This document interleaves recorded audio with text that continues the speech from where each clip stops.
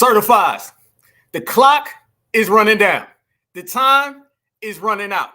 Collard Green Kamala got a few days left, and she's melting down in front of the whole damn world. Why is she melting down in front of the whole damn world? It's because foundational Black Americans have officially certified, exposed the whole fraudulent Democratic plantation, starting with her. And we did it on our time, and we did it our way, because that's what we do every single day. Certified salute to the whole damn family. It is officially FBA Friday, and you're rocking with the Black Alpha Network, y'all, and there's no better place to be. We gonna G-check, we gonna expose, and most importantly, y'all, we gonna go ahead and call it now. The meltdown is in process, and foundational Black Americans are popping the damn popcorn. Certified salute, let's go. Free Huey.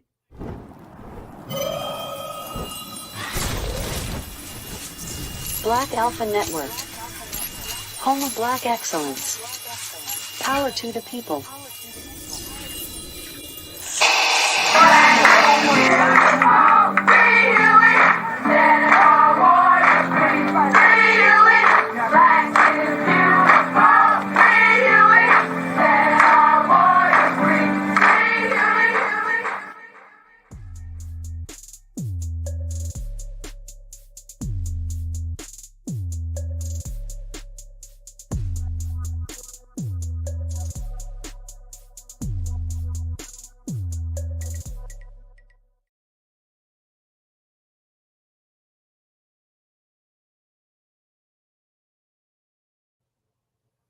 There they go. Certified family. What's going on with you? One love. Certified all the way. How y'all living today on this beautiful, glorious Friday, family? Welcome back to the Black Alpha Network. We are in here deep already 100 plus 150. Let's do what we do, how we do it, y'all. How y'all feeling, family? Who we got in the building tonight? Okay. Certified salute. I see everybody, man. Shout out to everybody. Oakland, I see you. Valdosta, Georgia, I see you. What's good, man? FBA Friday, y'all. FBA Friday. Every day of the week is foundational Black Americans, but you know there ain't nothing like Friday, family. So we're going to go ahead and put that FBA flag right there. We're going to let it wave high, and we're going to let it wave over the whole Democratic plantation. We're going to let it wave all over Collard Green, the cop Kamala, and we're going to show everybody right now that it's melting down. Family, there's, 18 days left? 18 days left, family. Might be 17 here in a few. Family, it's happening. It's happening. Everything that we predicted, everything that we called, everything that we said was going to occur is occurring. Did y'all see Kamala on that damn Fox News interview? Family, she keeps messing it up. At this point, is it even us? Is it even us, family? Or are we just sitting back, calling it and watching it happen? She melted down so bad on that Fox News interview because it was the first time that she had to actually answer some questions. Yeah, and what I always say, family, when the Republicans and the Democrats go at it, we let them go at it. When the Republicans and the Democrats got problems, we let them have problems. Certified salute to Cleveland, Ohio. Yes, indeed. Boom, boom, boom, boom. All day. Always down. Buckeyes. Certified. One love. When we tell everybody that the Democratic plantation and Kamala Harris have been trying to hustle us all day long, now everybody's got on board with what we've been saying. Family, she melted down so bad publicly. It's pathetic. It's terrible at this point. Now, I'm going to show y'all even Democrats are starting to jump ship. Yep, you got Nancy Pelosi and them, Barack Obama, and they're doing a lot of little backdoor conversations. Y'all know the same conversations that they were having about getting rid of Joe Biden. Because remember, they never wanted Kamala. They never wanted Kamala Harris, family. No, they wanted Gavin Newsom or somebody else. Kamala was put into that position. They put pressure on her to be there, and now she's folding. So she's about to get that pink slip and that eviction. I'm telling you, let Kamala lose, and it's a wrap for her. All the Democratic shields, it's a wrap. They about to completely spin the block on them. But now you're also seeing she got into it with the Catholic and the Christian community. Did y'all see at that rally the other day? Somebody was yelling in the crowd, and they thought it was like some Trump people saying MAGA. And then she said, oh, no, you got the wrong rally. You better go down the street to the other rally. Family, the people in there said, Lord rules or Jesus rules. And they were talking about some religious stuff. She thought she ate. She thought she was dissing some MAGA people. In reality, she was dissing some Christians. And now the whole Christian community's coming after her. The tether community's coming after her. I literally, on this episode, I'm going to show you that the Southeast Asian community's coming after her. The dominant society. W women, oh, let me tell y'all something. More W women are jumping ship from Kamala than the damn Titanic. All right? They jumping off the damn ship. They jumping in the water. They swimming. They getting away from that, family. It's like the Titanic up in here. How many people are jumping ship? Karen, Ken, Bob, Jethro, they all leaving because they understand when that goes to the ground, it's about to be some real clearing house. Yes, the Democrats right now don't know what to do, and we've been calling it, y'all. So it's a beautiful thing, family. Y'all seen the way she looking out here in these streets? Y'all see the way she looking? Come on, y'all. You don't get like that just for fun. You don't want to wake up in the morning and say, man, I want to look like just completely down bad. She down bad right now. Super down bad. And we've been saying it every single step of the way. And that interview was another train wreck. Literally, train wreck was trending on social media. Dumpster fire was trending on social media. How in the world do you have both of those trending, and yet Kamala Harris and her cronies think that they're going to win anything? It's a wrap. And how do you know it, family? The poll numbers are coming, y'all. Remember, the poll numbers are always slanted against the Republicans, slanted against Donald Trump. But when you see the poll numbers starting to look like that, and we are just a few days out, family, we less than 20 days away. You know it's bad out here in the streets. So the Titanic is here. People are jumping ship, and we watching the whole damn thing. The meltdown has happened, and foundational Black Americans are watching, and the whole damn world knows what we've always known, and that is that Collard Green Kamala is not fit for office. They ain't know it then, bet they know it now. Checkmate. Let's go there, y'all. Let me show y'all the way it came down. Everybody's calling her out for this interview that she had with Bret, Baier, or whatever his name is. Everybody's talking about this interview, and literally, she thought she was going to go into the Republican world because what she wants to do, she wants to win over some Republicans. Nah, ain't going to happen. And then, family, on top of that, she put out that black agenda. Y'all really think the same time she puts out a BS, bogus black agenda, right? You really think it's a coincidence that she puts out that right there? 2 days later, she go on Fox News? Because she's been walking that back. And we're going to show some receipts that literally, family, they put out a bunch of press clippings saying, oh, no, that black agenda is for everybody. Yeah, but it's funny, though, because when we said it was for everybody, they got mad at us. The Democrats can no longer lie. They can no longer front. The wool has been pulled out, and now they got to stand on that. And we're going to make sure that they do, and we're going to make sure that everyone knows. How are you going to win the presidency, family, when every question that people bring up to you, you go back to talking about Donald Trump? Before we proceed, fair use, fair use, fair use. This is about teaching, scholarship, research, and commentary. Fair use. Family, listen to this. Is this some I don't have a policy, I don't have an agenda, only thing I can do is talk about Donald Trump? See for yourself.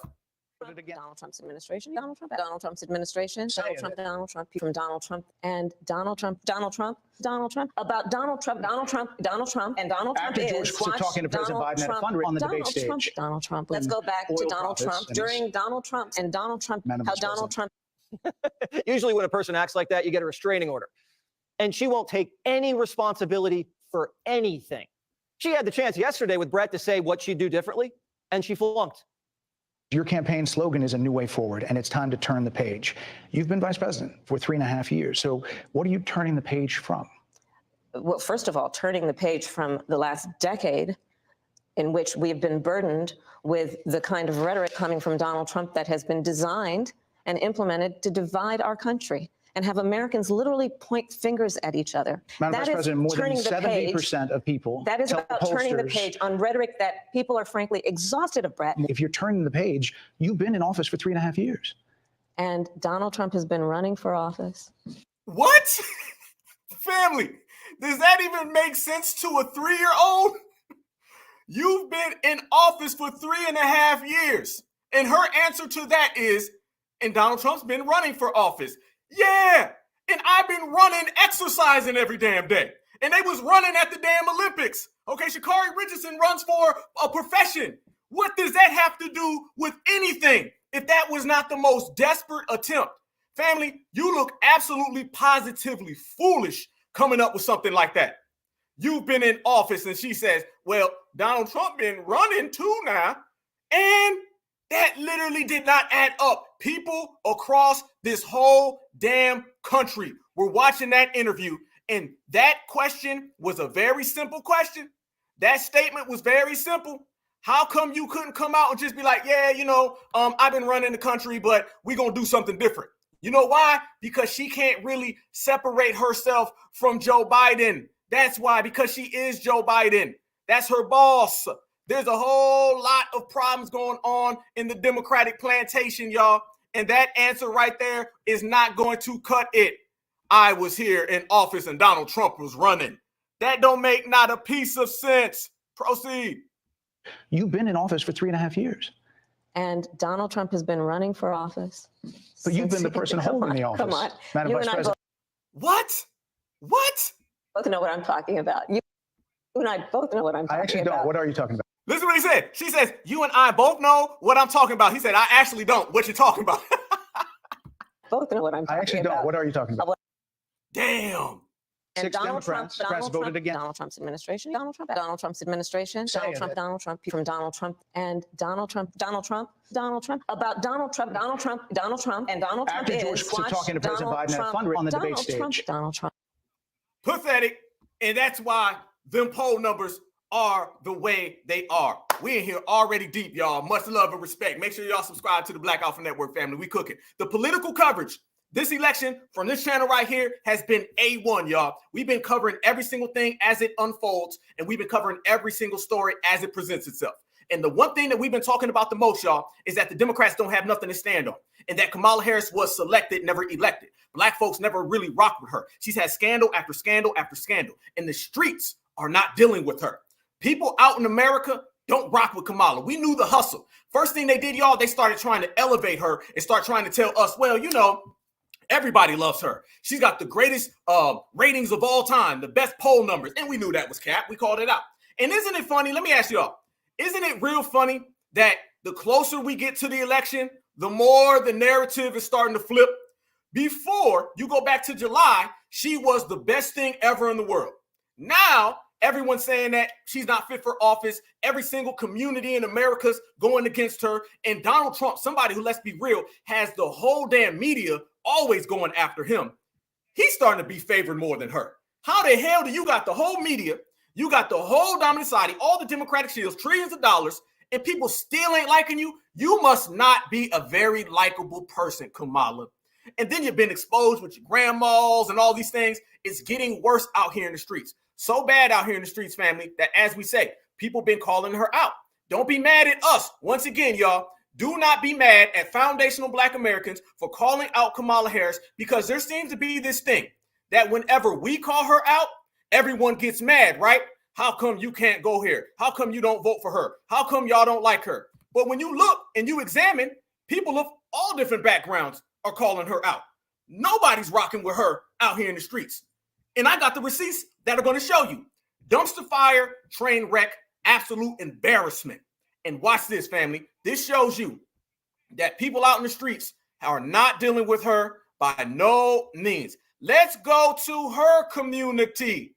Yeah, let's talk about your community. Her community right here starts talking. This ain't FBA. That's not a foundational Black American. Nope. Listen to what people from her community are saying about her, y'all. Check this out. I am trying not to be biased. I watch her interviews. I watch his interview. I watch her rallies. I watch his rallies. I watch her podcast. I watch his podcast. I watched her policy, his policy, and I have just finished watching her interview on Fox. To be honest to you, she doesn't have EQ, emotional intelligence. That is very important. Freeze. If y'all can hear her, she said, Kamala does not have EQ, emotional intelligence. That's not what we said. That's the people that she went and wanted to write laws for. That's the ones that they want to elevate above us. How the community that you elevate above Black Americans, they not writing, working, or standing for you neither. Sounds like you got it bad. It sounds like the meltdown is real. Emotional intelligence. That is very important. She look angry, she look mad, she cannot control her emotion. When it comes to like tough questions or the situation that she can't control, I mean, you can see that she mad, she angry. That is not good. That is not good for leaders. You saw what the guy he on the Bloomberg. They attack him. How he look? He control the situation. He calm, he sharp, and he answer. He control it. He can control himself. That is what you want for the leader. I am not biased. I am not biased. I mean, I just go with the fact. She said, let's translate, y'all. She said, Kamala Harris looked mad, looked angry. She looked like she's not fit for office. She said, I'm not biased. This is what I'm saying. But I thought that was their community. How come Obama don't go to them, though? How come Obama don't go to them and tell them, hey, man, y'all need to go ahead and stop hating on her? You know what I'm saying? How come Obama don't go to that community and speak to them? That's the community that they wrote laws for. And they really, that community used us to get the laws passed. Joe Biden wrote executive orders for them on the first day. Kamala was sitting there shaking her head like that. Yep. So they don't really rock with her. They're saying that that was a train wreck meltdown in front of the world. Nobody's rocking with. Let's go to the real numbers, okay? Because I know they've been giving us these fake polls. They've been trying to tell us that she's up by 100. She's the most loved person in the world, even though she was ranked as the worst vice president of all time. Remember, y'all, this time, a year ago, she was considered the worst vice president ever, even worse than Dick Cheney, who was a two-time war vice president. And now they try to tell us that she was great. In 1 month, they try to put her on this pedestal. We expose that. And it's showing you nobody else does. Yeah, absolutely. Lucy Liu ain't liking her. But that was Lucy Liu. Now I'm going to give you Lucy Liu number 2. Check this out. Lucy Liu number 2. She don't like you neither, Kamala. And it's a damn shame out here in these goddamn streets. Don't worry about foundationals. Worry about yourself, y'all. This is what it is. Kamala's Fox News interview just proved how unqualified she is. I thought the people of color, the people of other, I thought the minority, the minority, the blacks and browns, I thought all of them had your back. Guess not. Meltdown. All I have to say is my opinion on the Fox interview with Kamala Harris was we just watched Kamala Harris throw a temper tantrum because someone finally challenged her with tough questions. Damn, a temper tantrum? Damn, sound like it ain't going too good there, Kamala. And when being pressed about the border issue, about the economy, and how everything is going, guess what Kamala Harris did? She blamed Donald Trump. And she threw a fit. And she was angered and screaming about democracy because she clearly didn't know how to answer any of the tough questions. That's why she likes to do podcasts like Call Her Daddy. This interview just solidified that Kamala Harris is the worst unqualified candidate to be president of the United States. Damn. Wow. That don't look too good. It looks very bad right now. Maybe that's the results of why your poll numbers are bad. Maybe the whole world's been noticing that you got a different accent everywhere you go. Maybe the whole world's been knowing that you have no policies outside of the last 3 years. So that's the people of color community, and they don't like her. Mind you, now that's like her people. That's like her people right there. They ain't rocking with her. They was running the TikTok family. I found like 15 other videos just like that one, and they was all saying the same thing. That woman right there said the worst ever. So Lucy Liu number 2, Lucy Liu number 1, they ain't rocking with you neither. So when you don't have that vote really going for yourself and things are looking kind of bad on that side of town, how about we go to the other side of town? Let's go see what the dominant society is saying about you. Because remember, she went on Fox News because she wanted to appeal to the dominant society. She wanted to basically go on there and say, hey, that black agenda was not really for black people. She had to kind of cover. All right, so all the people who came out and said, hold on, wait a minute now, you making an agenda for black people? And she said, oh, no. That's why I slid other in there. Maybe they just won't catch it. Maybe they're too ignorant to catch it. Because, you know, the Democratic shills in African-American, they used to let us get by just saying anything for years. Let's see if the foundational black American lets it slide. And then we came out and said, hell no, other. This is not for us. Take it back. We don't want it. Did we not, y'all? Did we not reject that fake black man agenda? We rejected that quick as hell. Black Americans said, man, get this out of here. We don't want this. That ain't no real policy. So she ran to Fox News. But on the way to running to Fox News, she ran into a trap because they don't like her.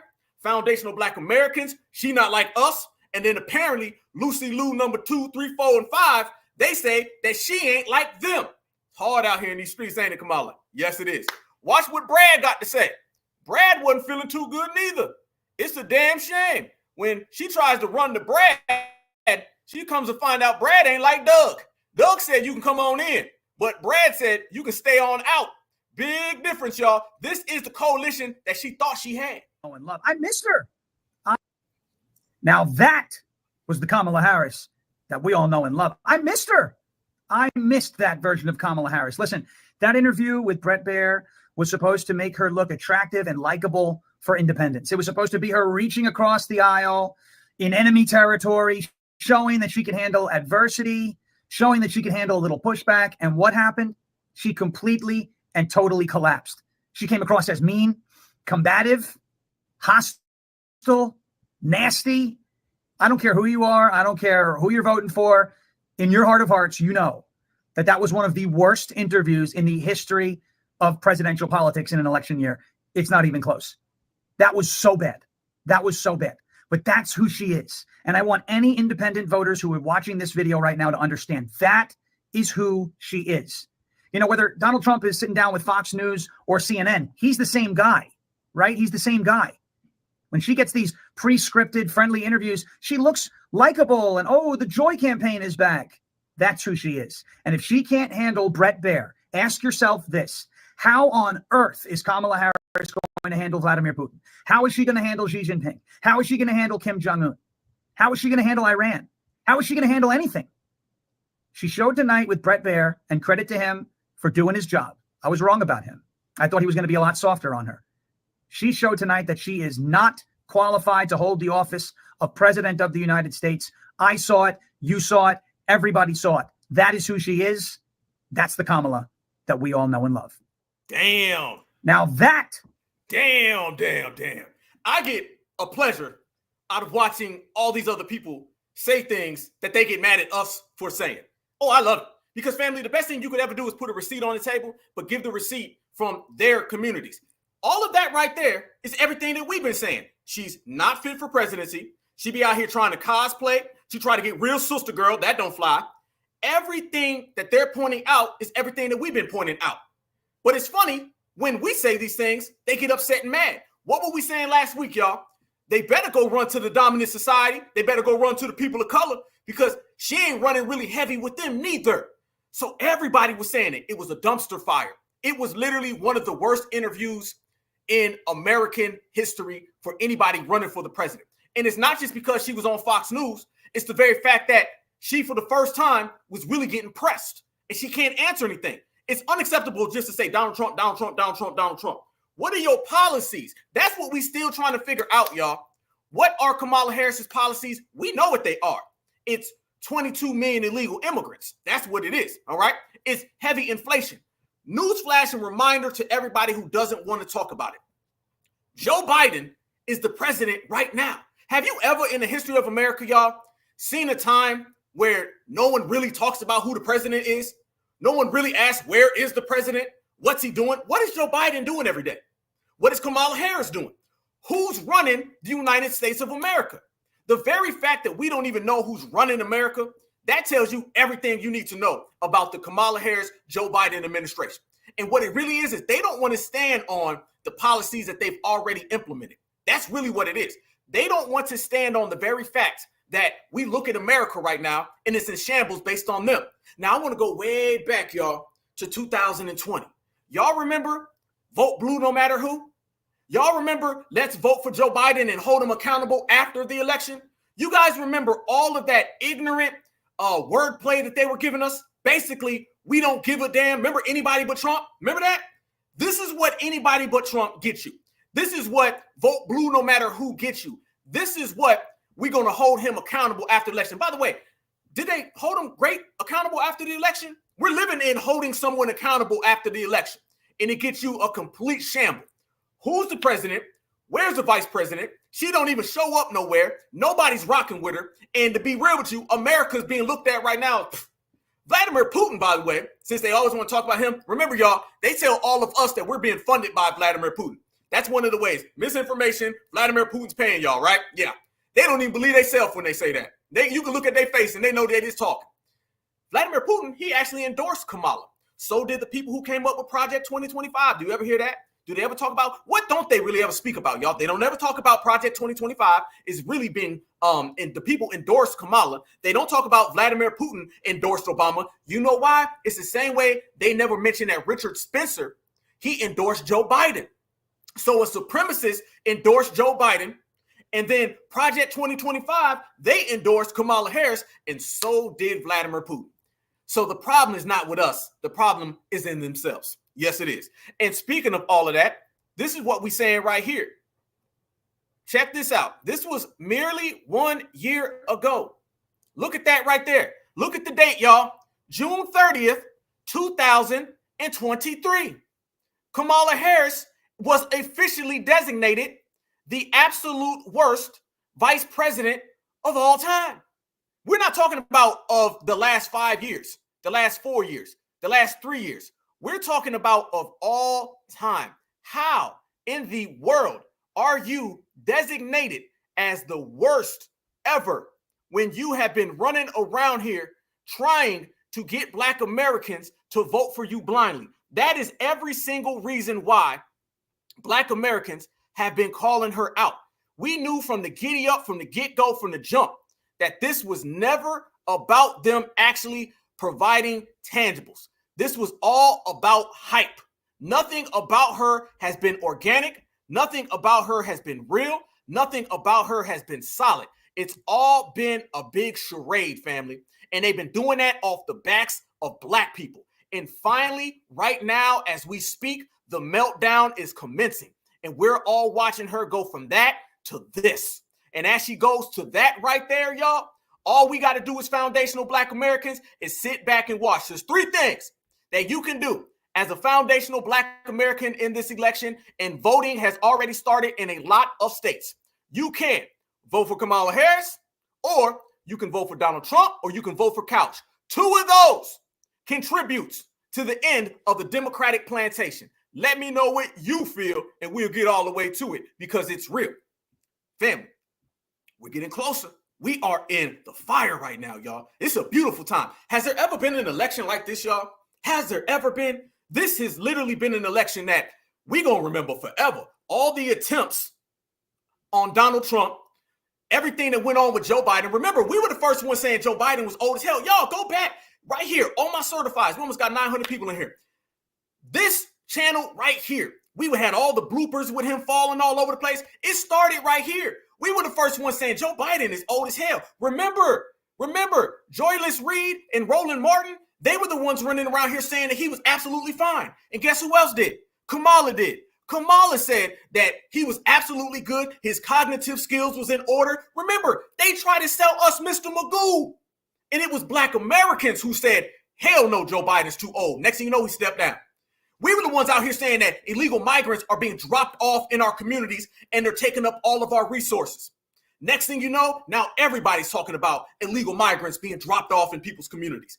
Both of those started from us, family. We are leading the pack, leading the fray. And we were the ones who said that Kamala Harris is going to melt down in front of the whole American public.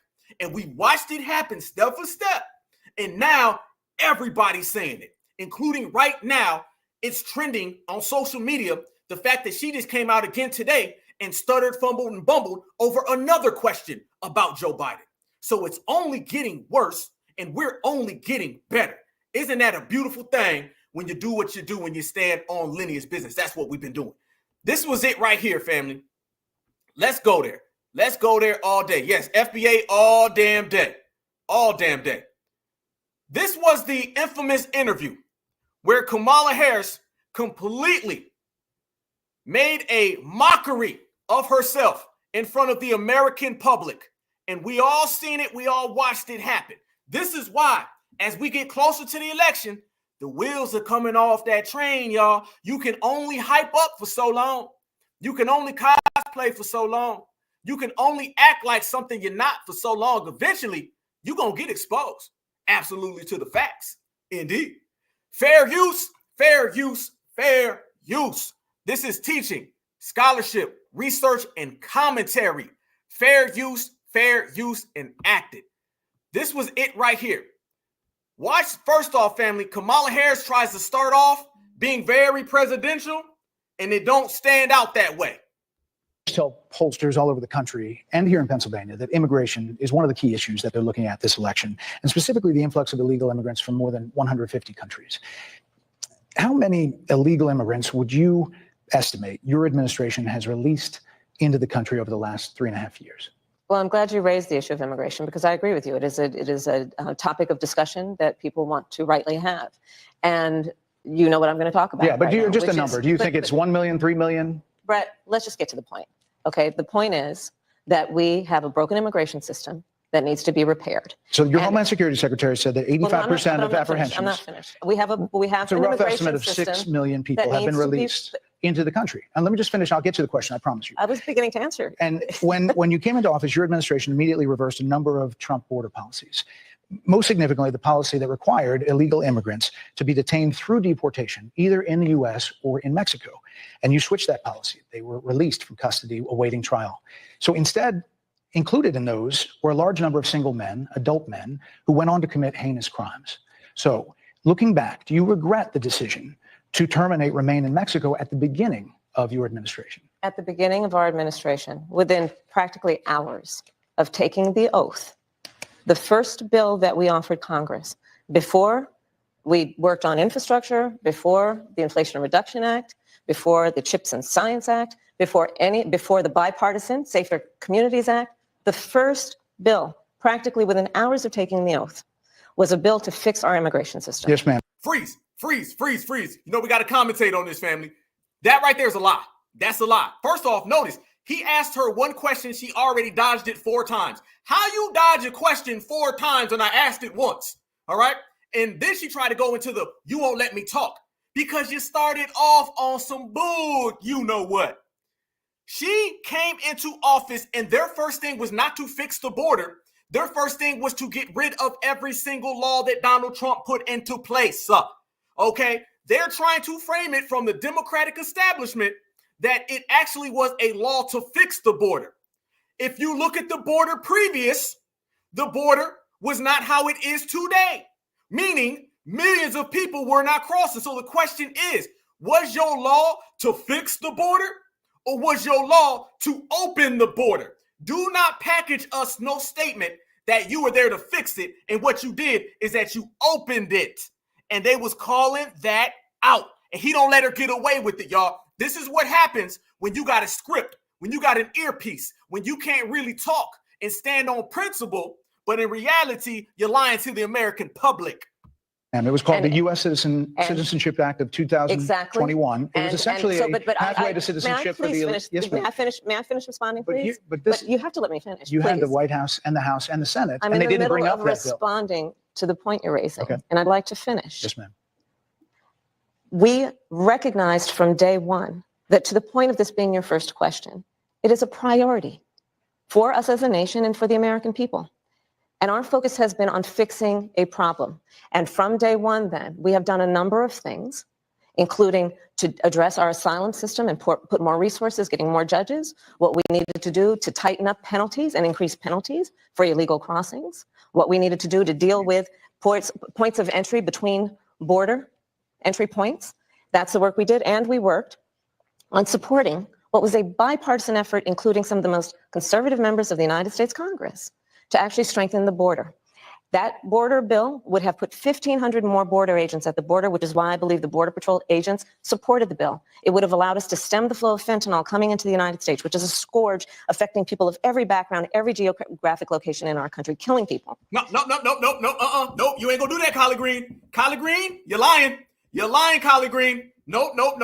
First off, that drug that she mentioned, that's affecting mostly the dominant society. Okay, let's make that very clear.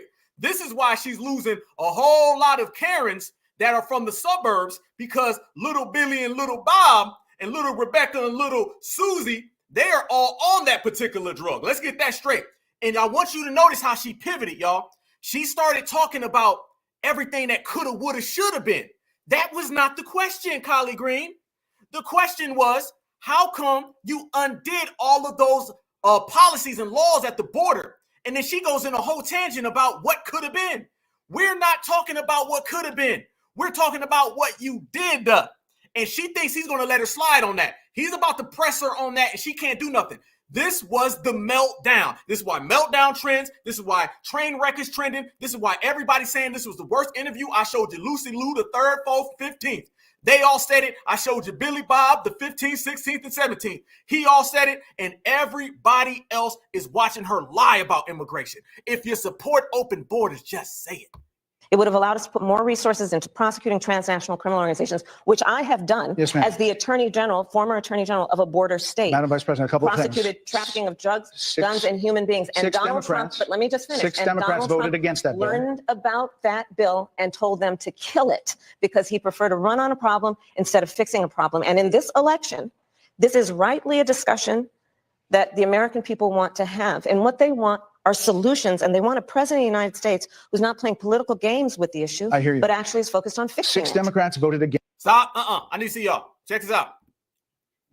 Family, the question is about those executive orders on the first day. Notice that she fast forwarded it all the way until the last year where they tried to pass that bill and they blamed it on Donald Trump. Notice what she did there, y'all. You got to watch it.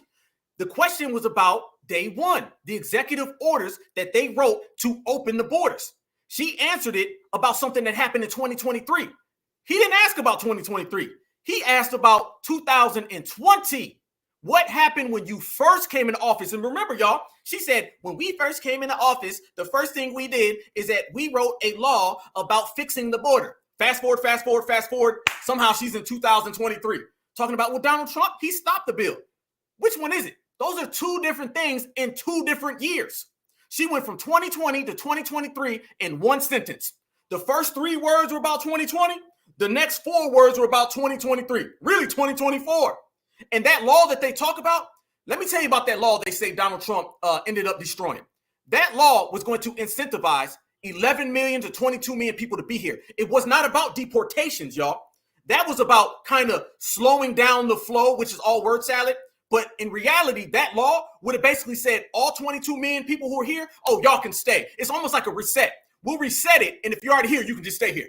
So you know what that would have meant? That means Julio, Sanchez, Estrada, they all would have been here and they wouldn't have had to go home. That was some little sneaky stuff they did. And then they try to blame it on Trump. Donald Trump was a private citizen.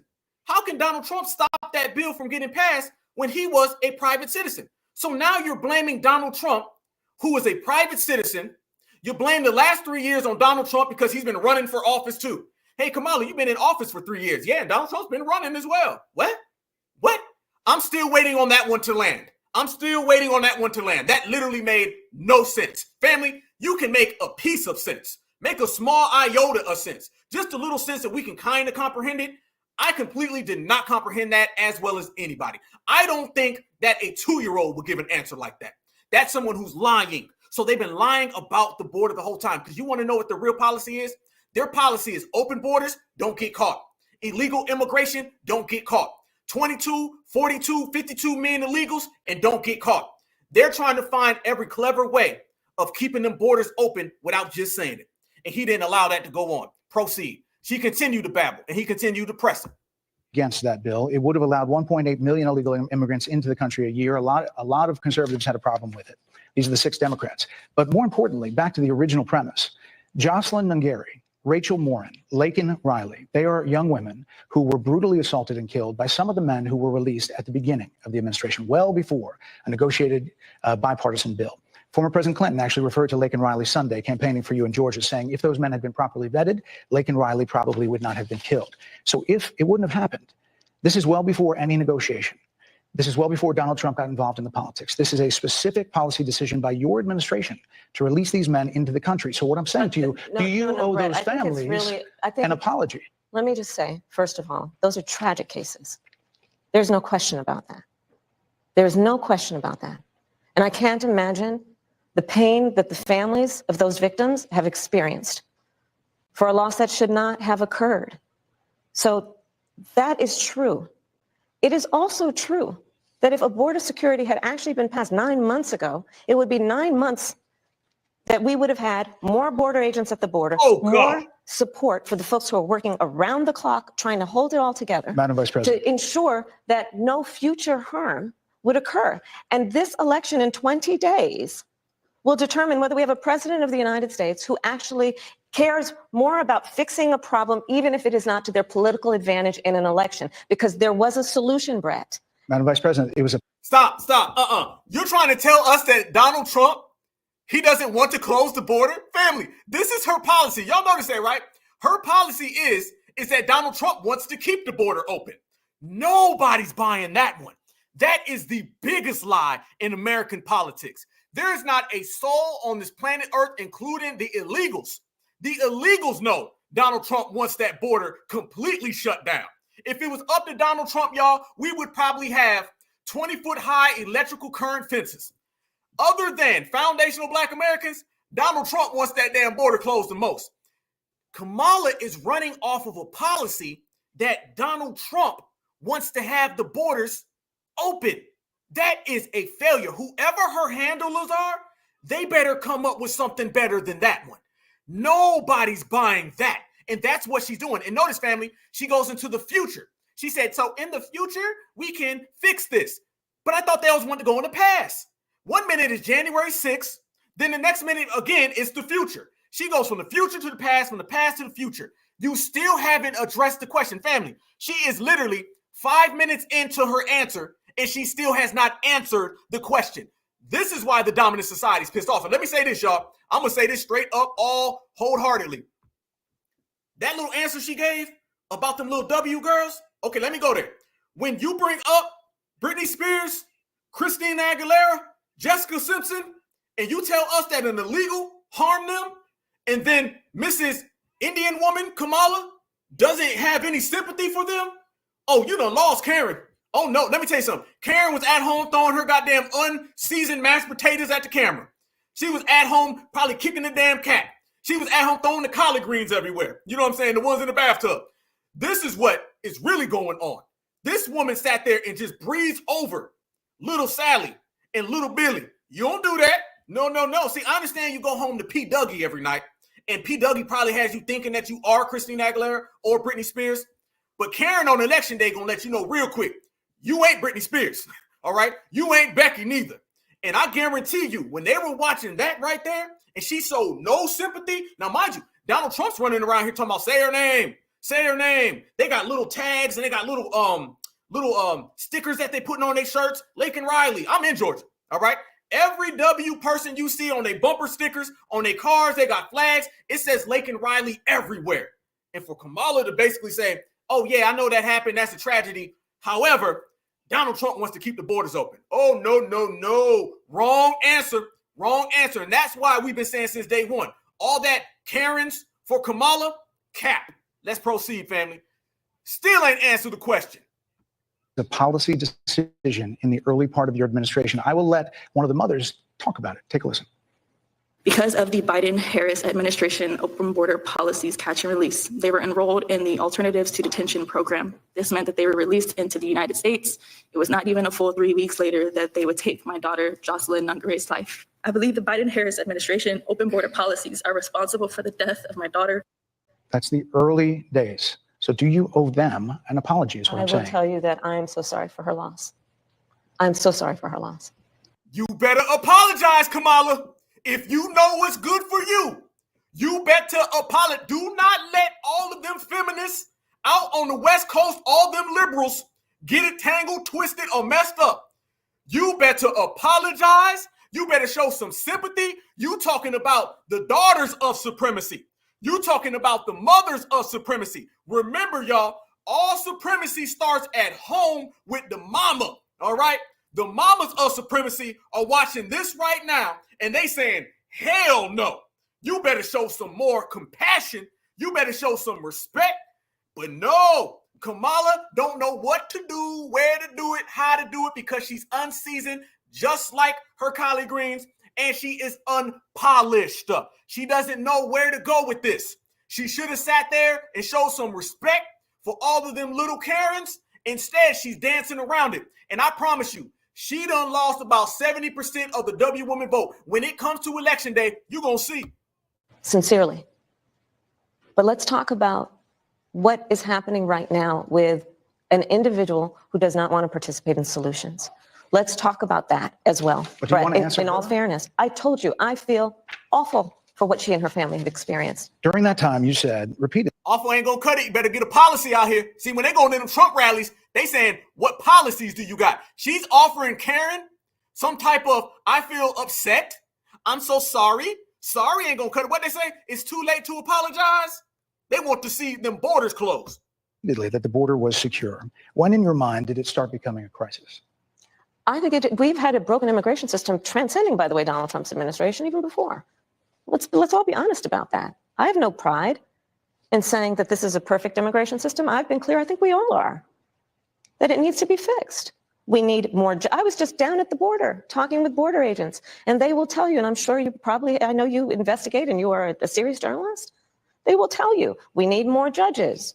We need to process those cases. Hey, I'm sorry, y'all. Y'all see she's starting to pipe them up lightweight. You see that now, y'all. I know you're a great journalist. You're a wonderful man. You notice that, family? Probably in her earpiece, they were telling her, we don't like that answer you just gave about baby Karen. Mama supremacist is mad at you. Notice how her mood is changing now, y'all. She went through about 7 different mood swings. Notice now she's talking about you're a positive journalist. You're a great guy. You got a whole lot of hair gel. That's what's making your hair stand up straight. I would date you if Dougie wasn't around. You see that, right? Now she's starting to change up a little bit because she's realizing some of that inadequate answer ain't really flowing in the household of the dominant society. So this is where she's trying to kick into bowing down to the dominant society and saying, oh, no. I'm not bad like that. Watch how she spins it, y'all. She completely spins it. She bigging him up now. You're a great journalist. I really got respect for you. No, say what you were saying. I think we've had a broken immigration system transcending, by the way, Donald Trump's administration even before.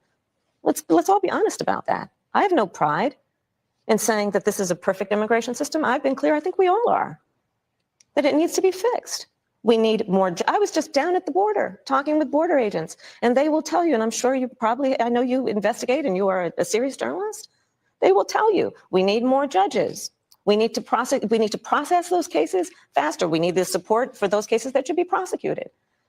They need more resources, and Congress ultimately is the only place that's going to get fixed, Bret. Well, that's how this system works. That's the premise of this question. But There were that's how the 90 system plus works. executive. Then do it. Then do it. Then do it. You keep talking about what needs to be done, but you can't do it. It's always, well, we can't do it. We can't do it. We can't do it. Then do it, okay? That's the simple fact that people have been saying. Family, that's all the Democrats do. Spoiler. Democrat wins, and they tell you we could never do nothing because of Congress. You notice it only comes to that on an issue that affects black people.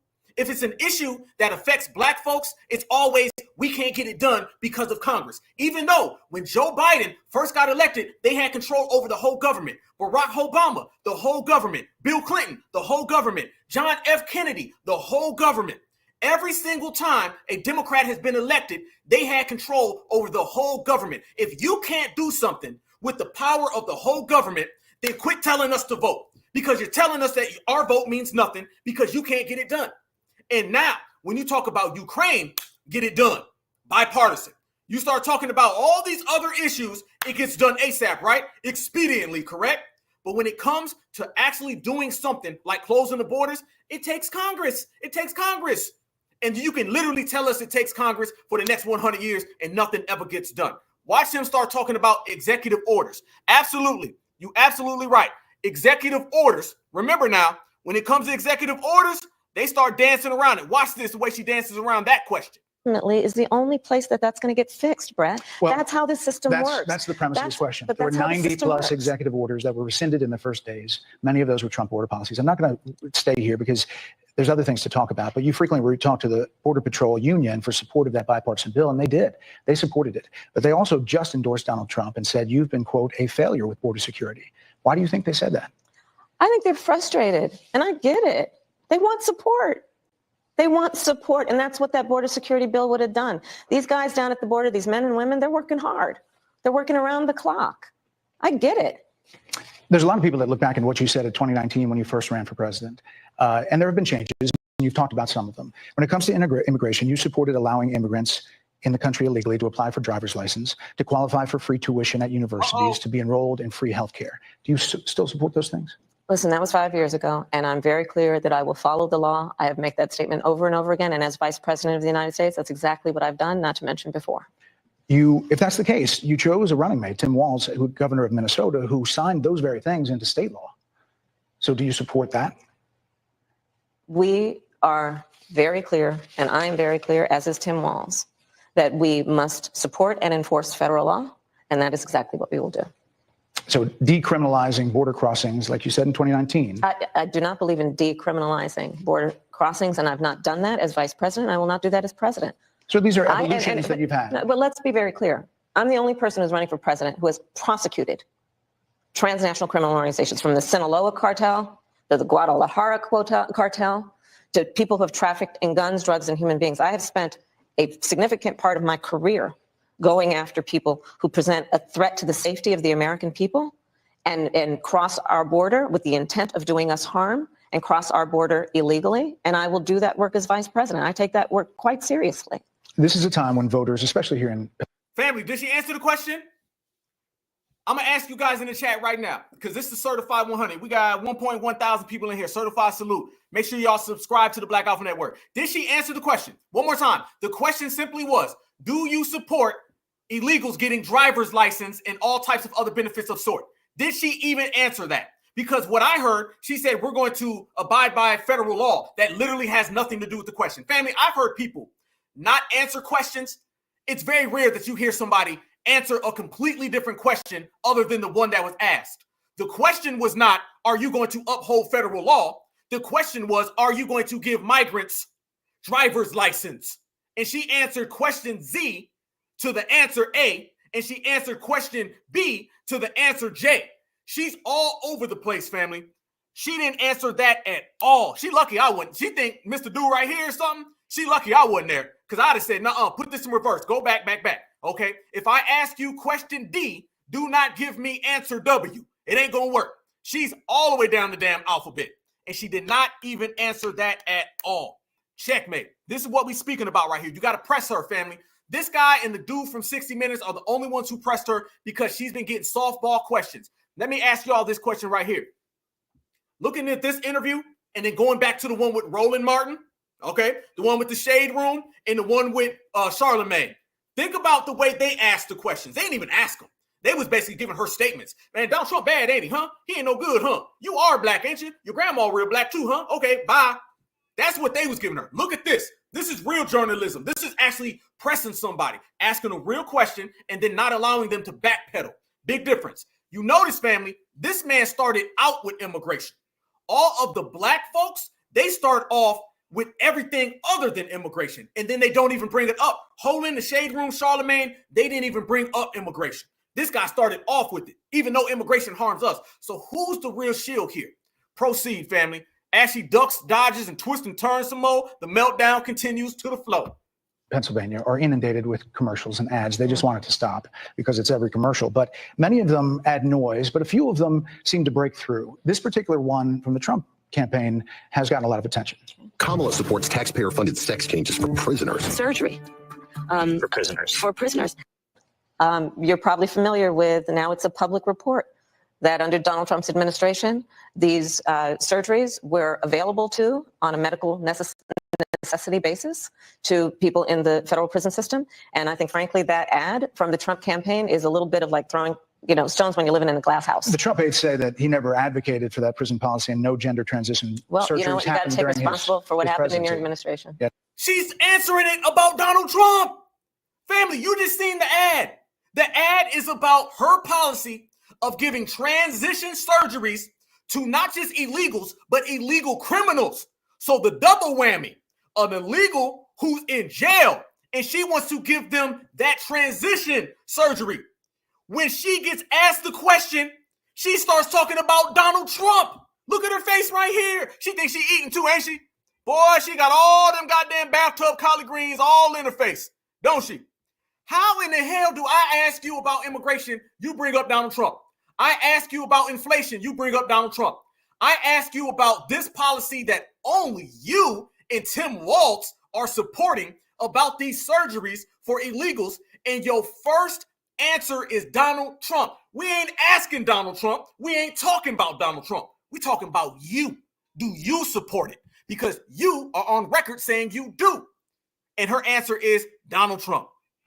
Yeah, no surgeries happened in this It's presidency. in So black and white. would you still advocate for using taxpayer dollars for gender reassignment I will surgeries? follow the law, just as I you have a think say Donald in Trump would this. say he did. You would have a say as president. Like I said, I think he spent $20 million on those ads, trying to create a sense of fear in the voters because he actually has no plan in this election that is about focusing on the needs of the American people.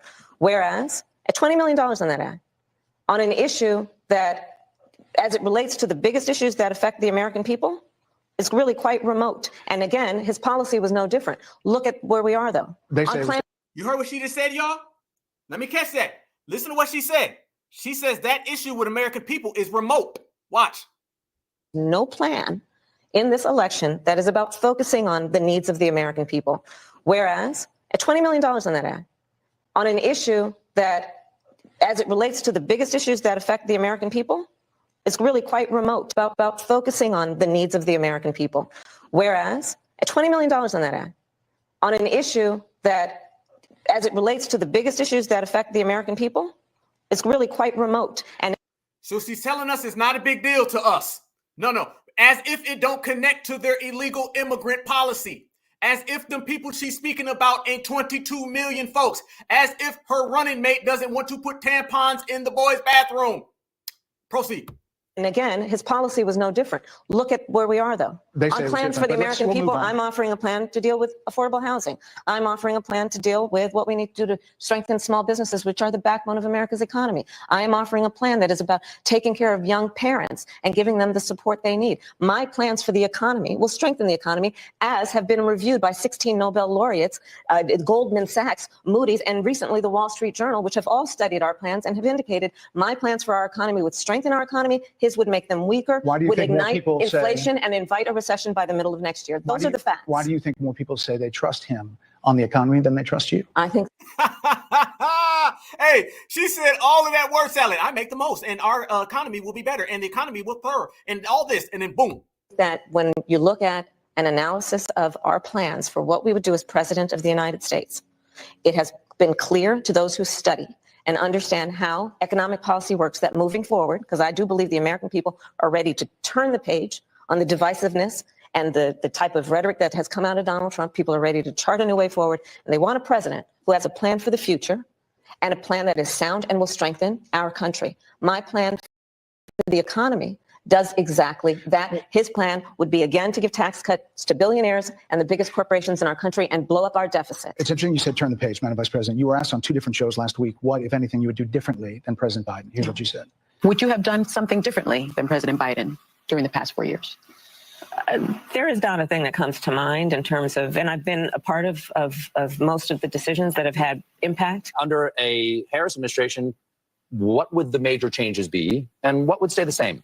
Sure. Well, I mean, I'm obviously not Joe Biden. And so that would be one change in terms of, and like every new president that comes in to office, I will bring my life experiences, my professional experiences, and fresh and new ideas. I represent a new generation of leadership. I, for example, am someone who has not spent the majority of my career in Washington, D.C. I invite ideas, whether it be from the Republicans who are supporting me, who were just on stage with me minutes ago, and the business sector, and others who can contribute to the decisions that I make about, for example, my plan for increasing the supply of housing in America and bringing down the cost of housing, addressing the issue of small businesses, which is about working with the private sector to bring more capital and access to capital to our small business leaders, including my plan for a $25,000 down payment assistance for first-time home buyers. There you go. You knew it was coming, y'all. That was migrant policy, migrant policy, migrant policy. Every single thing that she says about first-time home owners is about migrants. The whole new black media and the black grassroots has exposed that. I know people personally that are trying to buy homes in New Jersey. You know who you are. And they have actually showed me the actual documents that prove they do not give those type of benefits to black Americans or to any Americans. The caveat in the clause is you cannot have anyone in your family that has actually owned a home, knowing that somebody in our country, in our lineage, in our heritage has owned a home before. That applies to Black Americans, white Americans, all Americans. That by de facto eliminates American citizens and only leaves illegal migrants left standing. So everything she said right there was migrant in disguise, migrant in camouflage, migrant behind the scenes, and migrants on paper. All of that small businesses, the same caveats, clause, and incentives. They give laws to people who are really not from America, and then they make American citizens have to sit back and wait in line. And for small businesses, extending the tax deduction from $5,000 to $50,000. We've heard a lot about those plans in recent days. Your campaign slogan is a new way forward, and it's time to turn the page. You've been vice president for 3.5 years. So what are you turning the page from?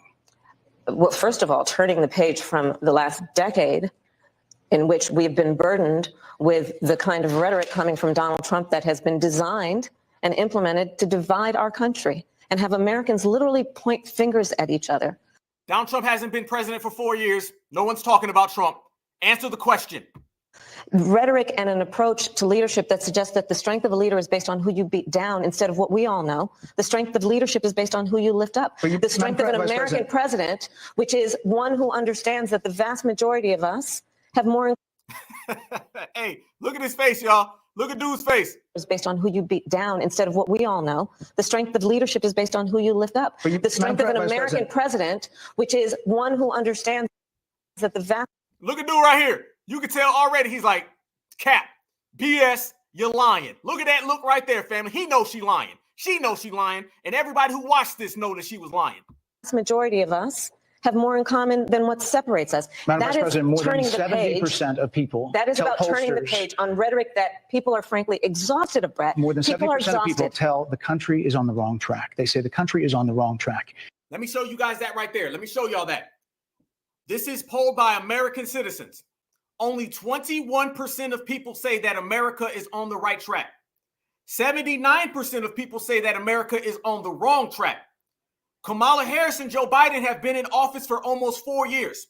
The buck stops with them. They are in the highest office in all of the world. There's no possible way you can push this off on anybody else. Notice how her answer, I'm about to show you, starts getting hostile. This is what Lucy Liu was talking about. This is what Lucy Liu was talking about. This is what Lucy Liu was talking about. When they said that she started to have a temper tantrum and she came across hostile, it's when he started pointing this out. Everything we seen up to this part of the interview, you guys, was simply her using word salad and tap dancing. She could throw words around. 1 minute she could talk about the past, then the future. Next minute she could talk about local law, then state law, then federal law. Now she's got to answer to the people with statistics. Watch the way she starts getting angry here. This is when the meltdown really kicked off. So if the temperature was at about 100 degrees, after this question, it went up to about 500 degrees. If it's on the wrong track, that track follows 3.5 years of you being vice president and President Biden being president. That is what they're saying, 79% of them. Why are they saying that? If you're turning the page, you've been in office for 3.5 years. And Donald Trump has been running for office. But you've been the person holding the office. Come on. Madam You Vice and I President. both know what I'm talking about. You and I both know what I'm talking about. I actually don't. What are you talking about? What I'm talking about is that over the last decade, But people you're the have lever of become, power. but You get mad. listen, over the last decade, it is clear to me, and certainly the Republicans who are on stage with me, the former chief of staff to the president, Donald Trump, former defense secretaries, national security advisor, and his vice president, one, that he is unfit to serve, that he is unstable, that he is dangerous, and that people are exhausted with someone who professes to be a leader who spends full time demeaning and engaging in personal grievances and it being about him Madam instead Vice of the American people. If People that's the are case, tired of that. If that's the case, why is half the country supporting him? Why is he beating you in a lot of swing states? Why, if he's as bad as you say, that half of this country is now supporting this person who could be the 47th president of the United States? Why is that happening?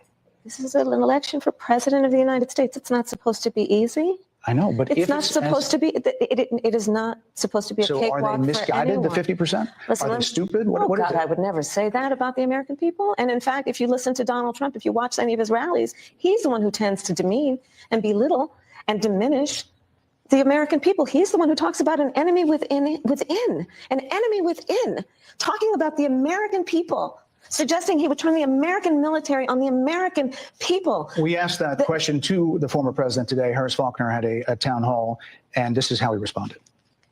I heard about that. They were saying I was like threatening. I'm not threatening anybody. They're the ones doing the threatening. They do phony investigations.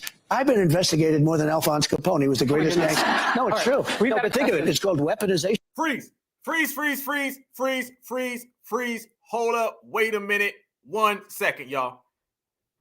We got to break that down. Oh, man. This is where it started to go off the rail, y'all. This is where it started to go off the rail. I'm going to show y'all absolutely how she completely contradicted everything she said. Wasn't that a lot? Woo! Man, family, she didn't answer that question. He said, the country is on the wrong path, and how do you feel about it? And she started talking about Donald Trump again. Simple as that. Went right back to Donald Trump. Well, Donald Trump said, and Donald Trump did. Once again, family, every single question she ended up giving an answer to, it revolved around Donald Trump, even things, honestly, y'all, that have nothing to do with Donald Trump. Donald Trump had nothing to do with half of those, but somehow she inserted Donald Trump in this. This is the boogeyman stuff that she's been trying to run. Let me show y'all this. Check this out right here, y'all. Watch what she says here, and then I'm going to show you that she's lying in front of the American people. Watch this again. An enemy within. Watch this. An enemy within, talking about the American people, suggesting he would turn the American military on the American people. We asked that question to the former president today. Harris Faulkner had why is he beating you in a lot of swing states? Why, if he's as bad as you say, that half of this country is now supporting this person who could be the 47th president of the United States? Why is that happening? This is an election for president of the United States. It's not supposed to be easy. I know, but it's not supposed to be. It is not supposed to be a cakewalk for anyone. So are they misguided, the 50%? Listen, are they stupid? What God, I would never say that. It would be easy. I know, but it's not supposed to be. It is not supposed to be a cakewalk for anyone. So are they misguided, the 50%? Are they stupid? Misguided, the 50%? Are they stupid? God, I would never say that about the American people. And in fact, misguided, the 50%? Are they stupid? God, I would never say that about the American people. And you would never say that about the American people? You would never say that the American people are stupid. He said, are they misguided and are they stupid? She said, oh, no, I would never say that about the American people. You wouldn't say that about the American people? Okay. Well, how about this right here? More than a chronological fact. What else do we know about this population, 18 through 24? They are stupid. They are stupid. They are stupid. That is why we put them in dormitories. What? And they have a resident assistant. They are stupid. That is why we put them in dormitories. And they have a resident assistant. Damn. That's what you call a receipt, y'all. That's what you call Black Alpha Network. Let's go on right on back, y'all. Let's go right on back to it. This is how we do it, y'all. So you do call the American people stupid. And I wonder what you call black folks when ain't nobody around. When you go home to Doug and all them little Dougies, okay? I bet you're saying the same thing about black Americans too, right? So the very fact that she said, oh, I would never say that. And then she turns around and says, they are dumb. She didn't say they was dumb. She said they got to have assistants. They got to get put in, what'd she say? Dorms? Is that what she said? Damn, you got to put them in dorms? Whew, terrible. But that's who she is, family. That's who she is. And she's been cosplaying in front of everybody. Let's proceed. Let's go. The American people. That's not what you just showed. He was asking. No, that's not what you just showed. In all fairness, that's the question that we asked him. He didn't show that, and here's the bottom line. He has repeated it many times, and you and I both know that. And you and I both know that he has talked about turning the American military on the American people. He has talked about going after people who are engaged in peaceful protest. He has talked about locking people up because they disagree with him. This is a democracy, and in a democracy, the president of the United States, in the United States of America, should be willing to be able to handle criticism without saying he'd lock people up for doing it. And this is what is at stake, which is why you have someone like the former chairman of the Joint Chiefs of Staff saying what Mark Milley has said about Donald Trump being a threat to the United States of America. He's quoted in the Bob Woodward book that way, yes. Let me ask you this, Madam Vice President. You call Donald Trump. You call Donald Trump.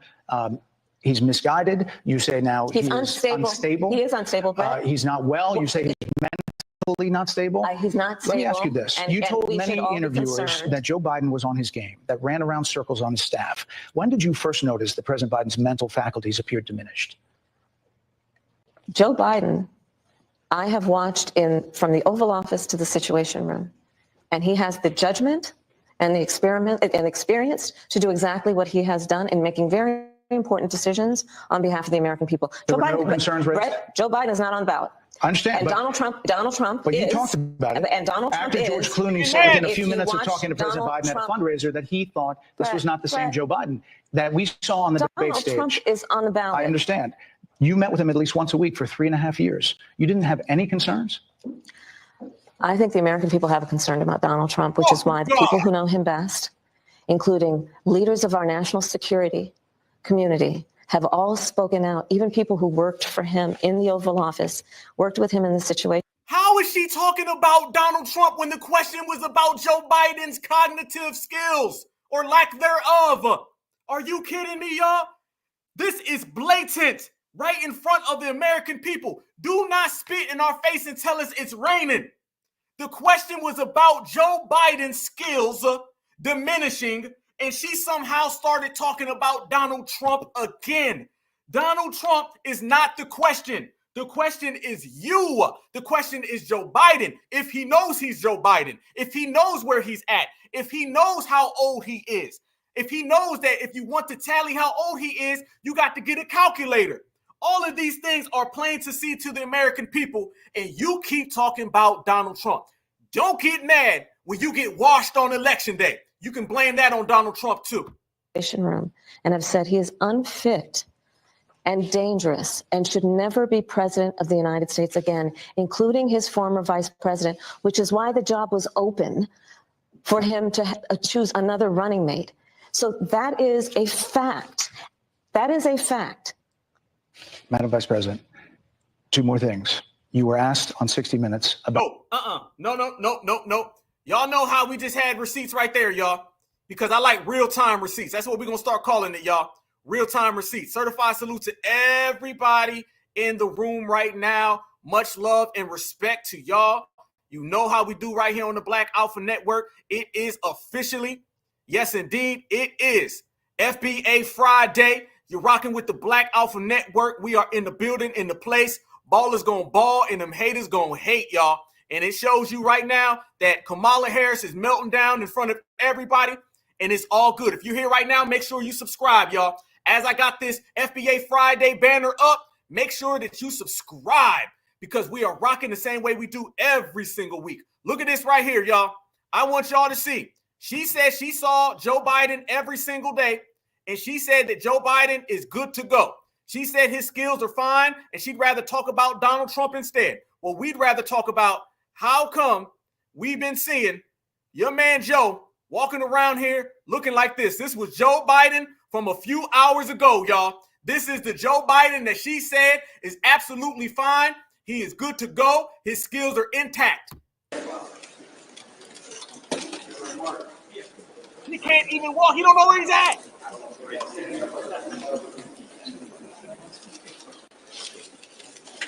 Have you ever in the United States of America seen the president have to get escorted? And I don't mean escorted like, hey, go down that hallway and take a left. I don't mean escorted like, hey, drive up the road and make a right at the first stop sign. I'm talking about holding his arm and him pointing at the floor and saying, this is where I go? You ain't black. Okay, watch. He's getting assisted.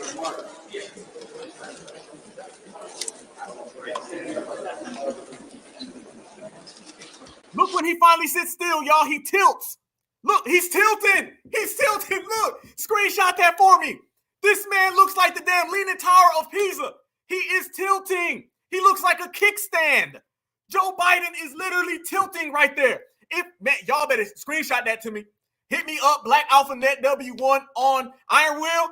Brother, you be giving me them screenshots, fam. Send it to me on Twitter, y'all. I got to put that up. The man was walking with assistance, went to stop, and literally tilted all the way to the right. He looks like he's at 12:30. The man is all over the place. No, he's at about 12:15. That's where he's at. Smooth criminal, you wrong for that one. Smooth criminal, that's a good one. You ain't lying. This man is doing some Michael Jackson steps up in there, and I don't hear no Michael Jackson music. How you doing the Michael Jackson, fam, and I don't hear Mike playing in the background? If she don't get the hell out of here with that lie. Oh, he's fine. I just seen him yesterday. He can control the whole country. That can control the country? That can't even control its own equilibrium. If you can't control your own equilibrium, you cannot control domestic or foreign policy. You better get out of here. It was Sleepy Joe. It was Nursing Home Joe. It was Jim Crow Joe. Now it's Leaning Joe. We got Leaning Joe, Smooth Criminal Joe. We got 1215 Joe. We got Can't Stand Still Joe. The man has never been fit for office. And family, that is the president of the United States. I know everybody seemed to forget that we don't have a president. That man is the president of the United States of America as we speak. The president, y'all, is literally leaning up. The president, y'all, is literally on tilt up. He looked like he's trying to hold up a 12-speed up. But this is what Collie Green Kamala is trying to tell us is the person that is going to hold down policy. This is the person that she says cannot do no wrong. This is the person that she's telling us that had a great few years as president and ain't nothing wrong. We should all go home and just be happy. Hell to the no. Checkmate all the goddamn way across the board. There they go. There they go. Appreciate it, family. Look at that lean. Look at that lean. Lean with it. Rock with it. Lean with it. Rock with it. Okay, Joe Biden, he don't dance. He just pull up his pants and do the rock away. Now lean back. Get the hell out of here. Back to Kamala. There they go, fam. I had to put the receivers there, though. You know what I'm saying? When the president is leaning, okay, 1 minute we see him, he's leaning. Next minute, he's sleeping. So if he ain't sleeping, he's leaning. But what he's not doing, he's not serving the duties of the presidency of the United States of America. Proceed to give you what you need, family. Yes, indeed. You ain't lying, Iron Will. Annie, are you okay? Are you okay, Annie? Let's go. Back to her dodging the question. Oh, by the way, real interesting right here. Real interesting. Seems to always in these interviews, fam, get real close to that ear. Yeah, real close to that ear in every single interview. Makes you wonder. You're still messing up when they're giving you the notes. About the biggest threat that the world faces, that the U.S. faces. This is what you said. Matter of fact, before we go there, let me slide this in real quick, real fast, y'all. Fair use, fair use, fair use. This is obviously about teaching, commentary, research. Fair use, fair use, fair use, and acted, YouTube. Fair use, commentary purposes. Which foreign country do you consider to be our greatest adversary? I think there's an obvious one in mind, which is Iran. Iran has American blood on their hands, okay? This attack on Israel, 200 ballistic missiles. What we need to do to ensure that Iran never achieves the ability to be a nuclear power, that is one of my highest priorities. A number of experts thought you would say China. The FBI director had said that. But you said Iran. If that's the case, what do you say to critics who look at the actions of your administration and say you're not acting like Iran is the number one threat? Well, I will tell you most recently, whether it was in April or in October, and then several hours on each occasion that Iran posed a threat to Israel, I was there. Most recently in the Situation Room, in the most recent attack, working with the heads of our military and doing what America must always do to defend and to support Israel in its requirement to defend itself and to give American support to be able to allow Israel to have the resources to defend itself against attack, including from Iran and Iran's terrorist proxies in the region. Right. And that is, and my commitment to that is unyielding and unwavering. Critics just say that you either relaxed or failed to enforce sanctions on Iran, allowing all of this money to flow into Iran, like billions. Let's go back to Donald Trump, who pulled out of a deal that would have actually put Iran in check. The estimates in billions it was during Donald Trump's that administration go towards that the Iran regime. That we had an American military base that was attacked, where American soldiers suffered traumatic brain injuries, and Donald Trump dismissed them as headaches, not to mention how Donald Trump has all of this money has treated and talked about America's military and military service people, calling them suckers and losers, Hamas, has diminished the significance. We're talking over each other. I apologize. I would like that we would have a conversation that is grounded in full assessment of the facts, which includes, I think this interview is supposed to be about the choices that your viewers should be presented about this election, and the contrast is important. Yes, ma'am. And on the subject of Iran, I am offering what should be an important contrast that is presented for folks to make a decision that they feel. Who look at what the administration did and say and think differently. Madam Vice President, they're wrapping me very hard here. She rolled her eyes like hell right there, y'all. Watch her roll her eyes. Watch her roll her eyes, and then watch how he says, and this became a story after this exchange. He starts to say that there was 4 of her handlers on the side, and they were saying, wrap it up. Notice soon as the question came up about Israel, and she gave that BS answer that they don't want to hear, her handlers come in and say, come on, wrap it up. This is over. This is done. Get her out of here now. Damage control, PR kicks in. Watch her roll her eyes and watch him talk about how he's being waved off. They're saying, cut the interview. I'm offering what should be an important contrast that is presented for folks to make a decision that they feel. Who look at what the administration did and say and think differently. Madam Vice President, they're wrapping me very hard here. I hope you got to say what you wanted to say about Donald Trump. There are a lot of things. There's more to say. There are a lot of things that people want to learn about you and your policies, and that's why I invite everyone to go to KamalaHarris.com, and you will see that I have 80 pages of policies that are quite comprehensive and should be accessible to anyone who would like to read them. And it includes what I intend to do about affordable housing, what I intend to do about small businesses, what I do. And that's why we invited you here to see where you were in 2019 and where you are now. America's military, and ensure we have the most lethal and best fighting force in the world. Madam Vice President, and they're giving me a hard rap. Well, I thank you for the time. I thank you for the time. It's good to meet you. Thank you very much. Thank you. Damn. There they go. Meltdown. Trash. Look how that ended, y'all. Woo, let's unpack. They was telling him, wrap it up. Y'all know as soon as they start getting into like foreign policy, they was like, nope, we ain't having that. Get this done. She can't handle simple questions domestically about America.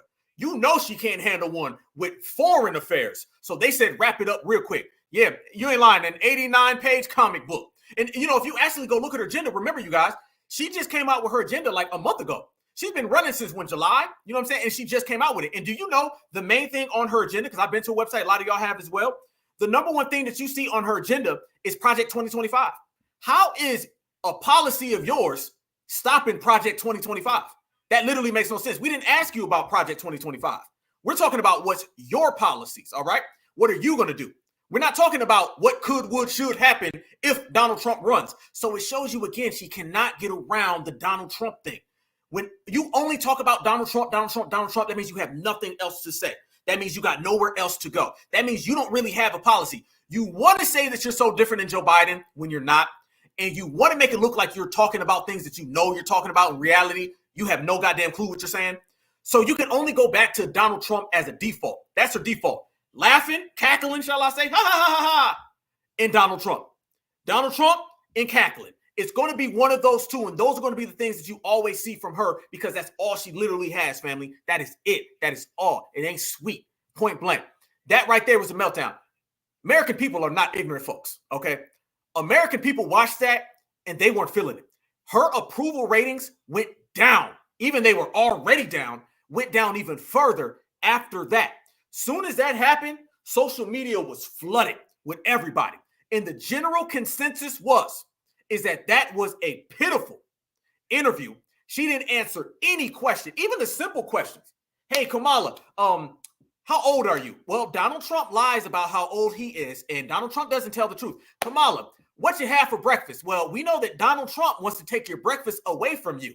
Okay, Kamala, what day of the week is it? Well, Donald Trump wants it to be Project 25 day of the week. If you don't get the hell out of here with that one. And people ain't going for it, and Americans were not falling for that at all.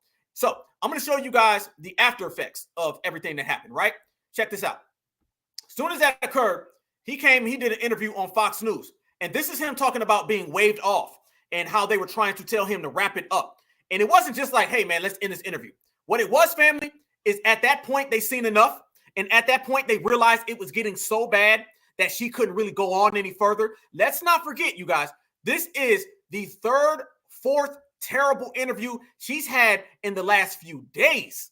These interviews have been terrible just as of lately. Every interview she's done has been pitiful. When she goes to the Shade Room and all of those other places, people were going in on those interviews.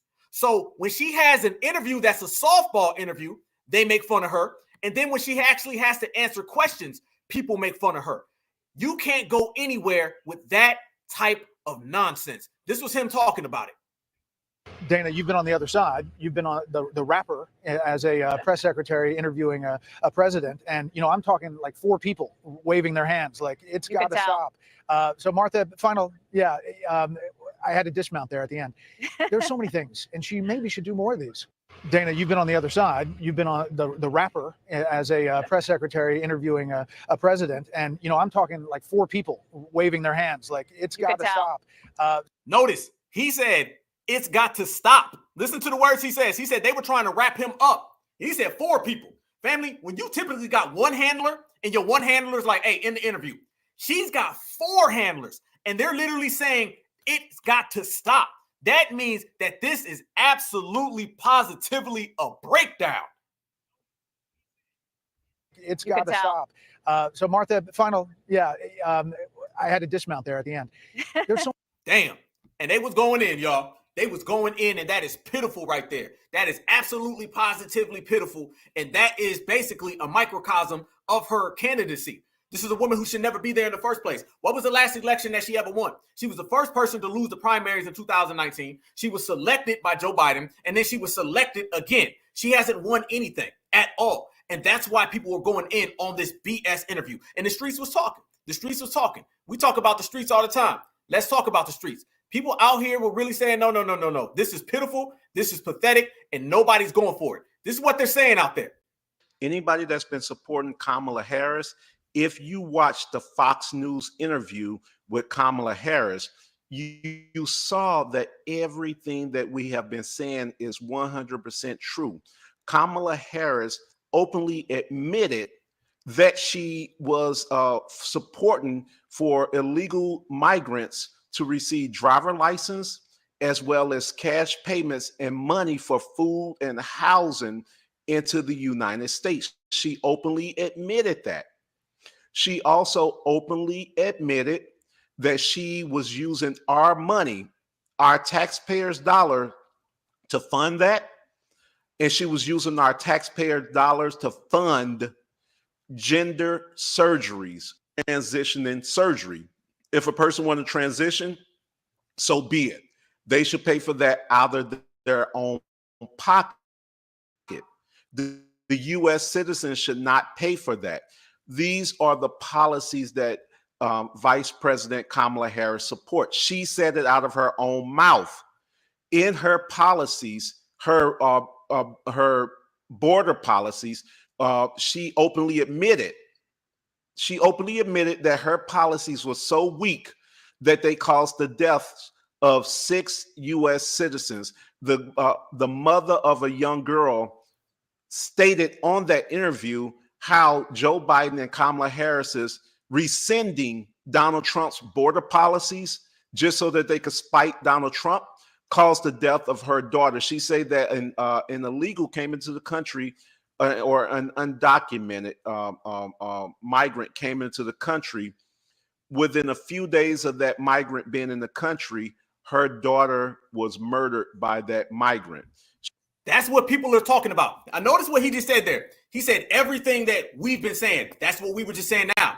This is all what we've been saying. Family, they better start listening to us. If America wants to be great and America wants to do better, you better start listening to the Black Alpha Network, the Black Grassroots, Foundational Black Americans, and American Freedmen, because we always correct. All of you guys, I know for a fact, just sitting here for the last year and just watching everything that you guys say in the chat, you guys are literally calling out everything that's happening now. There's not a single thing that's going on with Kamala that somebody ain't said in this chat, okay? And I'm talking about by the thousands. You guys are saying she cosplaying. Everybody said it. You guys say that she's fronting about immigration, the fact she's keeping the borders open, inflation's high. I've been watching everything that y'all say, and then we sit back and we go outside and we see it. Now the world wants to come on our side. Y'all better start listening to the black grassroots. We're right all the damn time. Don't be mad at us because we call it out while they're still in denial, and then it comes home. Chickens came home to roost, right? That's exactly what's been happening. Watch this interview right here, though, y'all. It went crazy. It took a left. As if the meltdown wasn't bad enough. Let's get it right. She melted down on CNN. She melted down right there on Fox News. She had a bunch of softball interviews. They thought that Charlemagne and Roland Martin stuff was going to be big. Flopped. Flop, family. They put out a single. It went double wood. It went triple plastic, okay? They really thought we was going to wake up and be like, damn, that Roland Martin interview was strong. No, it wasn't. Everybody clowned it. Everybody thought they was going to be talking about how great the Charlemagne interview was. Nobody liked it. Those didn't move no needles. This election seems to be a bunch of our thoughts with the Democrat. They thought Obama was going to come in and regulate the building, right? Send Papa home. The principal showed up, and we sent his ass back home, right? They thought wrong.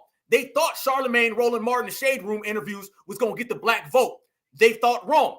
They thought that this interview right here was going to win over a bunch of middle America W women.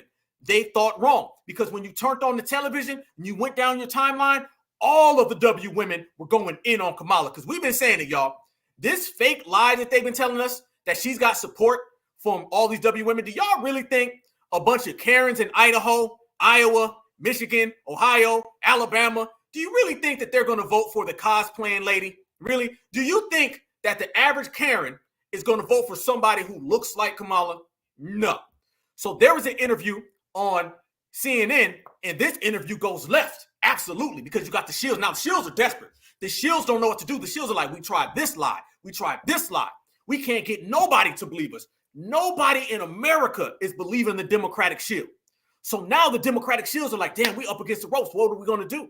There's nothing to do. When you've been exposed, there's nowhere to run, and they are stuck. I need y'all. Make sure y'all like and share, subscribe. Right now, we got 1.3 thousand people in here. FBA Friday. We rocking. I got the whole chat. I see everyone. Certified salute. Make sure if you're here and you're watching right now, make sure that you subscribe. This is how we build, y'all. We're going to bring it all the way through elections. Subscribe to the Black Alpha Network. Great time. Check this out, y'all. Watch this right here. I need y'all opinions on this one, y'all. This went left as hell because they start talking about the field Negro versus the house Negro. Y'all know we talk about how political power is in independence, and y'all know how we say the political atmosphere in America is no different than slavery. Watch this, y'all. Chief of Bloomberg. By the way, fair use. We're going to have to fair use this one all the way across the board, y'all. Fair use. This is about teaching, scholarship, and research and commentary. Fair use and acted. Yes, indeed. Watch this one. I want to move on to what Donald Trump has said about an issue near and dear to both of your hearts, the issue of Black Americans and Latino voters. Kamala Harris has been doing interviews on Black media. Trump, though, is overperforming in polling with both groups compared to past Republicans. Here is what he said when he was campaigning in Pennsylvania. Any African American or Hispanic, and you know how well I'm doing there, that votes for Kamala, you got to have your head examined, because they are really screwing you. They are really screwing you. It is Kamala, for the record, but he is denigrating voters for making a choice that he does not like. Shelley, to you, what does he achieve with this? Ain't that what Joe Biden did? Did Joe Biden not say, if you don't vote for me, you ain't black? Did you see this angry look right here? Did you see them get mad at that? Or did they act like Joe Biden never said that? Joe Biden said the same exact thing. Matter of fact, Joe Biden said it worse. When you seen Donald Trump say it, he's making a joke. And he's talking about how our communities really are messed up. And he added Latinos. Joe Biden was talking to us specifically and said, you ain't black. They didn't get mad at that, though. Well, how is it? Wait, first of all, how is he denigrating voters? He's saying that they are being, for lack of a better word, screwed. Taken advantage of.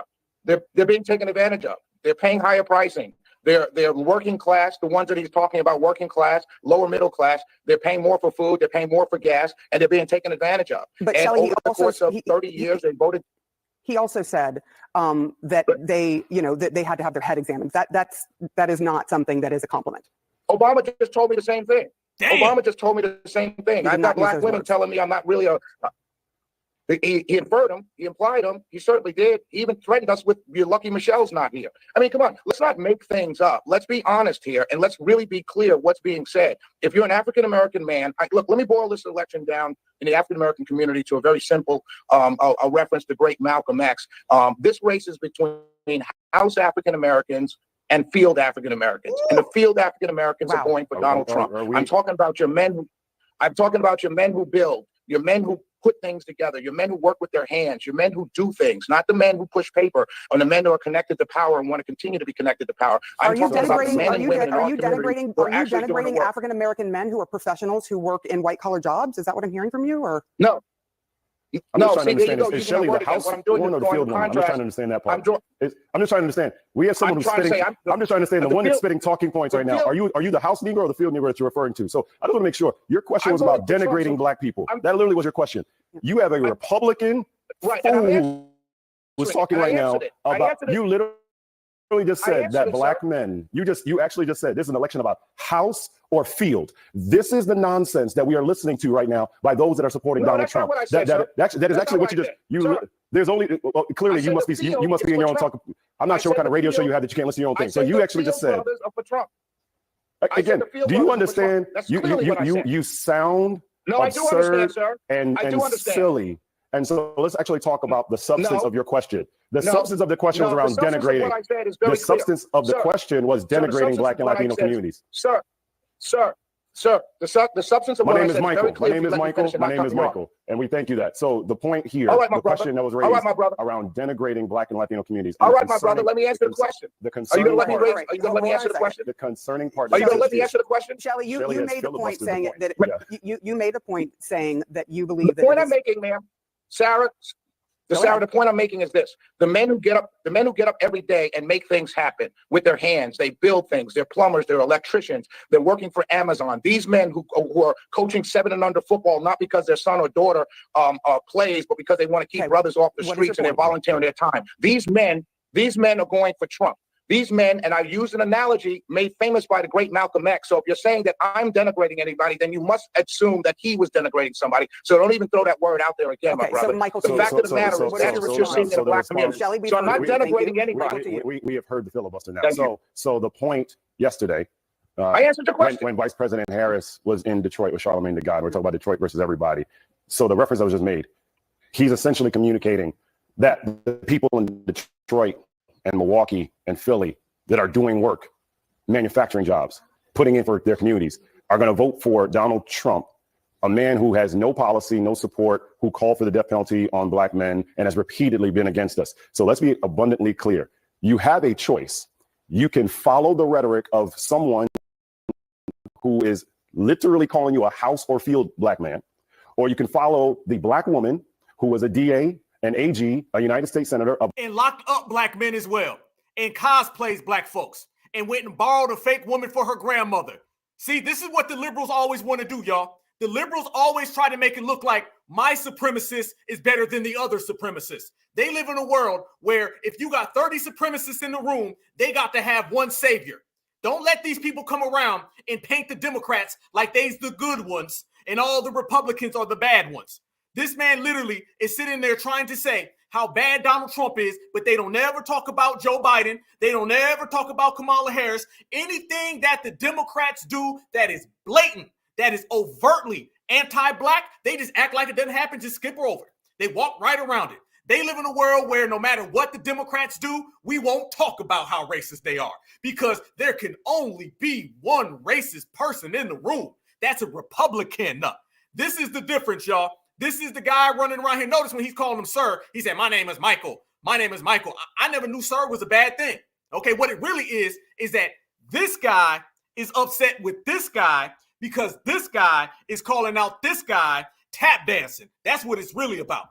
Vice President, an HBCU alum, a sorority sister who is actually helping black people. That's his version of blackness right there, y'all. That's his version of blackness. He's trying to portray himself like he's some certified black man. And the first things he brings up is going to an HBCU, as if that makes you black. That shows y'all right there what he believes blackness is.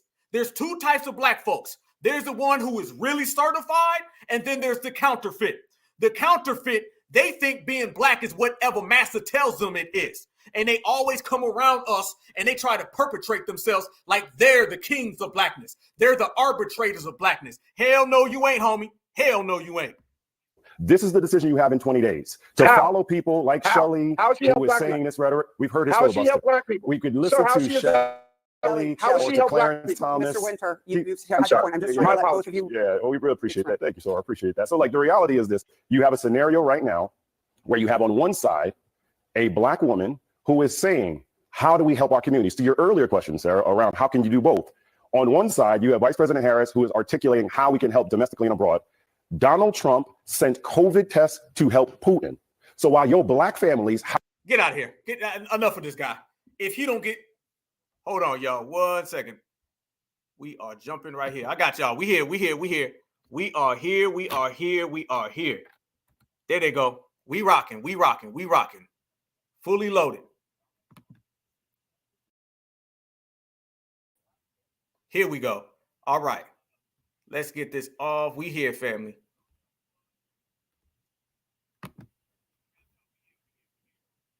Here we go. Back at it. All right. There they go, family. This is what we're talking about. We got to be very, very clear, y'all, with the way they approach us. All right. This man is trying to run around and he's trying to speak for black people. This is what the Democrats do. Yeah, we here. Okay, got you. We locked in. There they go. All right. This is what they try to do, y'all. The Democrats try to play the arbitrator of blackness. And everything that they try to tell us is black is really just what their Democratic master tells them to say. They have a barcode on them. It's always the same thing. You went to an HBCU. You're black because you eat collard greens. You're black because you like fried chicken. These people always try to portray themselves like they just down with us. No, they not. This is why we delineate. And delineation ain't just from a bunch of tethers. Delineation also has to be from these folks who come around us and they act like they are us. All right. These people don't speak for us. If you allow the Democrats to be the arbitrators of blackness, then you're going to end up with everything that's anti-black. There's a difference between certified black and counterfeit black. All right. They run around for years. And remember, y'all, they were telling us the people of color. That all comes from the Democrats, right? Roland Martin thinks he's the blackest person in the room. Yep, that guy right there thinks he's the blackest person in the room. In reality, they the butter biscuits in the room. In reality, they the banjos in the room. They not black at all. And they try to talk for us. That's one of the things they do. They say, well, we can't talk at black folks, so let's talk for black folks. You see what they try to do right there, y'all? They know they can't speak at us because we ain't having it. So they just run around the W's. You ever see that black person, fam, that plays the fake spokesperson? That's what Al Sharpton was doing. They run to the W's real quick and say, hey, I'm the arbitrator. I'm the leader. How many times they say a black leader? And us in the streets be like, they don't lead nobody. They can't walk down the street. Nobody's rocking with these people. We're going to expose every single one of these fake wannabe spokespeople for the black community. That guy right there, never even heard of him. Never even heard of him at all. That guy is not us. He's not qualified. He's counterfeit. He can bow down, stay down. Checkmate, homie. But look at this right here. We talk about people always trying to speak for us. This is what the Democrats do. They send out people to try to talk on our behalf. They sent out Vanessa Jones. Did y'all see this? Did y'all see this right here with Vanessa? Man, look at this right here, y'all. They sent out Van Jones to talk about that black agenda. And he came out here and said, that is from Kamala Harris. And he said that was a love letter to black people. Watch this. Finally, Kamala Harris sent us a love letter. That, to you, that might have been a policy document. I read that as a love letter from Kamala Harris to black men who need some love, black men who need some respect, black men who need some concern and some care and consideration. Get out of here. You know, we need some mamala from Kamala. And we got that. We stood on business. We said we wanted to hear something. Everybody else is getting something. What are we going to get? And she came with a love letter of support for our work, our wealth, and our health. Finally, Kamala Harris sent us a love letter. That, to you, that might have been a policy document.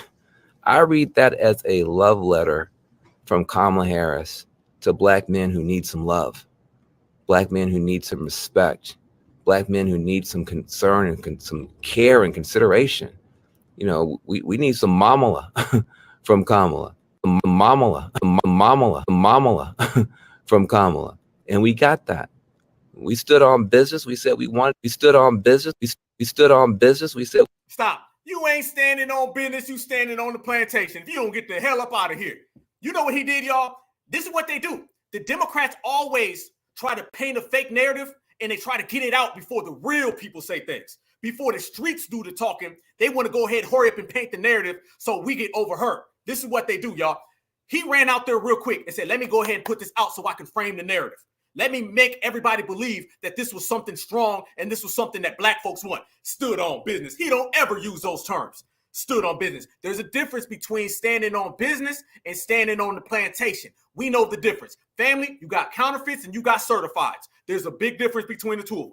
We are no longer going to allow these fake, counterfeit, bar-coded Black folks from the Democratic establishment try to speak as fake spokespersons for our lineage. That is not happening no more. We're no longer going to allow them to speak as fake spokespersons for our lineage at all. You can never come around us anymore and try to talk like you us. That ain't the case, family. And what it was is he knew that wasn't nobody rocking with that fake agenda. We was calling it out. So he tried to run real quick and try to put a Democratic spin on it. No, come election day, all the Democratic shields are, let me say, when election day comes, we're going to be right here on the Black Alpha Network. I want all of y'all on here, and we are going to roast. We're going to do a damn marathon. Every single shield out there. I'm remembering everything they do. Come election day, every single Democratic shield is going to be put out of business. They're going to get that pink slip, that eviction notice. They're going to be in the COON unemployment line, and it's going to go down the street, around the corner, and back. They're all going to be gone because they have failed in their duties to tap dance for massa. They try to herd us up, get us on the plantation, and we ended up putting them on the corner like it's trash day, right where they belong. Talking about that, this same man was running around here doing this, family. Check this out. This is the same Vanessa Jones. Talking about we standing on business now. Business is what we stand on. Look, damn, check this out. This is him babbling again. it hurts when the most beloved brother in the world steps on the stage. We want him to speak for us. We want him to love us. We want him to brag on us, celebrate us, show the world that we're doing good. Listen to his word choice. Listen to this man. This man don't represent the streets. You don't represent Black folks, Vanessa. You better go talk for somebody else. What you mean we want him to love on us? Listen to these pause ass statements. Ain't nobody around here talking about he the most beloved Black man and we need him to love on us.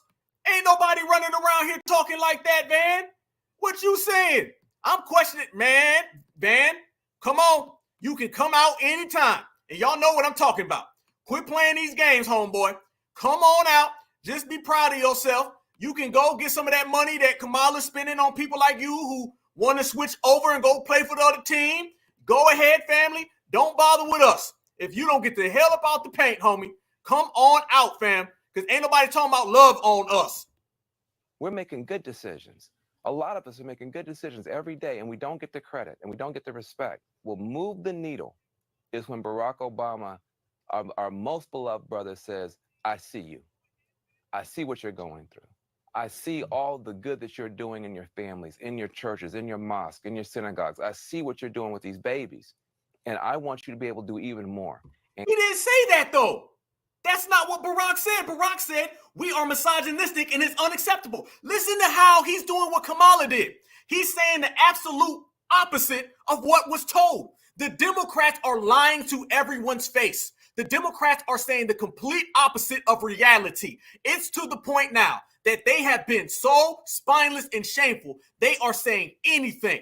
Things that don't make no sense, and the whole country is watching it. No longer are they just going to say something that makes no sense, don't add up, and we can't even account for it. He right now is saying that Obama said, I see y'all, I represent y'all, I'm with y'all. When Obama said the complete opposite. Same thing Kamala did in the interview. If he don't get up out of here with that, and people been out here roasting this man left and right, ain't nobody standing next to no damn Van Jones. Vanessa, you go home back to Van, and y'all go have some fun. Let's talk about Van Jones. I am so glad Trump brought it up. Oh my gosh. Okay, so as a woman who is a mother, who had a son in prison at the time that Van Jones was going to talk to Trump about the First Step Act. I loved Van Jones, like even before that, because he was for justice reform. And I loved him. And I was like, oh, Van Jones is just the greatest. What would we do without Van Jones?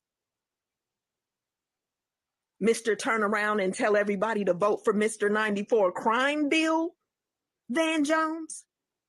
Mr. Trump helped him out with the First Step Act, and then he gonna turn his back on Trump, Van Jones.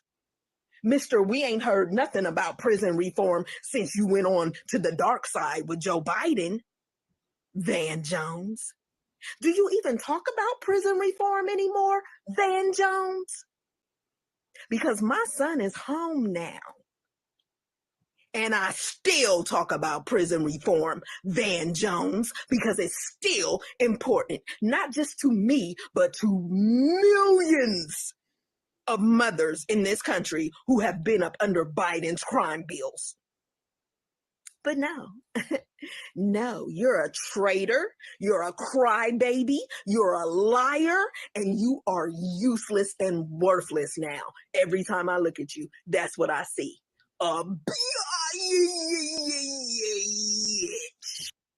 Checkmate. We ain't done. Check this out, family. Van Jones ended up getting exposed this week by, of all people, Donald Trump. Check this out right here. Donald Trump says that Van Jones came to visit him. And while he came to visit him, Van Jones started crying. Yeah. Is it a shocker, y'all, that Van Jones was crying? Yeah, let's talk about you for a minute, Van. Since you want to speak on behalf of black people, you want to be a fake spokesperson for black people, we're going to talk about who you really are, Van. The fact that you cry on national TV every time we see you. I've actually seen W women go get you a box of Kleenexes. Family, family, family. It's a very sad day when a black man has to cry on TV and a W woman has to console him. And she went and got him some Kleenexes and they were laughing at him. But that happened to you, Vanessa. Let's go there. Donald Trump talked about how he came and cried, and watch Donald Trump completely diss him. Fair use, fair use, fair use. This is about teaching, scholarship, research, and commentary. Fair use. Watch this, you guys. They've been trying to get it. You know, I saw a guy named Van Jones. He's I don't think anybody knows who he is. He's a commentator for CNN. And he came to see me in the White House and he was crying. I remember that. He was crying because I bring these things up because it's a lack of, I don't know, there's something about loyalty. You help somebody with something. He was crying. Damn. So you ran to the W man and were crying too? But you was crying with the Karen as well. So every time you get around Karens, you cry. A crying Karen is what you are. And they make fun of you in the process. I seen Karen on TV laughing at you. I see Donald Trump laughing at you. Newsflash to everybody on the planet Earth. Van Jones does not speak for black folks. Van Jones speaks for Karen. He came in with a fairly large group of people, mostly black people. And he was devastated because criminal justice reform wasn't going to happen. Obama didn't do it, and we didn't even come close. Bush didn't try. Nobody was going to do it. And I'm the only one that could have done it. And he was with a group of people that was, they were begging to do it. They were 5 votes short, and they had to be conservative votes because there was nobody else left, right? And I guess you needed the 61 or 60 something, maybe 66, but 61 is a hard vote. And he made a plea to me, Van Jones, total sleazebag. He made a plea to me to help him. The one is a hard vote. And he made a plea to me, Van Jones, total sleazebag. Jones, total sleazebag, total sleazebag, total sleazebag. He made a plea to me to help him and help this group of people. And they explained how for years they've been trying to get it and they've been unable to get it. And I said, well, let's take a look at it. And I studied it for a little while and spoke to them. And I said, you know what, I'm going to help you. It's going to help the black people in particular. And I'm going to get it for you guys. And I called up 5 very conservative senators. And I'll never forget one of the senators who was in charge of it. He was literally leading the charge against it. And I mean, his whole career was this. He was going to stop criminal justice reform. Not because he was, anti-black, just he didn't like it. He didn't want it. And he was in the papers every day. He's fighting it, winning very easily. And I helped him get elected. Without me, he wouldn't have gotten elected. I'll never forget it. I called him up. Now he's in the heat of Freeze, family. Before we proceed, we got some pictures of Van Jones that I need the whole world to see. You know what I'm saying? Because Van Jones has been running around here and he's been talking like he's one of us. So since he's one of us, then, you know, his paperwork got to go ahead and get pulled out. So we're going to go ahead and pull out some paperwork on Van Jones. I want y'all right here to holler at Van Jones right here, because this is Van Jones for the world to see. This is the Van Jones that he don't want to hide. When Van Jones goes home, family, and he gets to talking about black folks, you know, things happen and things occur. So everybody needs to just go ahead and wrap their minds around that right there. Van Jones, you don't speak for us, because what we know, Van Jones, is that when you go home at night and the lights go down, we know the real you right there, Vanessa. Okay, we know the one that you say, and then we know the one that we see.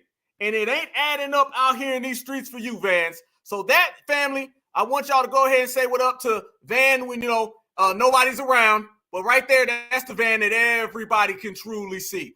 Van turns into Vanessa very, very damn quick when he gets to home. Checkmate, checkmate, checkmate, homeboy. That part.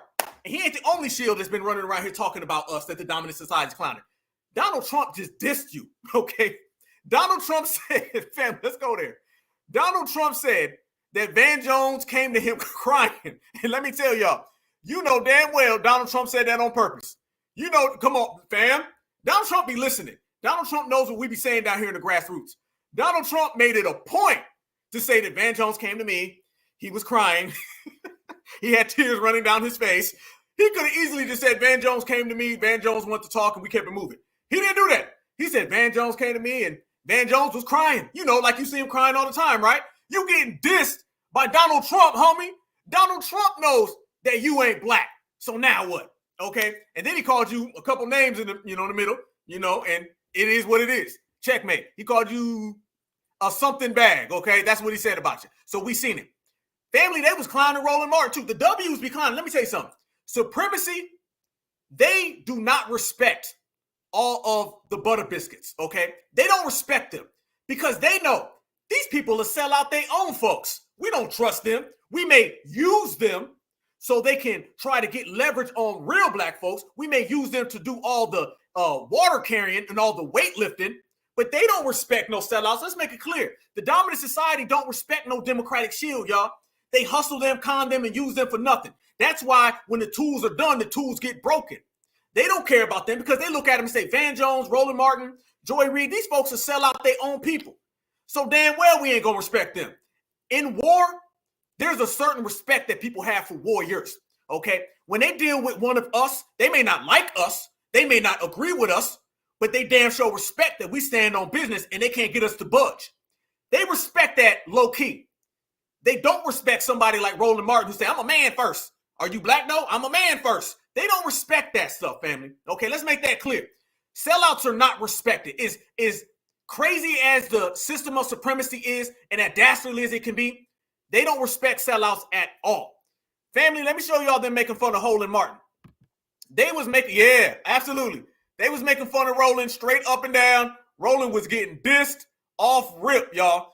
The same way you just seen Donald Trump dissing Van Jones, watch these folks dissing Roland Martin. And it goes to show y'all, family, what we've been saying.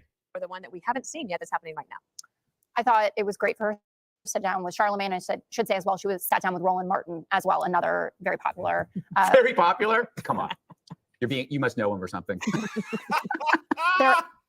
Let the record reflect, I did. Or the one that we haven't seen yet that's happening right now. I thought it was great for her to sit down with Charlemagne. I should say as well, she was sat down with Roland Martin as well, another very popular. Very popular? Come on. You must know him or something. Let the record reflect, I did. Or the one that we haven't seen yet. They violating you, Roland. Look at that right there. They violating you, Roland. Roland out here getting violated in these streets, y'all. Roland out here getting violated in these streets. Roland Martin, she said very popular. And that goes to show you, fam. They know that Roland Martin ain't popular, y'all. They know Roland Martin ain't respected. They know we don't rock with Roland Martin. These are the people that the Democrats try to sell us on. Think about it, y'all. The Democrats try to sell us that Roland Martin is some type of leader, and the Republicans are making fun of him, saying he ain't popular. Don't nobody rock with him. So it shows you that the Republicans know this man is nobody in our community. How the Democrats don't know. They really do. They try to give us Van Nessa Jones and Donald Trump disses him. How does the Republicans know? Look at that man. That man clowning you, Roland. Roland caught all kind of strays. This is why his interview didn't do nothing. Because he ain't hold no weight in our community. Even the Republicans know. You must know him or something. Should say as well, she was sat down with Roland Martin as well, another very popular. Very popular? Come on. You must know him or something. You getting this? Roland caught all kind of strays with that one. Roland, you caught some straight up strays, family. So the Democrats give us these folks they say are black leaders, but the Republicans even know they're not. So this is why the Democrats are falling off heavy right now. Even the shields that they put in front of us, everybody knows don't hold no weight. We know that these folks hold no weight. We know that they are nobody of significance in our community, and the Republicans even know it. When Donald Trump knows that you don't hold no weight, when just some random folks on Fox News are laughing at you, that literally means that the Democratic shield is the laughing stock of American politics. Every Democratic shield fakes, banjo, biscuit, tap dancing, butterbits, all the names you come up with. Every last one of them are in shambles right now because nothing they're doing is working. Every Democratic shield, every fake spokesperson, every fake banjo, these people are crashing out and we're enjoying the show, y'all. Speaking of crashing out, Donald Trump ends up going, see, Kamala made some more problems. Donald Trump ended up going to that, dinner they have. It's like the politicians and the news media. I think it's called is it the AI dinner or whatnot? It's basically a Catholic thing that they've been doing. It's a tradition for the longest amount of time in America, right? Donald Trump ends up going. Kamala didn't go. Kamala's meltdown was so bad on Fox News that she broke tradition and did not attend this actual dinner that they had. Y'all remember the dinner when Donald Trump was going at it with Obama? Obama was going at Donald Trump. When Donald Trump was going at it with Hillary Clinton, when he was talking about her emails, they all go there. It's some real upper class stuff where all the politicians go. Yes, it's a Catholic thing. Yep. All the Catholic people go, yep, Catholic charity. Thank you, sister. Yep, absolutely. They all go there and they all kind of put together, all their little comments and their comedy. They put to the side all their differences and everything. And then they go and they act like they friends for a couple hours. And then they go back on the campaign trail. Kamala was so scared and so afraid because she cannot be around anything real. She's been living this fake life for so long, she can't go around something real. So when she said, I'm not going, they booed her. They booed her. She thought that she was going to not go and really duck and dodge everything. She's been ducking and dodging interviews. She's been ducking and dodging real questions. So she thought she was going to do the same thing. And Donald Trump went and he roasted her. I'm talking about absolutely. And I'm going to show everybody what it was and how it went down, y'all. Yes, indeed. Watch this right here, y'all. She thought it was going to be sweet. She thought that she was just going to say, I'm going to stay home. I'm going to sit this one out. And they were not having that at all, family. They were clowning her. And look at this. Look at how Donald Trump got introduced, y'all. Look at this. Look at this. This goes a long way with the dominant society because they seen she didn't come. And he's sitting there getting the king's welcome by these dominant society W's. Well, thank you very much. It's an honor. They told me under no circumstances are you allowed to use a teleprompter. And I got up here and I see this is beautiful teleprompter. So here I am.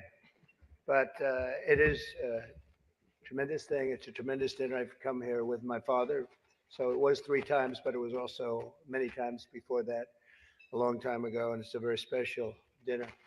And you've done a fantastic job, Cardinal. Thank you very much. I appreciate it.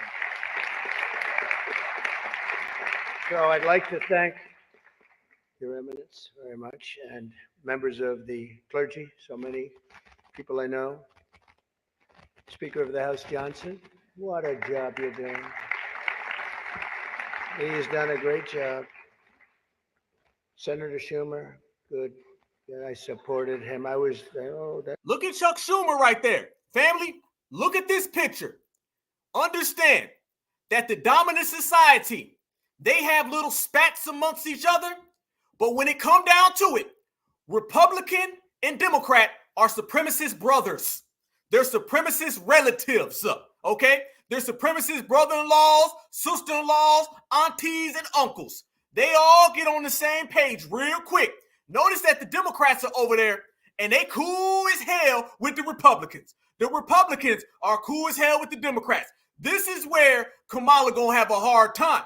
She made the mistake of not showing all that sympathy and compassion for all of them W girls who were harmed by the migrants. They're already putting that on her. Notice, family, the dominant society, they're not putting the migrant crisis on Joe Biden no more. It's all on Kamala Harris because Joe Biden is going to retire into supremacy. I call that a supremacist retiree, all right? This is why somebody will be yo, yo, yo their whole life. Soon as they start to hit about 25, 30, 35, 40, they retire into supremacy. Go look at Kid Rock. Kid Rock ran around here all day long, and he was yo, yo, yo. Soon as he got a little older, he went and retired into supremacy, and now he looked like Bob Seger. Same thing with Bubba Sparks. Bubba Sparks was yo, yo, yo. Now he looks like a school teacher. Notice, family, that they putting everything to the side because at the end of the day, Republican and Democrat is a battle amongst themselves. Only thing black folks can do is come and play the house role where you can act like you want a party, you can act like you one of them, but you're not. Look how quickly they get on the same page and get on code, y'all. You don't have all of these battles that they've been having, and then out of nowhere, y'all go have a dinner together. And at the dinner, they throwing jokes at each other. You see, this is a supremacist dinner where all the supremacists come and they have a good time. See, Obama went there, and Obama knew he had to be on his best behavior. He went there to prove himself to supremacy. Kamala thought she was going to sit this one out. The W vote is going down the hill. She never had our vote in the first place. Our sisters and brothers don't rock with her, y'all. We done showed all the Lucy-Loos ain't rocking with her. No. What my man Andre say? All Beyonces and Lucy-Loos. She ain't getting that vote.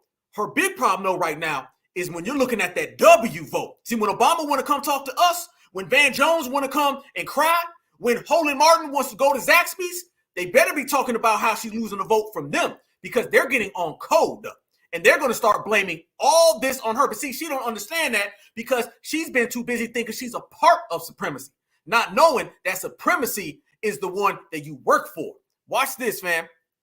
Here we go. First off, before we look at them happy. Look at them. That's a Democrat. That's a Republican. They're supposed to be friends, y'all. But remember, they'll have quarrels amongst themselves until you show up. When you show up, they'll get on page real fast, family. The same one. Let me show y'all. Let me see if I can get the one where she's in here. They're in here literally dogging her, y'all. Dogging her across the board. Watch this one right here, y'all. Donald Trump comes in and he completely lights up Kamala Harris's husband.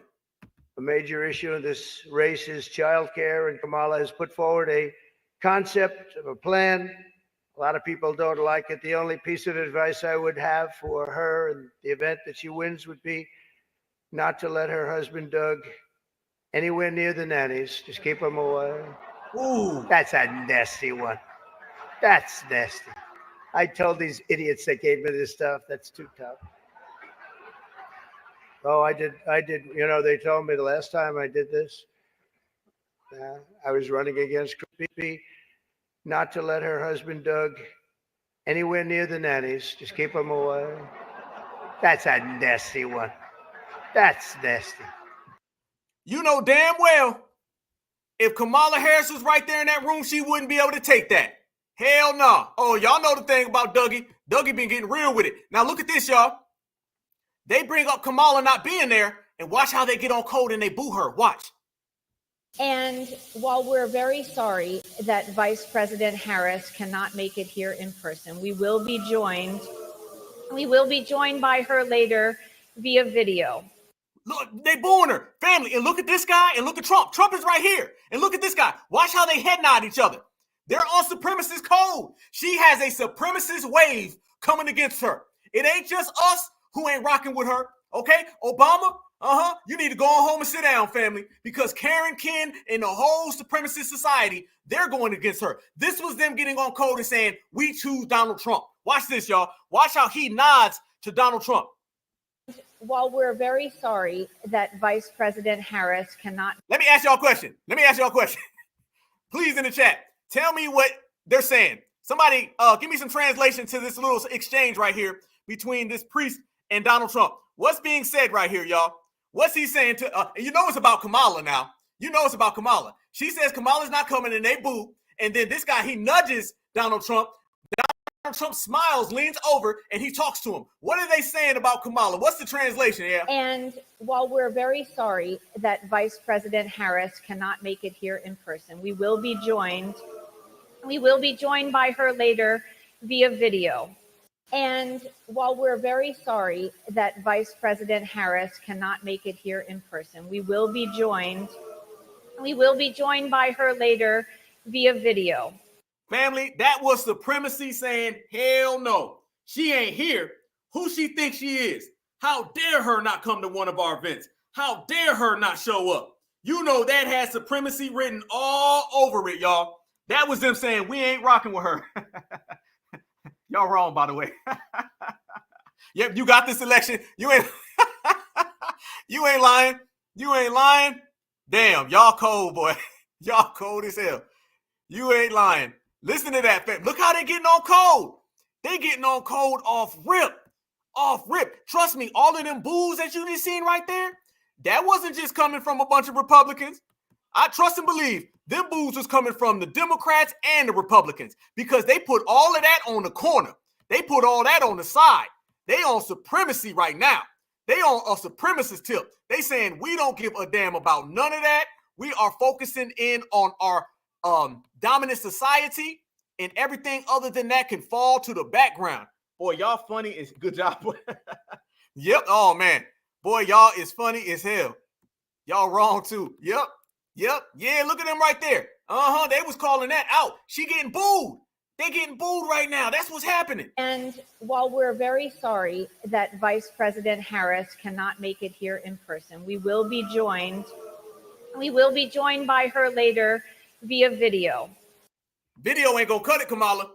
Video ain't gonna cut it. Never that, never, not at all. Y'all absolutely right. Man, y'all funny. Damn. We got 1.3 thousand people in here. Make sure you subscribe. If you're not subscribed and you're watching, subscribe right now. This is powerful. This is what we do. This is real Black empowerment, excellence all the way across the board. Make sure you smash that like button and make sure you subscribe right now. There they go. Family, but let's talk about Trump. Trump went in on her. Trump went all the way in. Y'all check this out. Check out Donald Trump, y'all. Trump went in on her, family, and I'm talking about everybody was laughing. Watch this right here, y'all. Trump was going in on her family, and everything. I used to think the Democrats were crazy for saying that men have periods, but then I met Tim Walz. Well, I'd better wrap up because Mayor Adams told me earlier that I needed to make this one very quick, especially the city has reserved this room for a large group of illegal aliens coming in from Texas. There's a group called White Dudes for Harris. Have you seen this? White Dudes for Harris. Anybody know? Are some of you here? White Dudes for Harris doesn't sound like it. But I'm not worried about them at all because their wives and their wives' lovers are all voting for me. A major issue of this race is childcare, and Kamala has put forward a concept of a plan. A lot of people don't like it. The only piece of advice I would have for her in the event that she wins would be not to let her husband, Doug, anywhere near the nannies. Just keep them away. That's a nasty one. Chuck Schumer is here looking very glum. Doesn't it look glum? It looks. Stop. Hey, y'all watch this one right here. I ain't gonna lie to you. Watch this one right here and watch everybody laugh. Look at this picture. Family, look at this picture. That is a Republican and a Democrat in front of the camera all year long. They act like they're enemies. Soon as they close them doors and all the blackies go home, all the shields go home, this is supremacy. This is where Roland can't come. Notice he ain't there. Joy Reid ain't there. You don't see Angela Rye ain't up in there. You don't see none of them. You don't even see that White House press secretary lady, the Haitian. She ain't up in there. So you see, this is exclusive club for W's only. And look how they're getting along. We tell people all the time, there's no such thing as a black Democrat or a black Republican. You can only be a black person who works on the plantation. And this picture right here shows you everything. Watch how Donald Trump sits there and makes a joke about Schumer. And by the way, that's a real smile because that's his brother. Damn what they tell you about Democrat, Republican, liberal, conservative. That's just a battle on which supremacy is going to dominate for 4 years. We'll be back in 4 years again to have the same battle. Been doing it for a couple hundred years. Make it be clear. Supremacy all operates on the same time. Look at that smile. Them is bros right there. That's bro love. That ain't ops. That's bros. And watch right here, y'all. He makes a joke about Kamala, and it's about blackness, and everybody thinks it's funny. Chill out. But look on the bright side, Chuck, considering how woke your party has become. If Kamala loses, you still have a chance to become the first woman president.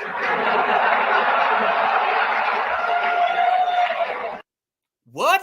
Chuck Schumer, that's your girl? I thought it was Democrats. I thought that was your Democratic sister. I thought Chuck Schumer and Kamala Harris were Democratic brother and sister. Oh, I forgot. No, they're supremacist brothers, and their supremacy outdoes any of that political party stuff. Got it. Chance to become the first woman president.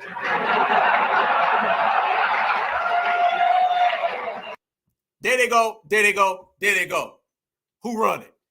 Absolutely, y'all. That's what we talking about. They on code. See, one thing we always do and what separates all of us, y'all, certified black society from everybody else, we understand what Neely Fuller talks about, the system of supremacy. The system of supremacy shows you what it is. All that other stuff is posture, and that's for the camera, all right? There's no such thing as a black Democrat or a black Republican. Obama was the president of the United States, and he was getting G-checked by Karen. If Karen in the trailer park made a phone call about Obama, she could got him put away for years. He would have got arrested, never came home, all right? They don't play those games. When they get behind the scenes and when the cameras ain't rolling, they are best friends. They are besties, all right? And they're not besties with all these black folks. All these shills, they think it's them. They think they're a part of it. No, you're not. And they consistently show you time and time again that they are not there, they are not invited, and you are not accepted. Now, we've been telling them the whole damn time. They don't want to hear us. Well, now you can hear it from Donald Trump. You can hear it from Schumer. You can hear it from everybody else. Watch this. How do you know it's real, y'all? I'm going to show you. CNN started talking about it, right? And the Democrats were telling us that they thought it was funny too. Watch this. Watch this. It's the Dems. The Dems thinks it's funny. Yes, they do. Watch this right here, y'all. The Democrats think it's funny. They start asking about it. This guy over here, he's a Democratic shield. He said he thought it was funny. Brian Stelter, what did you make of this performance? Oh, no, don't ask me first. I thought he was funny. I thought he actually got a few great jokes in. I didn't even notice this. Black guy, black guy. They don't laugh. They don't laugh, y'all. Watch. She laughs, he laughs. Karen and Ken. Because what they're saying is even in the biggest turmoil between Democrat and Republicans, I'm picking whiteness over all of that. Look who laughs and look who doesn't. Brian Stelter, what did you make of this performance? Oh, no, don't ask me first. I thought he was funny. I thought he actually got a few great jokes in. It was funny. I thought he actually got a few great jokes in. I thought he was funny. I thought he was funny. I thought he Oh, no, it's me first. I thought he was funny. Smile, smile, no smile. Smile, smile, no smile. Look at who's laughing and giggling, the supremacist family, and look who's not, the folks who ain't invited.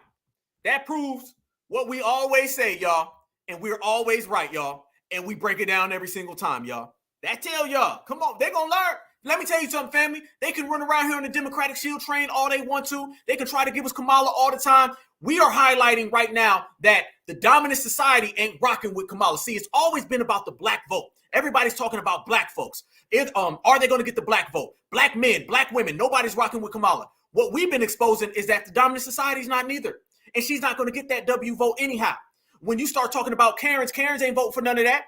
And there's a whole thing right now where she done came out and she done made them mad. Yeah, there's a whole new thing, family, because Kamala's been out here talking reckless again, and she thought everything was sweet, and she made a mistake the other day. The other day, she made a mistake, and she made a joke at her rally, and she thought she was talking to a bunch of people who were speaking about Donald Trump. Let me show y'all this right here.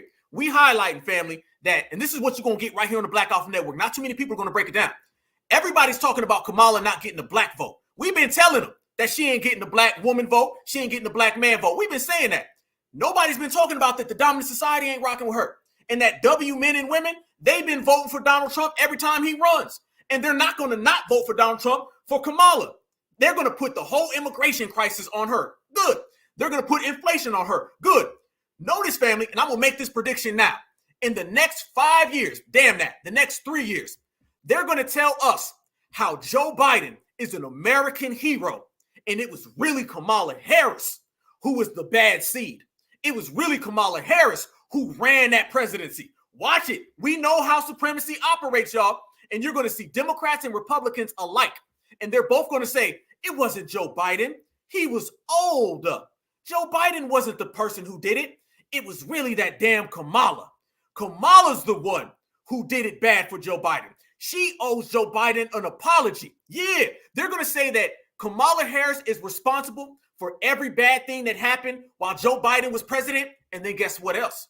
They're going to also say that Kamala Harris is responsible for that coup that ran Joe Biden out of office.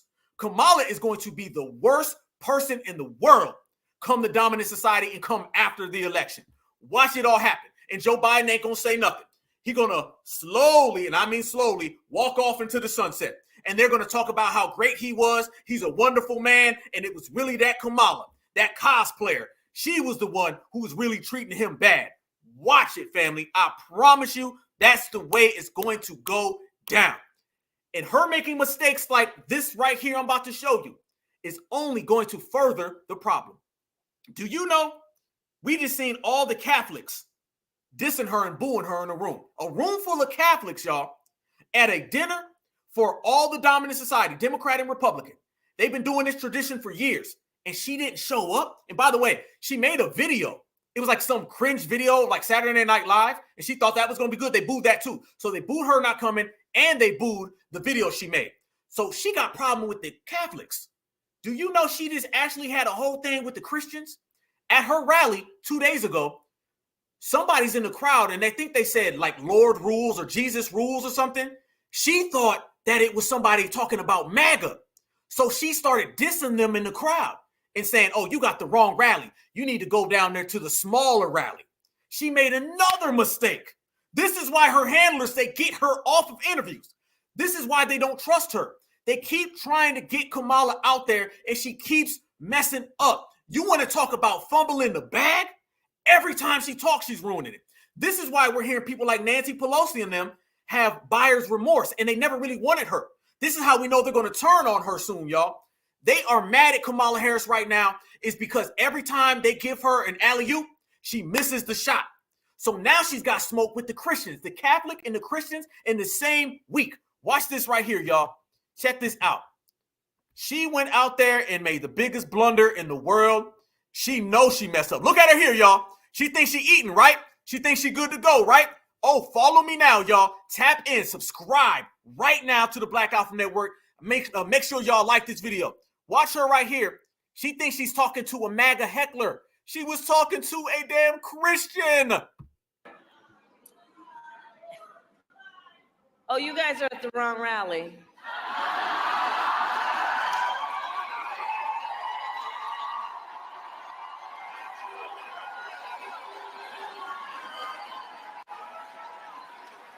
No, I think you meant to go to the smaller one down the street.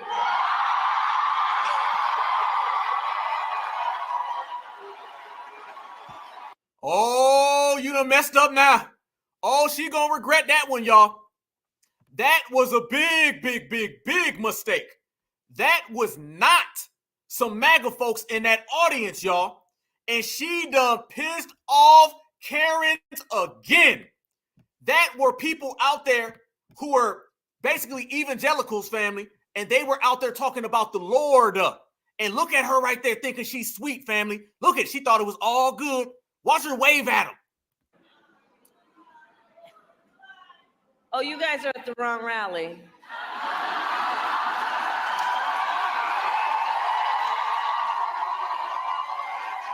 Oh, no, you did not wave at him. Oh, she being too smug. Oh, she being uppity. She's being an uppity, Camilla. Camilla, you messing up, Camilla. Don't do it, Camilla. You already got smoke from everybody else. You better not get this kind of smoke, Camilla. They was already at the Catholic dinner talking bad about you. Now look at them.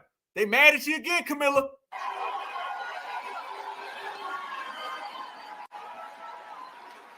No, I think you meant to go to the smaller one down the street.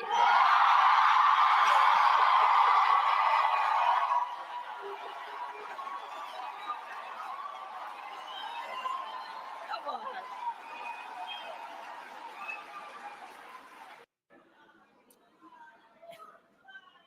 Oh, you guys are at the wrong. Okay. Okay. That's what it was, right? Okay. She thinks it's sweet.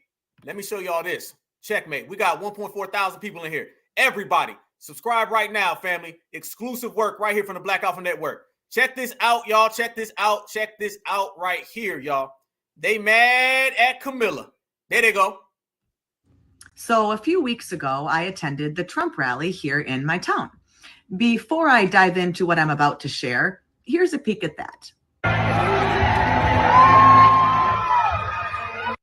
Well, today I found out that Kamala Harris was coming to my town, so I decided to go. I wanted to see the differences. Notably, I had to show my ID to get in to see her. But anyway, I was making a video talking actually about how sad I was that the loudest cheering at the rather small event came in support of abortion. When I panned over to the crowd and to her speaking, and I caught something I wasn't expecting. Check it out. Not a lot of energy here, but everyone just cheered and screamed for killing babies. So that was disappointing. Anyway, here she is.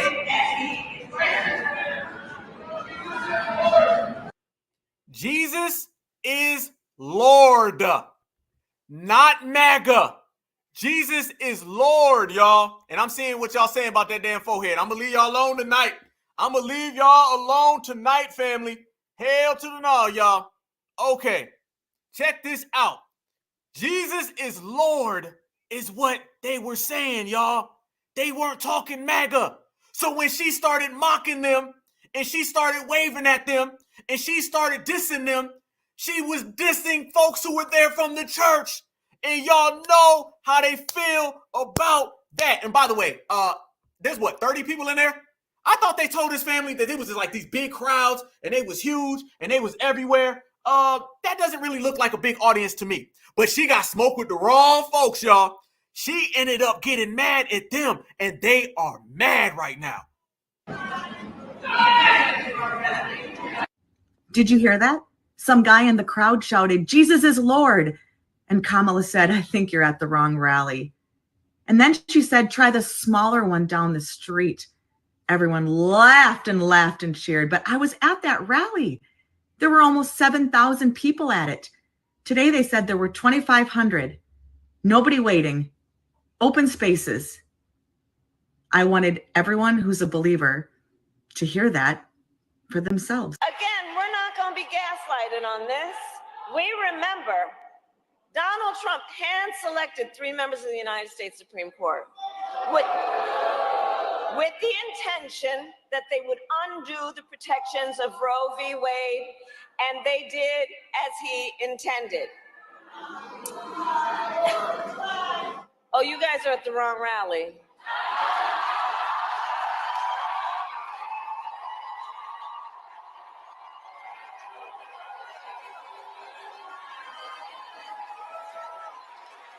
No, I think you meant to go to the smaller one down the street.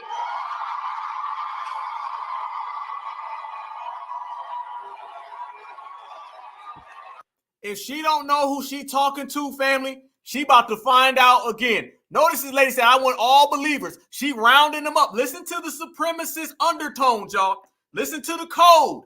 Listen to what she's saying. She's about to say, "I want all the believers," basically all the W's, to go ahead and team up on her. She about to get that real wave. Everyone laughed and laughed and cheered, but I was at that rally. There were almost 7,000 people at it. Today they said there were 2,500. Nobody waiting. Open spaces.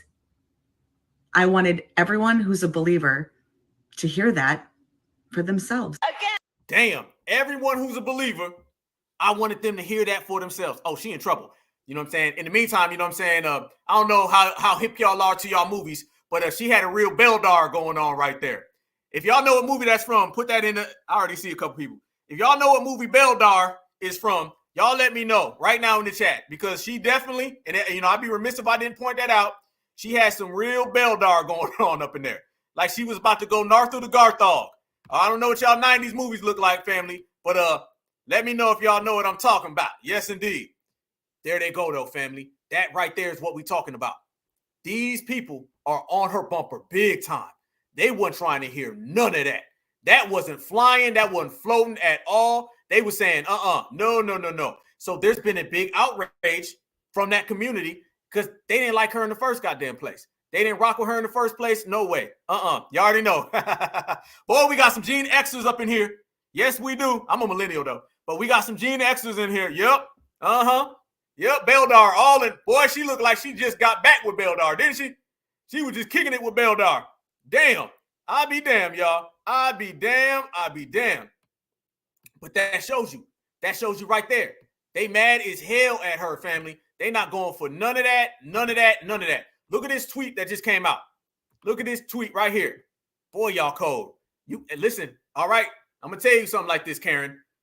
You can't come around certifieds like that. You hear the certifieds in the chat, Karen? Don't you come around like this with the certifieds. They going to get you. G-check. Look at this right here, though, fam. This is what they wrote about that. They say, breaking. After the middle finger to Catholics last night, Kamala Harris is now giving Jesus Christ the middle finger. Harris rally attendees shout, Jesus is Lord. And Harris responds, you guys are at the wrong rally. Damn. Look at these comments right here, y'all. They mad. True. They don't belong at a rally for you know who. Satan. This B needs to lose badly. Yep. Kamala Harris is giving the cold shoulder to Jesus. See? Classic Dems. They are welcome with MAGA. Somebody put seriously? Look at the smoke she got. Oh, look at the smoke she got, family. They got smoke for her in that community. Kamala is evil personified. This is what they saying. They are certain names. And the evangelical crowd isn't going to vote because neither candidate appears for them. OMG. She hates religious people. And somehow they want to vote for her. That smoke is coming all the way across the board. And she going to have to deal with it, y'all. And good. You absolutely right. She cooked. She absolutely cooked, family. Absolutely. So we already seen the Catholics. That was on what? Wednesday. Then you seen on Thursday all the Christians. So she getting it from all sides. You see they'll team up quick. Them dominant society folks will get on the same page ASAP. And that's exactly what they did. They got on the same page and they both said, we ain't rocking with her. Get her out of here. And guess what? You're going to see it on election day when you look at those numbers and the numbers turn out. This is why the meltdown is where the meltdown is at, y'all. The meltdown is in full swing right now is because folks ain't going for none of that. And she's getting literally completely washed by every damn body. And that's a good goddamn thing. That should be the thing because you ain't been operating. And guess what? We not coming to save you at all. And you know what's funny though, family? Everybody understands this. But who are the people who don't get this and don't really want to accept it? I'm going to tell you who. Tethers. Let's think about this meltdown, family. If the dominant society teams up and they ain't rocking with her, certified black society, we never rock with her. What does that leave her with? Tethers. And the tethers going to come running. Did y'all see these tethers running around here right now? We already said they scared because you got to understand, tethers have no choice. They got to rock with Kamala or they going home. Remember, the Alien Enemies Act that we just broke down on Tuesday. Well, look at this right here, y'all. I'm about to show y'all this. Y'all been seeing these tethers running around here, and they've been pleading. Y'all be nice to Kamala. You know why they saying that, right? Because Kamala is their only damn hope. We've been regulating them in the process as well, y'all. We've been regulating them in the process as well, and we are going to continue to regulate. Oh, anybody get that smoke on a Friday night? Friday night, FBA Friday, Black Alpha Network Certified Black Society. All my beautiful brothers and sisters in the chat right now. Anybody can get that work if they get out of line and get out of pocket, especially when the wig is sitting sideways. There they go. Watch this tether right here, family. Get to talking about what we doing and watch how they start talking about how Black Americans aren't responsible for bringing them over here. I'm going to let the tether talk, and then we're going to do the regulating. A couple months back when there was this African-American creator on here who basically said this, that the reason why immigrants, especially Black immigrants, are allowed into the United States is because of the civil rights movement, and that because Black people in the US did the work. Also going so far as to say that the reason why Black people globally have rights is due to the civil rights movement, as if the Haitian Revolution or African independence movements meant nothing, as if there weren't rebellions in our own countries before the civil rights movement, as if we were all scratching our peaches waiting for, Martin Luther King Jr. We were waiting for them. So Black immigrants have been in the United States predating the civil rights movement. I don't know if you guys know this, but a lot of Black immigrants went to the United States during slavery to be indentured servants. Like, they were literally there from the 1600s. And as time went on and the United States had vested interest in a lot of these countries, particularly Haiti, because Haiti was the richest French colony, which is why the Haitian Revolution was so important to Black history. But due to slavery ending in the late 1800s, a lot of the Black workers in the United States were actually Black immigrants, especially from the Caribbean. Actually, during World War I and World War II, the United States recruited a lot of Caribbean people to fight in their wars. And of course, typically when this happens, there's this promise that once you fight for us, you can live in our country. And the same thing with Haiti. Once the U.S. overtook Haiti in the early No, there wasn't. All that's lies, y'all. That is all cap all damn day. It's about as fake as that damn wig. Century, then they started opening up the borders more to a lot of Haitian people. Why? For cheap labor. So a lot of us were in this country predating civil rights, typically as workers, because guess what? The reason why immigration exists is not because Black people were marching and wanted more immigrants. This was not a goal of the civil rights movement. It's because immigration is a tool for capitalism. Immigration only exists to fill a workforce. When there is a significant labor shortage, immigration will increase. And that's why the 1980s had a huge wave of immigration in the United States and the UK. It's because they needed workers. So yes, the civil rights movement is incredibly important in Black history. But once again, it is not everything. It is not the reason why Black people abroad have rights. It is not the reason why Black people are allowed in the United States. Please decenter African Americans and their activism from the entire world. Because once again, the majority of Black people in this world are not African American. We do not owe the United States for our freedom. So please stop perpetuating these lies on TikTok just to get a one up on everybody. You know what? I apologize to y'all because that right there deserved this right here.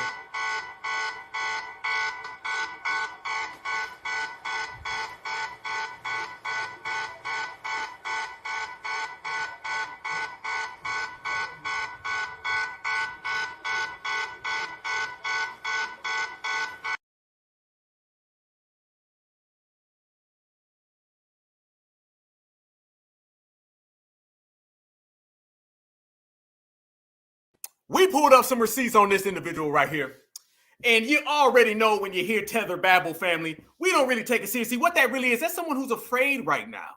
That's someone who's very scared. That's someone who knows that the clock is ticking and you're not going to be over here. That's someone who knows when the Alien Enemies Act is instituted, that you'll be the first one in line to go, and I'll be the first one watching you as you go. You're not a part of us. You're not like us, and you haven't contributed anything to this country.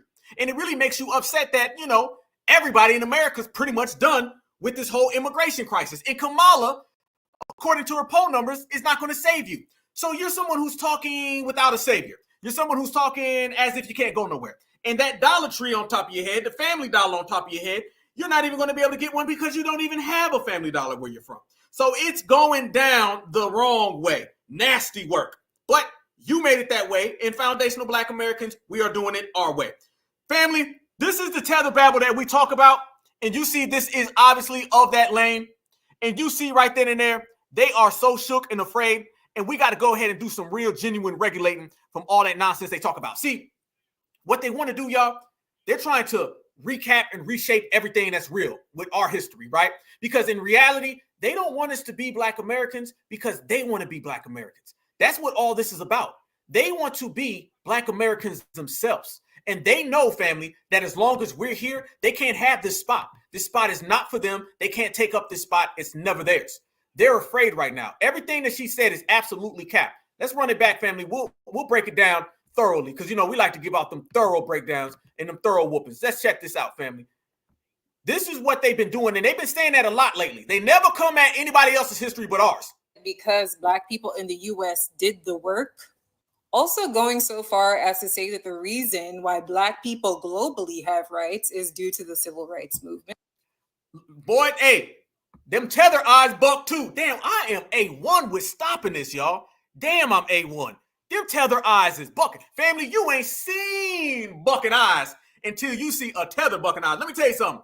Foreign eyes bucking is probably about 3 feet wider than domestic eye bucking. All right? They bucking heavy. When somebody's bucking at a biscuit, it's kind of big. But when you start to bucking at Joe Law for curry chicken, it is way down the street and around the corner.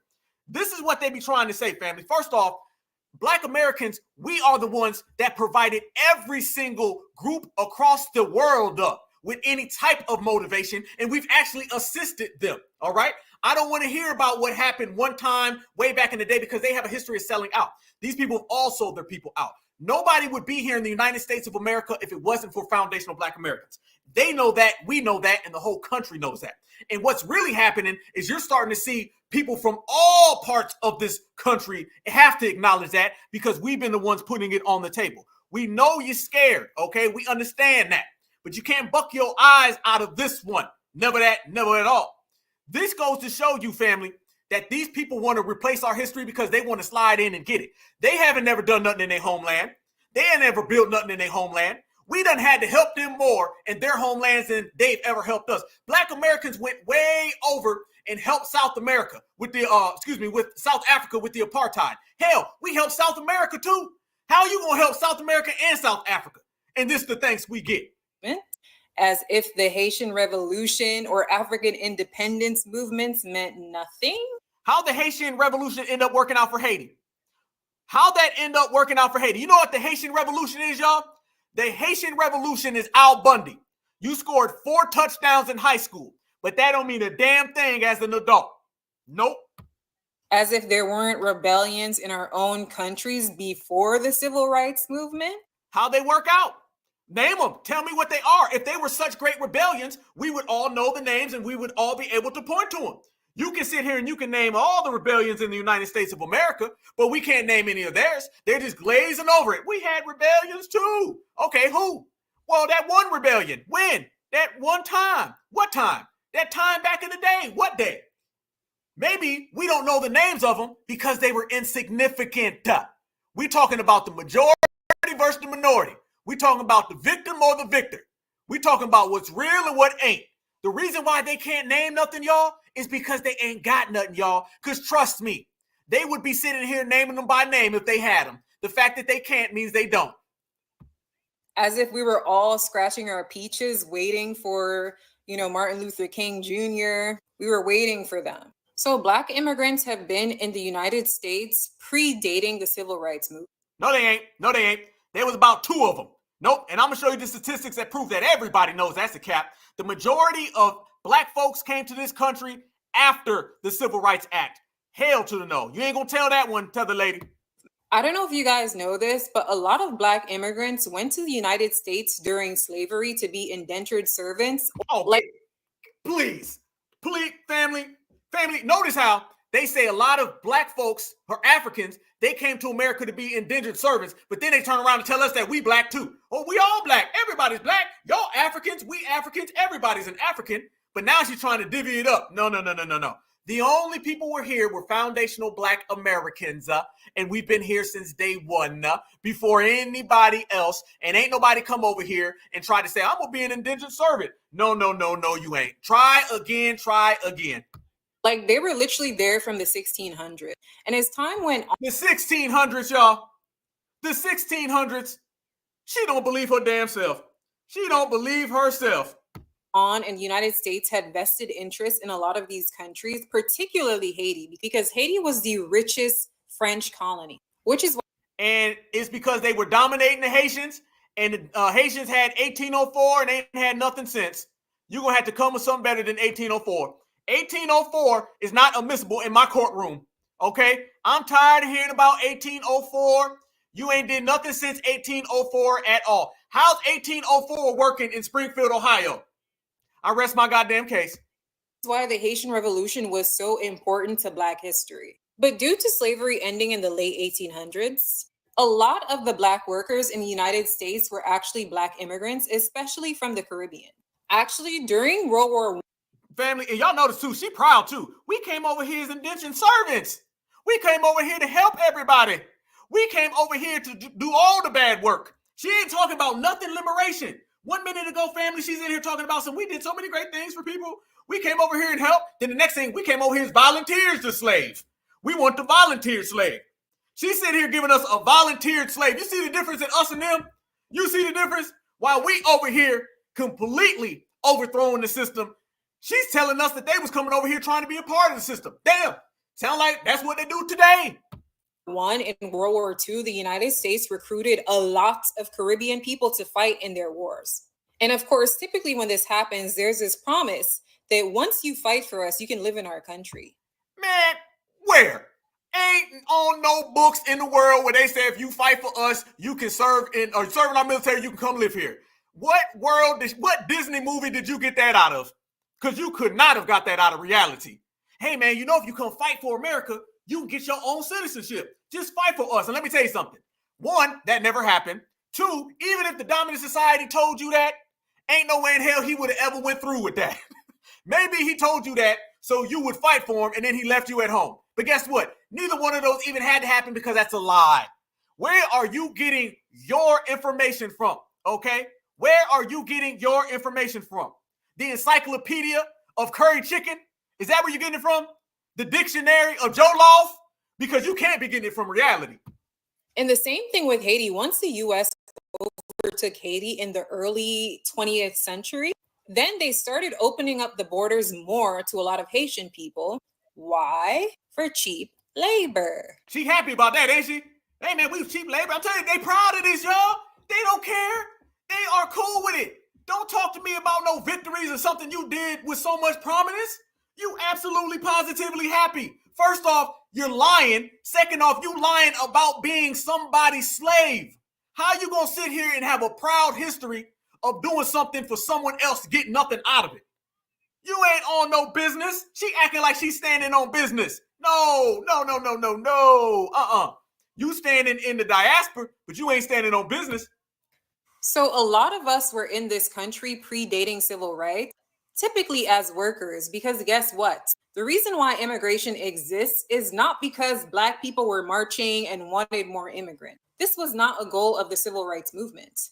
It's because immigration is a tool for capitalism. Immigration only exists to fill a workforce. When there is a significant labor shortage, immigration will increase. And that's why the 1980s had a huge wave of immigration in the United States and the UK. And when they all got there, all of the cheap wigs disappeared. You can't find none no more. You see the direct correlation, family? When the tethers pop up, the wigs disappear. You notice that, family? You can't find no wigs. They go into the store, they can't find them. You can't find them at the Halloween place. There's no wigs anywhere. When the immigration goes up, the cheap wigs go away. That's just what happens, y'all. That's what's happening right there with Mrs. Haitian. That's what they do. But we also do this. We show statistics and we got facts. So I know straight up tether babble, tether rambling. That's what they do. But I'm going to show you what we do. We show real facts and statistics. Immigrants by region during a 50-year period. By 50-year periods. Look at this right here, y'all. To go ahead and dispel all of that nonsense that she thought she was saying. See, there used to be a time when they used to be able to say those things and wouldn't nobody call them on the BS. Now we do. It's hard out here for a shield and it ain't safe out here for a tether. Bad news, bad news, bad news. Dr. Kubar, he was running around trying to say this too. Yeah, the wig ratio. That's what we're going to call it, y'all. The wig ratio. It's like they done did a damn magic trick, family. They done did 3 goddamn circles in the splits and every wig disappeared off the shelves. Tethers pop up, wigs go away. Check this out. Immigrants by region during 50-year periods. From 1820 to 1869, you don't see nobody from the Caribbean or Africans up in America of no significant numbers. I'm talking about literally 3 digits, y'all. 1870 to 1919, nope. 1920 to 1969, nope. Look what ends up happening post the civil rights era. Soon as the civil rights era, What European is in beige, European drops. What ends up happening, y'all? North and South America, Africa, not specified, Asia, Europe. All of this, I want you to look at these two right here, previous to the civil rights era. And now I want you to look at these two right here, post the civil rights era. Civil rights era is the reason why anybody could come to the United States of America, because of our ancestors. And let's go there. The civil rights era wasn't that long ago. You got to remember, when we start talking civil rights era, we're literally talking about some of our just grandparents, great-grandparents, and for some people, their parents, okay? This is what you're talking about. So this is a very, very new line of Black Americans who were putting in work. This is not way back in the day. This is relatively frequently. This is relatively close in proximity that this all occurred. Brothers and sisters were the ones in the streets fighting, and we allowed and afforded every single group to come over here in the United States of America. That's why we're not rocking with them. That's why we are Alien Enemies Act 2024 and beyond. Donald Trump, go ahead and do what you do. Deportations and separations. Because what we've come to find out, they don't respect those numbers. They don't respect Dr. Martin Luther King. What's up with all the videos with all the tethers talking about Dr. Martin Luther King? You notice that? You don't see half these people coming to the United States of America and talking about nothing else. They always come here and they talk about Dr. Martin Luther King. They always want to completely disrespect the civil rights era, and they want to insert themselves into the slavery era. Let's go there. They want to insert themselves into slavery when they weren't here. They want to disrespect the civil rights era because it allowed them to come here. So in reality, they want to wipe out everything that we were responsible for, and they want to place themselves there. That is by definition a tether. And I don't care if you eat curry chicken. I don't care if it's fufu with Joe Loft. I don't care if it's burritos. I don't give a damn what you eat, okay? All I know is that's some tethering, and we're not going for it. See, we've been delineating, separating, regulating, and now they got to come out here and do these things. These folks ride in their little Ubers all damn day long, and they just mad at Black Americans. They doing what they doing out there in Springfield, Ohio, and they mad at Black Americans. Somebody go find Snowball, all right? Go find Muffy, all right? Somebody go find little Sparky, okay? Because if they disappearing, it's because of Miss Bad Wig that you just seen, okay? I'm just saying, you shouldn't really be worried about Dr. Martin Luther King, okay? Because Dr. Martin Luther King, his actual house pet is okay, all right? How's all the house pets in Springfield, Ohio right now? Are they good? Okay? Because you don't really need to be worried about what's going on with brothers and sisters. We good. We got this. All right? But you need to worry about why Karen and Ken are upset that Sparky and Muffy can't be found no more. They told Muffy going outside and never came home. All right? They went and got little Snowball, some damn catnip. Can't find it no damn more. All right? The goldfish is missing too. The geese is goddamn missing. All right, all the animals are just missing in Springfield, Ohio, and you coming here talking about the civil rights era. All right, what you need to do is worry about some civil rights for these damn house pets and get them a damn anti-house pet protection, because every time y'all show up, the wigs disappear, and so does Muffy. Checkmate. You don't get the hell up out of here trying to tell foundational Black Americans what time it is. You know what I'm saying? The grills is overtime. Yeah, catnip. You ain't lying. You ain't lying, you ain't lying. Out here getting catnip. Somebody done went and took Muffy for a walk. Muffy ain't been seen since. Family, I ain't seen so many have you seen this dog posters. I ain't seen so goddamn many. Where'd the cat go? You can't even walk down the street. On every light pole, you see a damn picture of Muffy at Christmas. All right? You see a picture of little Sally the cat. All right? Garfield is missing. When was the last time you seen Garfield? I think I just seen a damn ad that said, if you see Garfield, $5,000 reward. I'm going to tell you where Garfield's at. He's with her. So don't come up around here trying to talk to foundational Black Americans. Don't you disrespect foundational Black Americans. You better show some goddamn respect to foundational Black Americans, because you know damn well they going to get to calling and you going to be out running. Goddamn, I'm going to put a $10,000 reward for anybody with information on the whereabouts of Muffy the dog. If you can tell me where Muffy the dog is, I will hook you up right now, $10,000. We gonna up it. We gonna put together some donations if you can find me Clifford, the big red dog. And while you're at it, family, somebody tell me at the minimum, where the hell is Garfield? Odie's missing. You know when they come get Odie, it's a bad goddamn day. Don't come talking to foundational Black Americans. Worry about your own. And by the way, speaking of your own, look who we found with this individual. Yeah, real crazy word. Real crazy. Shout out to Nikki the God. She's the one who posted this. Look at this right here, family. Is it a big shocker? Is it a surprise? Wait a minute. Hold up. She been running around here with Zaddy. So let's get this correct for my certified foundational Black Americans. Where you see tethers, you end up seeing what? Wigs missing. You end up seeing what? Garfield missing. And you also end up seeing Zaddy. You can't separate the two of them. They come together. That is because that is how they are, and that is why we G-check. They not like us. They not like us. They never been like us. These folks out here, look at this one. Out here thinking it's sweet, y'all. Thinking it's sweet, trying to get involved in Black American business, but you can't get in Black American business because you ain't strong enough. Ain't got it like us, family. Never have, never will. Checkmate.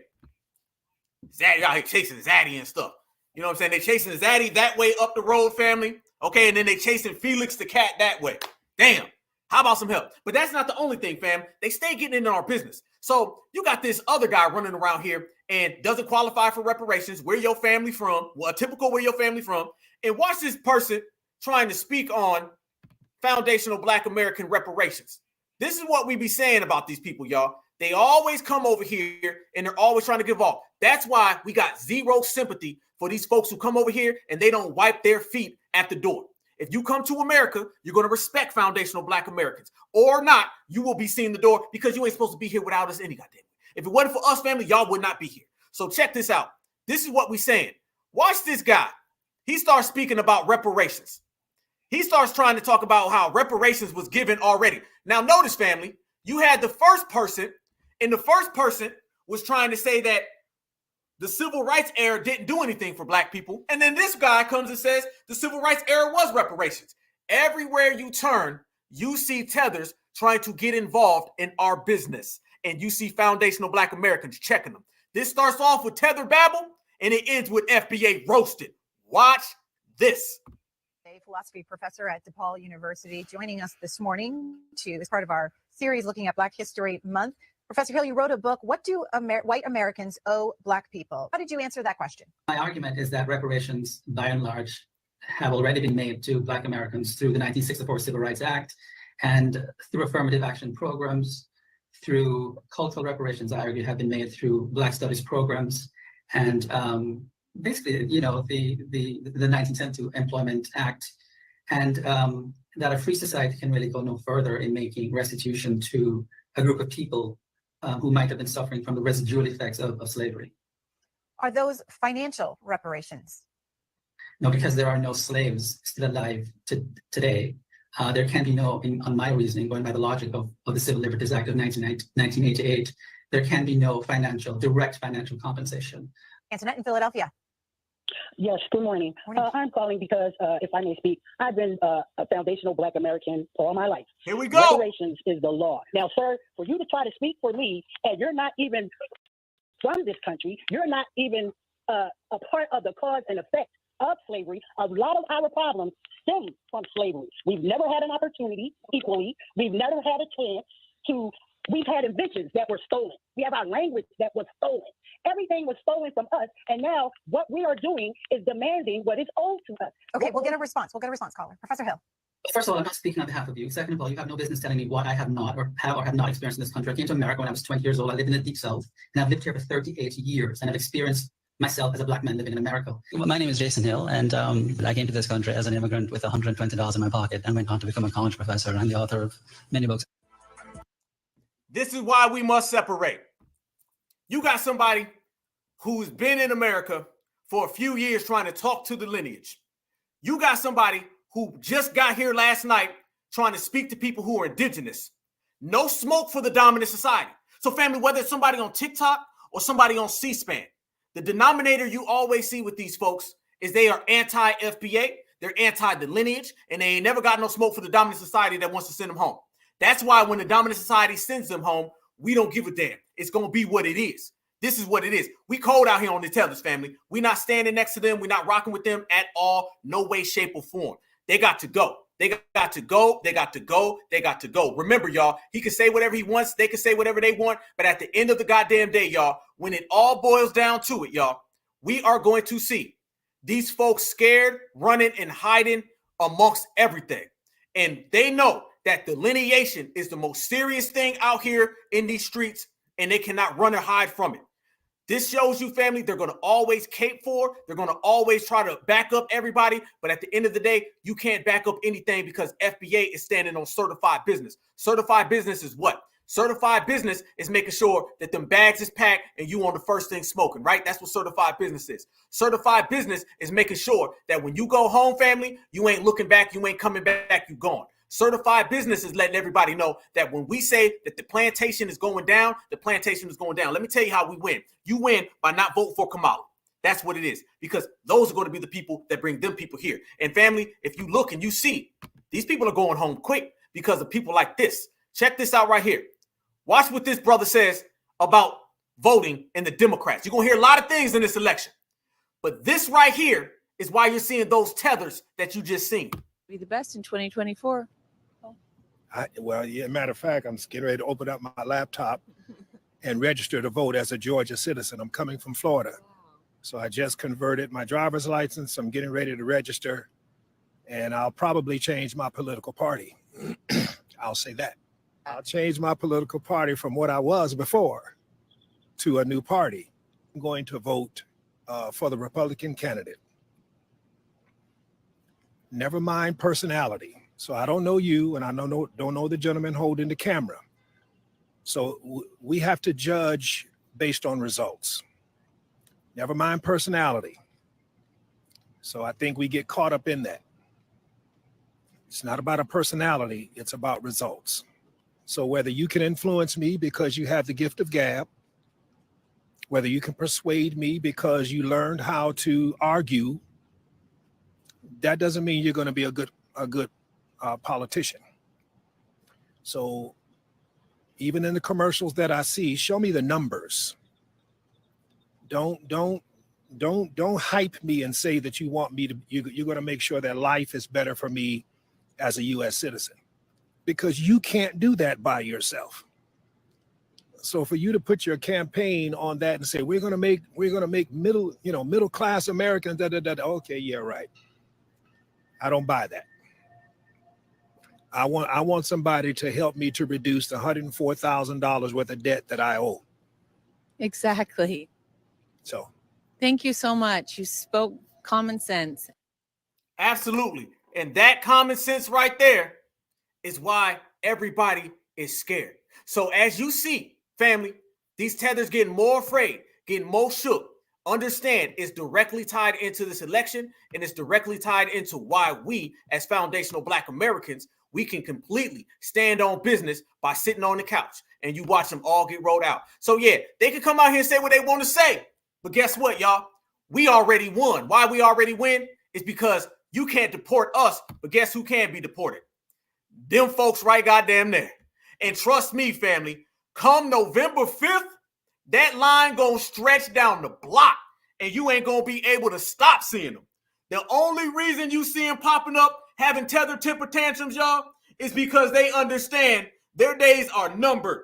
And why they over there getting sent back to their homeland, or why they over there trying to call mama on the phone, mama ain't coming, or why they can't get nothing off on foundational Black Americans. They talking, we ain't listening. We walking around them, we stepping over them, and they sitting there on the corner broke down in the shambles. The reason why you gonna see all of that is because they can be sent back home, and we call this home and we run it.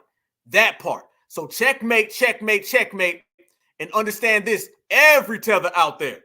Foundational Black Americans, we got all the power, y'all, all the power. And they cannot stand the fact that when they come over here, y'all, they have to abide by us. Because when we say something, it goes. Look at this election now. Ain't nobody talking about no tether talking points. Nope. Look at this election now. Ain't nobody talking about what tethers want. Nope. But I tell you what everybody is talking about. They talking about foundational Black Americans. Deportation, separation, regulation. Don't be mad, keep hating. Checkmate. FBA Friday in full effect. And when you talk about FBA Friday, family, to hammer home the point is made with these numbers right here, y'all. There they go. These numbers were just released, y'all. And these numbers are getting very, very, very more and more close, family. These are some of the numbers that are coming out in different polls. So these are statistical averages. You're going to see a lot of polls. Remember the polls before when they was talking about Kamala. What we're hearing, family, out of these swing states, Arizona, Georgia, Pennsylvania, Nevada, Michigan, Wisconsin. You guys tune into the Black Alpha Network because we are going to have the best, most exclusive coverage. I want every single one of you guys here. We are going to have a straight up marathon, foundational Black Americans, and we're going to cover it from pillar to post the same way we've already done. Ain't nothing wrong, family. No reason to mess tradition up. We're going to go ahead and we're going to send this whole election home the same way we started it. We've been covering this election from day one. We're going to continue to cover it all the way through. You're starting to see that when it comes to the college electoral, Arizona, let's start there. Donald Trump, family, I'm hearing is winning so far in Arizona that the Kamala Harris campaign, they're actually stopping putting too much money into Arizona because they're basically saying it's a wash. This is what I'm hearing about the state of Georgia, my home. Georgia is Trump's country. You don't have the Stacey Abrams of the world, family, where they can try to say that they spun it and they turned it into something big. No, not happening, you guys. These are the likely outcomes right here. Georgia, from what a lot of the polling averages are, you're starting to see the trajectory turning more into Donald Trump even more clear. So I'm going to say that Georgia is clearly an absolute lean for Donald Trump. Let's go to the next one, Pennsylvania. This is where it's going to lie. This is where it's really going to be at, family. It's going to be Pennsylvania.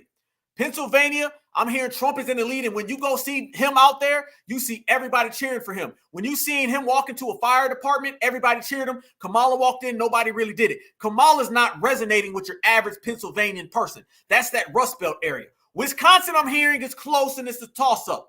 Same with Michigan. And Nevada, I'm hearing that's close as well. They don't have North Carolina on this list, but what I'm hearing about North Carolina, that is also Trump country. All Donald Trump has to do, family, is win Arizona, like he's leading in, Georgia, like he's leading in, North Carolina, and all he's got to do is win one state out of Michigan, Wisconsin, and Pennsylvania. If he wins those, then he will be the next president of the United States of America. And I want you guys to look at the polls and how it switched. Each candidate's chance of winning. This is how it's been up and down, and right now it's polling at Donald Trump 51.6%, Kamala Harris at 48.1%. And everyone knows that these are always slanted more towards liberals opposed to that. Yes, Donald Trump's already winning Ohio. Ohio is a wrap. Ohio is an absolute wrap. I remember when we were all younger, they said that you got to win Ohio and Florida. He's got Ohio and Florida wrapped up. The Midwest is a wrap. But if Donald Trump wins Arizona, Georgia, North Carolina, all he has to do is win one of the Rust Belt states, which is Michigan, Wisconsin, and Pennsylvania. Ohio's already a lean. It's a wrap in Ohio. He's got that wrapped up. Right now, you're right. Philly's the crazy part.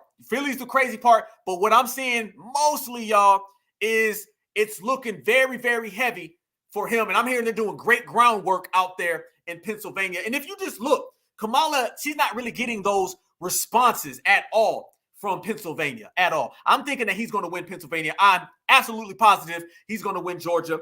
North Carolina, I'm very strong on it. I hear Arizona is a wrap pretty much as well. She, on the other hand, she has to flip Georgia or win because they said she won Georgia last time. She's got to win either Arizona, Georgia, or North Carolina. I'm not believing that she's going to win any of them. And then she'd still have to win Pennsylvania.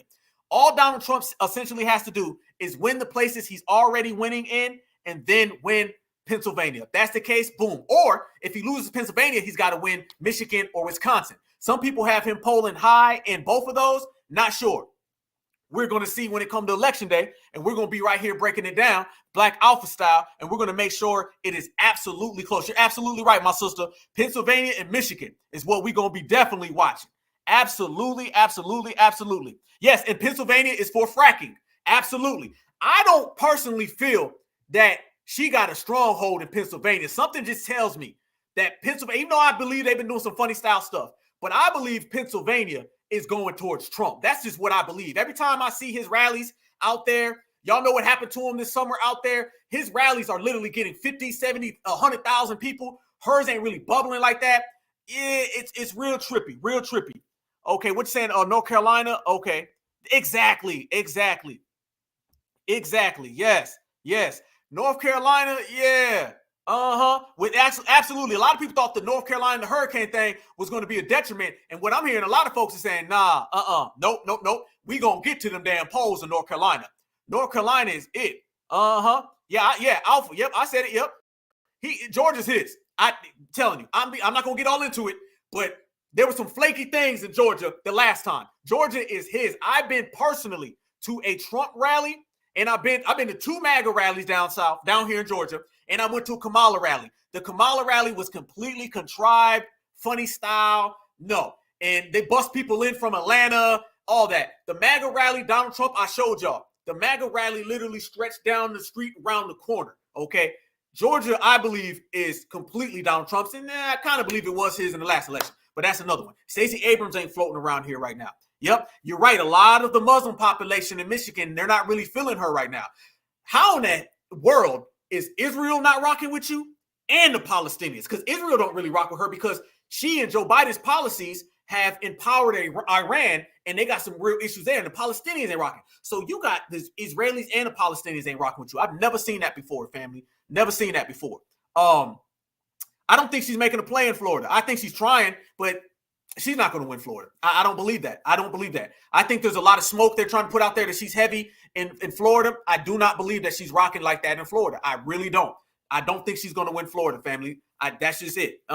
Yeah, Georgia's going to be red. Yep, you're absolutely. Yep, will Georgia turn back red? Absolutely. Georgia will be red. Georgia, I am absolutely positive Georgia will be red. Anywhere I go in Georgia, all I see are signs. For anybody who's never been to Georgia, Georgia is Atlanta and then everybody else, okay? A lot of folks outside of Atlanta, they move slightly different. Like down in Savannah, Savannah's a different world down here, okay? It's Southeast Georgia. It's different. Columbus, little different.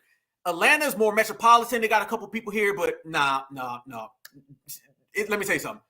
He is going to win the state of Georgia. I'm absolutely positively right. Yeah, all the southern states are definitely going to go for Trump. Absolutely. All the southern states are going to go for Trump. That little stuff that she's getting into with the religious community, that's not going to help her neither at all. Yeah, Florida red all the way. My understanding is that, yeah, he's going to get pretty much, the places. Arizona, I'm hearing that he's winning because they're tired of everything going on down there with the illegals. He's heavy. I'm hearing they're taking their money out of there. They're taking the money completely out of Arizona. Kamala is. And he's doing real good in Arizona. I'm hearing that Wisconsin and Michigan are pretty close. You know what I'm saying? Wisconsin and Michigan, they're getting up there. They're pretty close. Some people believe that he's winning in a lot of them. And it's kind of, you know what I'm saying, on both sides. That's what I'm hearing about that. Yes, I'm saying with Stacey. I seen Stacey Abrams in Savannah. Stacey Abrams, I think me and Marcel, I should show y'all the clip. Me and Marcel seen her in Savannah. It was actually this time last year. It was like a week before Halloween. And I haven't seen her since. What it was is that they did some goofy stuff. Now, I'm not going to get into it. And she lost everything. They put a lot of dollars in her. This is how we know the Shields are going to get in trouble. They put a lot of dollars in her, and it's a wrap. Absolutely. South Carolina, all of Donald Trump. Absolutely.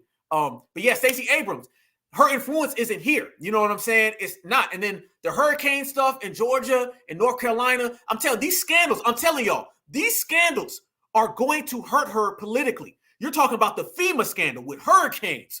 That literally is not just hurting the people affected, but you're talking about everybody outside. I'm in Georgia. Y'all remember, I was supposed to go live, and I couldn't go live because the hurricanes came down here, and we were trying to help people. It knocked out all the power and everything. Folks are mad, and they're talking about her. Nobody's even talking about Joe Biden. They're talking about her. That literally completely, that FEMA scandal was serious, y'all. I believe the grandma scandal that we broke right here, as well as the black grassroots. Candace Owens does her work, but it all started in the grassroots. That grandma scandal, that hurt her.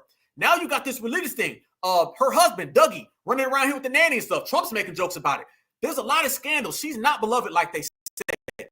You know what I'm saying? Not at all. Absolutely. Yeah. Disaster. And then this meltdown with Fox News, you got the interview disaster. You got the natural disaster. You got all the scandals with her family and her background. A lot of that stuff, family, is just not adding up, y'all. It's not adding up. We're going to be heavy. I'm telling y'all, we're going to broadcast live. And I want everybody here. We're probably just going to go straight and do a marathon. And we're not going to sit there and go to sleep and wake up. Y'all remember the last election? People went to sleep and woke up and other things were happening. We're going to ride this through. And I'm going to have all my brothers and sisters. We do a roll call, right? We are represented very well with the Black American community up in here, family. So we're going to sit here and we're going to break down the whole we're going to break down the whole process, and we're going to do it until they announce a winner. We'll be here all night. I'll get my popcorn, family. We'll be in here having a drink and chilling. Yeah, absolutely. Yeah, there's a few places in Florida, but absolutely, y'all. Florida is it's completely red. She's not, no. And you got to remember this as well, family. When you start talking about the Hillary Clintons, and you start talking about the John Kerrys and some of the other people, they were W's. Let's get this right, all right? They were W's. And they would get some of the W vote. Kamala's not getting that vote. That's why on this episode, we highlighted the rift between her and a lot of the people in the W dominant society community, man. Yeah, we're going to rock. We're going to watch this thing all the way through, family. We're going to watch this all the way through. I don't have a super chat because this channel is not monetized. It's not and I don't ever want it to be monetized, family. No, I appreciate that, but you know what I'm saying? Y'all, I got my Cash App up, but you know me, man. I'm the only person in all of this who doesn't have a monetized channel. And I don't want one. I've never went for that. That's nothing I want. We brothers and sisters, and that's it. Just if I catch a question, we'll bring it up, man. I appreciate that, but no, we're the only ones. My brothers and sisters, I don't ads and none of that. I don't want none of that. We talk directly. We're a family, y'all. We talk directly to each other, and I'm not corporate. So much love to everybody else, but I'm probably the only one as big as I am without one. So no, this is us. I'm one of you guys. So we're going to keep this direct and straight to the people. I say I'm the people's champ. We're just going to be direct to, each other, family. That's how we talking about. Absolutely. We're going to do some phone calls. I'm going to actually have the phone calls locked and loaded so we can do phone calls tonight. Even if I got to bring up some people video, we're going to do it. We're going to go all the way through, y'all. I don't know if you guys remember, but the first time I ever went live was the day after the first reparations rally, and it was during the midterms, and we did it for like 4 hours. But this is different. And this is more serious. So we're going to go all the way through, you guys, and we're going to break it down. I'm talking about step for step. I'm going to have the stream lined up. We're going to have phone calls. I'm going to have a bag of damn popcorn right here. We're going to have a great time, you guys. Great time. It's going to be the best because we've been covering a long, let me say this, fam. Right here on this channel, we've been covering the politics for a long time. I've only been doing this for like 3.5 years. I haven't been doing this that long. We've only been going live for 1 year, family. Only live for 1 year. We've been covering this election every day as it unfolds and as it steps, all the twists, all the turns. You guys remember this summer, right? What happened this summer? During this summer, y'all, I was hitting y'all up. Hey, we're going live tonight. Y'all saw what happened with Trump? Hey, we're going live tonight. You seen what happened with Biden? I believe we were the best at the political coverage. As things went, we broke it down, brought people up. We were covering this as it went, y'all. And we're going to end right. We're going to finish strong. We're going to finish this election strong. And I'm making it a point. We're going to have our best episode as the world changes, because very rarely, family, do you ever see a victory. This can be the biggest victory for us in terms of bringing down that plantation. We're going to shine regardless, win, lose, or draw with these politicians. But I'm telling you right now, if we show what we've been showing, we're going to let everybody know that the Democratic plantation is over with. The Republican plantation ain't working. We're going to show what we've been saying on this channel for the longest amount of time is that we run this country. What I say at my speech, the rally for reparations, y'all hear it in the intro. I say foundational Black Americans, we didn't just build America, we created America. We are made in America, we're born in America and raised in America. We're from America, so we love America, and they not like us because we run America. And that's what I meant. And I said it with my soul because that's what I mean. We run America. And we're going to show on election night that this election has been us. This has really been the Black people's election. It really wasn't before with Donald Trump and Joe Biden, but it turned into the Black people election. That's really what it turned into, because the Democrats thought they was going to win this election based on us. All right. We're going to show everybody that we are stronger than ever and we are a force. They already know it, but it's the difference between knowing it and letting them see it, y'all. So I'm telling you now, we're going to finish strong. It's going to be a powerful episode. I cannot wait until election day, family. And this time next week, we're going to be a few days out. The 2 weeks from then, we're going to be in single digits and we're going. And it's on Tuesday. It's Black Alpha Tuesday. Black Alpha Tuesday. The election comes on. Hell yeah, we're going to rock out. Hell yeah, we're going to rock out, family. And we're going to have so much goddamn fun that it's time, y'all, to have a little more fun. We ain't did this in a minute, right? I need y'all in my foundational Black Americans. Y'all know When we go on Tuesday, we roast, but y'all know Fridays it's a little different. FBA Friday, y'all. That's what we rocking, right? We gonna go there. So y'all get ready for the election, by the way. Y'all make sure y'all get ready for that. We're gonna do a good thing. Let me put that off on the side. Get ready for the election. Also, you guys make sure that you stay subscribed. Make sure they keep you subscribed because there'll be some funny style stuff. So always check your subscription and make sure that you're still subscribed to the Black Alpha Network. Make sure you do that. And make sure at the same time, and I just put this up, make sure you guys continue to send me right there, Black Alpha Net W1. There go. Make sure y'all send me your PSAs, man. Keep them coming because we're still going to get that out and we're going to represent it. Also, let me say this. We're going to win this election because we're foundational Black Americans. But I'm going to tell you, too, we're going to make sure that we frame the narrative of why.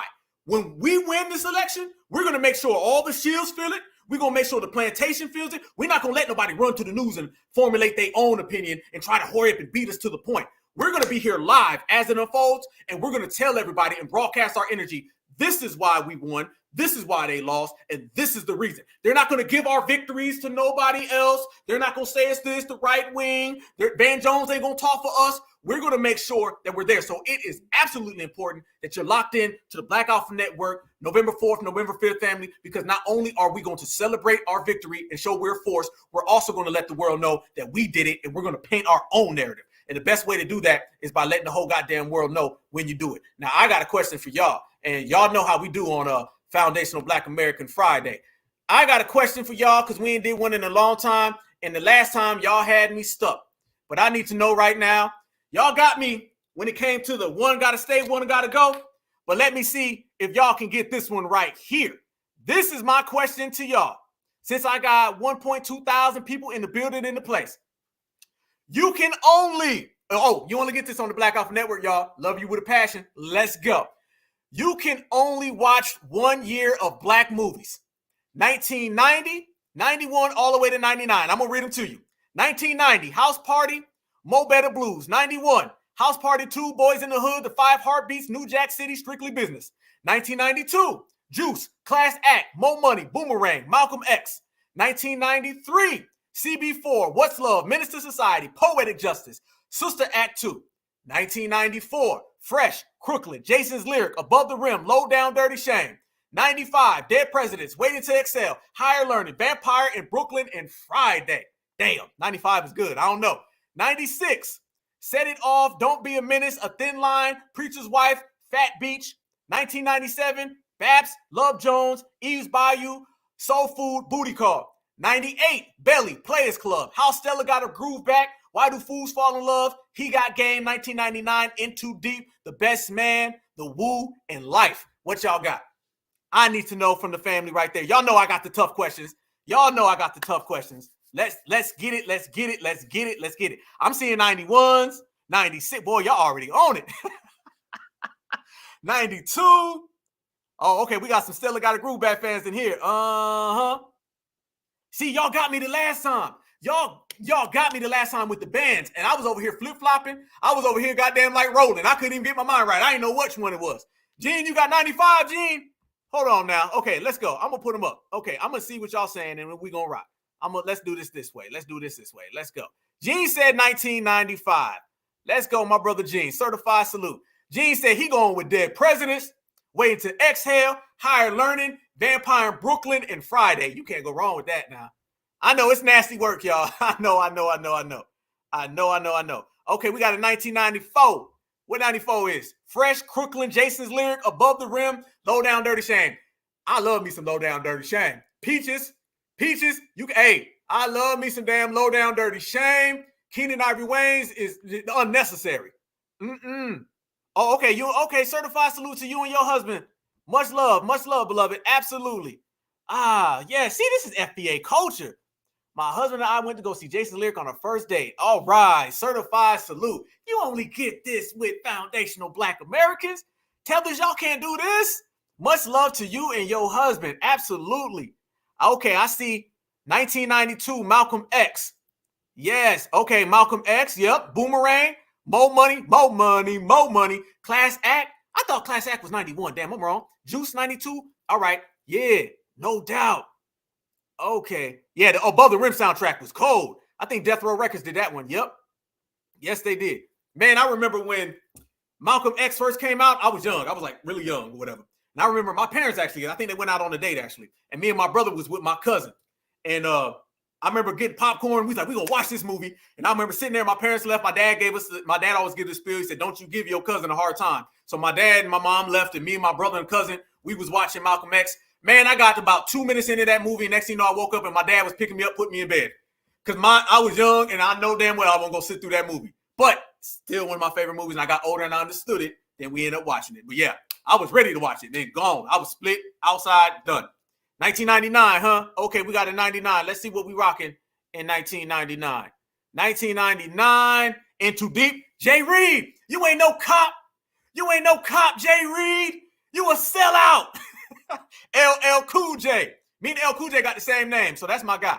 That's my dude. The Best Man, The Wood, and Life. Yeah, Life. Oh man, don't get me started. Don't get me started. Don't get me started. Don't get me started. Here we go. Here we go. Here we go. Yeah, 3.5 hours, Malcolm. I love Malcolm X. This is my favorite movie. I watch it 24/7 now. But when I was a little kid, I was in elementary school. Ain't no way in hell I was getting through that. 1991. Yeah, you ain't lying. New Jack City. There they go. I see you right there, Chris. Yep, 92 and 95 is crazy. You ain't lying. Yeah, you a sellout. Boy, he man. Hey, how many of y'all? Hey, who's seen In Too Deep? If y'all seen In Too Deep, I need to see y'all faces. I gotta go to my teacher. Hold on, hold on. Man, there's so many good. Hold on. Okay. My teacher put on Malcolm X in the 7th grade, changed me from that day. Much respect. That's why Denzel, I'm gonna tell you right now, it took me until I was like in my teens to see Malcolm as Malcolm, because I seen him as Denzel. That's how good Denzel was, and he didn't ever win an Oscar for that. Why Denzel have to turn crooked before he took it, right? Shout out to Jada Kiss. Absolutely, y'all. Yeah. Now, hey, and Surviving the Game was dope with Ice-T. Absolutely. And what was the movie? What was I saying? In Too Deep. If y'all seen In Too Deep, how many of y'all wish that Omar Epps went and he turned on the police and went with LL? That's what I ain't gonna lie. I cheer for the bad guys sometimes. I cheer for the bad guys. I was straight up hoping. I was like, damn, y'all. Man, at the end or whatever, I was hoping Omar Epps went ahead and popped off on him and then him and LL rolled out. But it's all good. I ain't mad. I was so hoping Jay Reed he turned. I was on it. I was like, man, forget that cop. Get the money and dip. I love In Too Deep. Everybody know when the wintertime turn around, I be Jay Reed it up. Boy, they was clean. LL Cool J and Omar was clean in that movie. They was G'd up. No lie. All right. Yep. Uh-huh. Yeah, they had some good ones. Absolutely. Yeah, I used to go for the villains. Yeah. Yeah, you know what? Who's the man? You're right. I don't think Who's the Man's on that list. I'm not sure if it is. Oh, yeah, the pool table scene. Crazy. Jay Reed was a fool. Or a god. Yeah, God. Yeah. El Cool J was God. Mm-hmm. Yep, absolutely. 92. I'm seeing a lot in 92. CB4 was funny too. You absolutely right, Jen. Yep. 95. Yeah, 95 was crazy. Yeah. See, I got me some In Too Deep fans. See, for the longest, I thought I was the only one who liked In Too Deep. Oh no, you right. You know what? Will get me Straight Out of Low Cash. Yeah, Straight Out of Low Cash. Dead Presidents. I love that movie. Man, I love that movie off top. It's crazy. That movie messing with me though. I ain't even gonna lie to you. Like that's one of the movies that mess with me. Mm-hmm. Oh yeah, to tell us like Rico and Belly. I don't like that. I'm gonna drop a dime on them. Yeah, Rico old hating ass. Yeah, Drake and CB4. You ain't lying. Mm-hmm. Drake and CB4 all day. Let me put it back up so y'all can actually see it. Mm-hmm. You ain't lying. Yeah, no, you did. Hold on. I see y'all. Y'all got me in here rolling. We rock like what? You a real In Too Deep fan. If you know that, you a real In Too Deep fan. Absolutely. You ain't never told no lie. Belly, man, X. Y'all know I love X. I love DMX. That's my favorite rapper. Yeah, X all day. Man, I thought he stole the show. Absolutely. Yeah. Dead Presidents gave that energy. Dead Presidents was good. And you're right. It added a bunch of stuff in Dead Presidents that was like low-key stuff that if you know the movement, you really knew what they was talking about. Yeah, Set It Off was crazy too. Set It Off was real crazy. Mm-hmm. Yeah. Yeah, I don't know. It's How to Be a Player. Yeah, How to Be a Player. Hold on. Is it on there? I don't think they got it on here. They must have skipped that one. I ain't write this, by the way, y'all. Because How to Be a Player, I don't know what year did How to Be a Player come out. I don't remember what year that came out, but it should have been on here. It should have been on here. I don't know how you ain't got How to Be a Player. That's got to be up on here. Yeah. Belly came out in like late 98, fam. It was like, I always thought it came out in 99. It came out in like late 98, like literally like December 98. Yeah. Late, yeah, real late. Yeah, real late, fam. Real late. Yeah, I'm gonna get you sucker crazy. Players Club was crazy. Oh yeah, I remember the basement scene on Belly. What did dude say? He said, what he say? Dude was hating. Dude was mad. You gonna get yours, B? You gonna get yours, B? Yeah. Meteor Man. Yeah, Meteor Man got to be on here. I think, when was Meteor Man? Like 93, 94? If I'm not mistaken. See, I was young, man. A lot of it's blurry. But I used to be in there watching. Me and my brother, we used to stay watching all that. Do the Right Thing. Absolutely. That's another classic. I Got the Hook Up was cool, man. Some of the Master P movies was cool. But Master P used to, like, he be overdoing the music to me too much, man. Hey, Gene. See, Gene, that's why I rock with you, bro. You ain't even lying, family. I used to get down on Blank Man. Blank Man went hard. Hey, I ain't even gonna lie. Blank Man, Meteor Man, all those, like, black superhero movies. But Blank Man, hey, hell yeah. You ain't lying, Gene. I'm with you on that one, bro. Absolutely. Spawn. Yep, Spawn was dope. Yep. Meteor Man. Okay, Meteor Man was 91. Okay. Yeah. Meteor Man was real good. Real good. Absolutely. I used to love that. Oh yeah. Okay, yeah, Menace to Society. Yep. See, I remember when they started making those like gang banging movies and stuff. Man, and I love those like Menace to Society in the movies, but it used to get on my nerves that they start turning into like, I don't know, they used to be kind of like glamorizing, like every black man gonna get gotten. It was good though. They was good.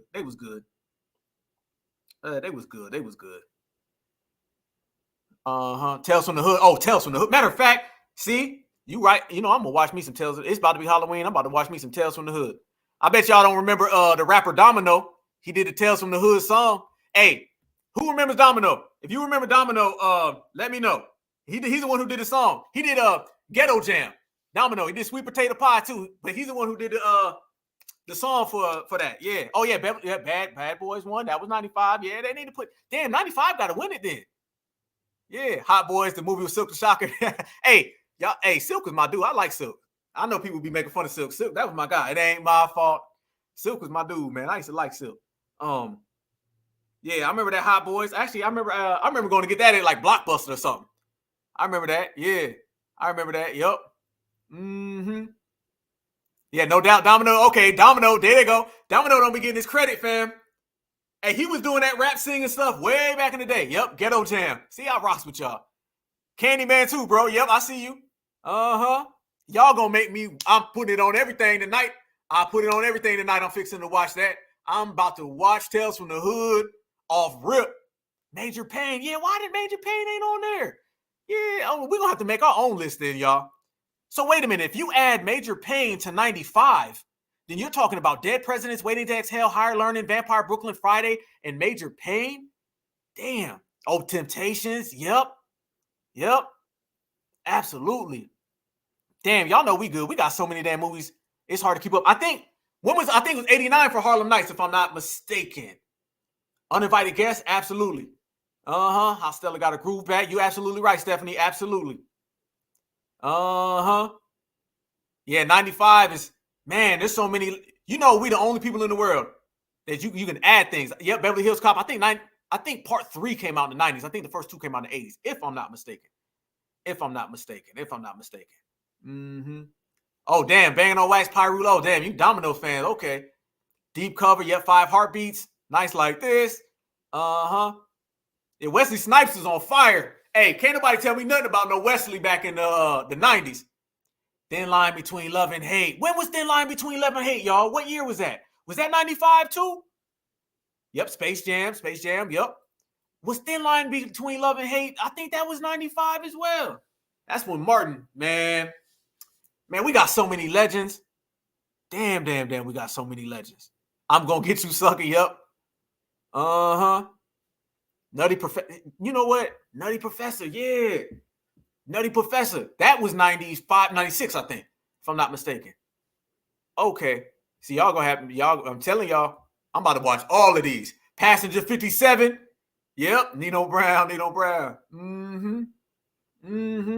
Yeah, Wesley Snipes owned the 90s. I like what was that movie he did? Murder at 1600. I love that movie. That movie cold. Absolutely. Absolutely. Above the Rim. Absolutely. Mm-hmm. Bad Boys. Yep. Don't Be a Menace. 96 was bubbling too. Yep. Damn, we got some. You know, we the only people that got so many legends. We be losing track. Don't nobody else. Everybody else know they got like maybe 4 at best, and they don't even really be legends. They be like amateurs. We got so many legends. We'll sit there and forget. We be like, oh yeah, I forgot about him. Oh, them too. What about her? Yep. Damn, she was a legend. Oh, he had a platinum album. Oh, that person had a blockbuster movie. We be sitting here forgetting because we got so many. That's why everybody bites our style, because we got so much style. You know what I'm saying? Strictly Business, Blade 1. I remember going to see Blade 1 in the theater. That was crazy. That was crazy, crazy. Yeah, Bad Boys was 95. Okay. And damn, you got to put Bad Boys on the list there. Damn. They still making Bad Boys. Good Burger. See? Good Burger. You ain't even. Hey, there they go. Good Burger all the way. Yep. See, something for everybody. You had grown men, grown women. You had the teenagers. I don't know who's all young in the 90s and who's older in the 90s, but man. Damn. The Last Dragon. There they go. Blue Streak. Oh, man. Yeah, Blue Streak was 99. Yep. Blue Streak. Yes. Blue Streak. Yep, absolutely. That's some. Let's be real. That was like Martin. I don't want to say that's his best work, but it was close to it. All with it. Yep. Boys in the Hood. Boys in the Hood was like, yeah, Boys in the Hood was at 90. What? I think they got Boys in the Hood on here. Boys in the Hood was, when was Boys in the Hood? 91. Okay. Boys in the Hood. House Party. I liked House Party 1 and 2. 3, they lost me. I got to start getting lost on 3. Yeah, see, I got a Silk the Shocker fan in here, man. Silk was my guy. When I was a young dude, Silk was my guy. It ain't my fault. That was my dude right there. Certified salute to Silk the Shocker. Straight up. Much respect, family. How to Be a Player was 97. We Be Clubbing. You ain't lying. We got to rewatch them. I'm going to rewatch some of them. Yeah, White Man Can't Jump. Yep. I'm telling y'all done said like 6 or 7 movies that I'm promising you I'm fixing to watch.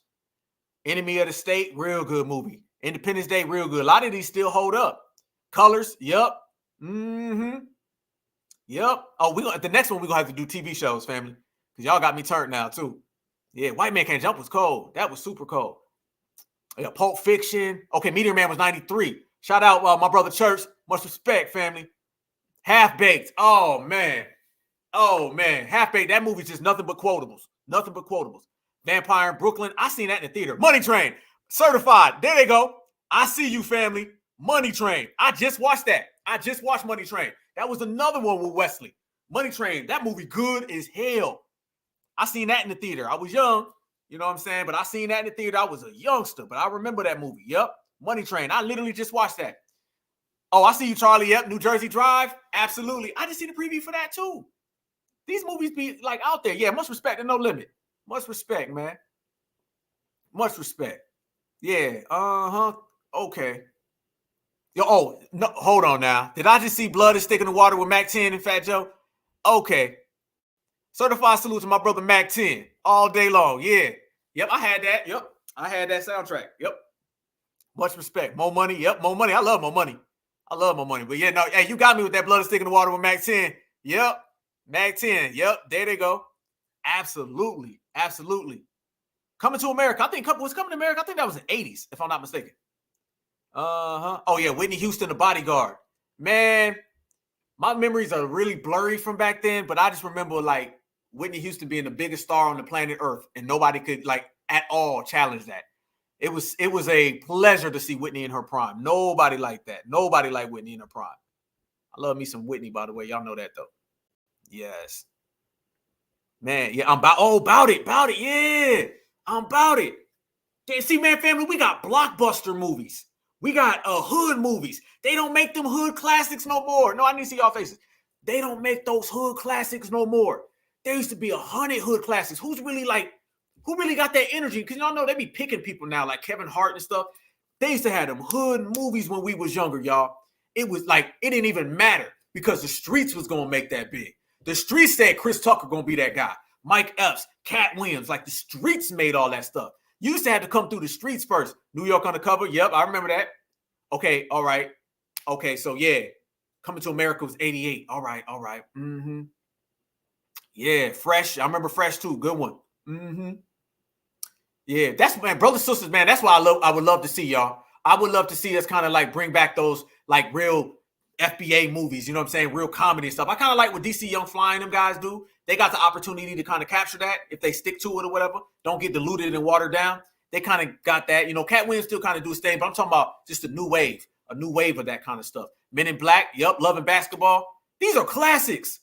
Listen, y'all know how we are. Family, let's go there. Let's talk. Let's go FBA family tree. We don't give a damn what that community thinks. We don't give a damn what they think. We don't care about the blockbusters. We don't care if it's going to the movie theaters, what it did at the box office. You come to every Black American household, we're going to have about 50, 60 movies that are classics to us. And we don't care what nobody. People of color, I don't give a damn.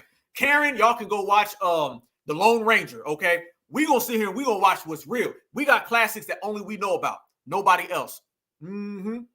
Yep, that's how we do. That's FBA. We create our own class. Everything we do is on our own. So our movies is the same way. The same damn way. Bebe's Kids, that part. Man, Bebe's Kids. That's what I'm talking about. Bebe's Kids. That's like a saying. You know what I'm saying? Like these movies that we made, they ended up becoming like a part of the lingo. You start talking about Bebe's Kids, go Bebe's Kids. Come on. You ain't getting this nowhere. We uncut. We uncut, yo. We say whatever we want to say. Blue Streak was 99. Okay. Yeah, we do what and listen, we don't care what nobody thinks, y'all. We do whatever we want to do. We like, you know, lingo that we take from the streets. Like my homeboy always say, I remember when, you know, the streets actually dictated what society did. Now everybody, you know, they want to be like society. You know what I'm saying? Well, we used to influence the world. These other folks, they came and now they want to flip, flop, and twist. Nah, we represent who we are. We influence everybody. We're not out here trying to be influenced by. That's not our style at all. At all. Yeah, we had some classics. We're the only people who can sit here and talk about classics and we start forgetting them.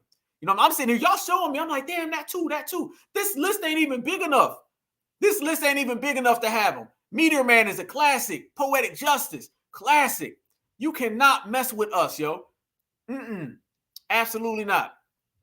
Absolutely not, man. Yep, there you go. Said it best. There we go. See, I love that right there. Absolutely right.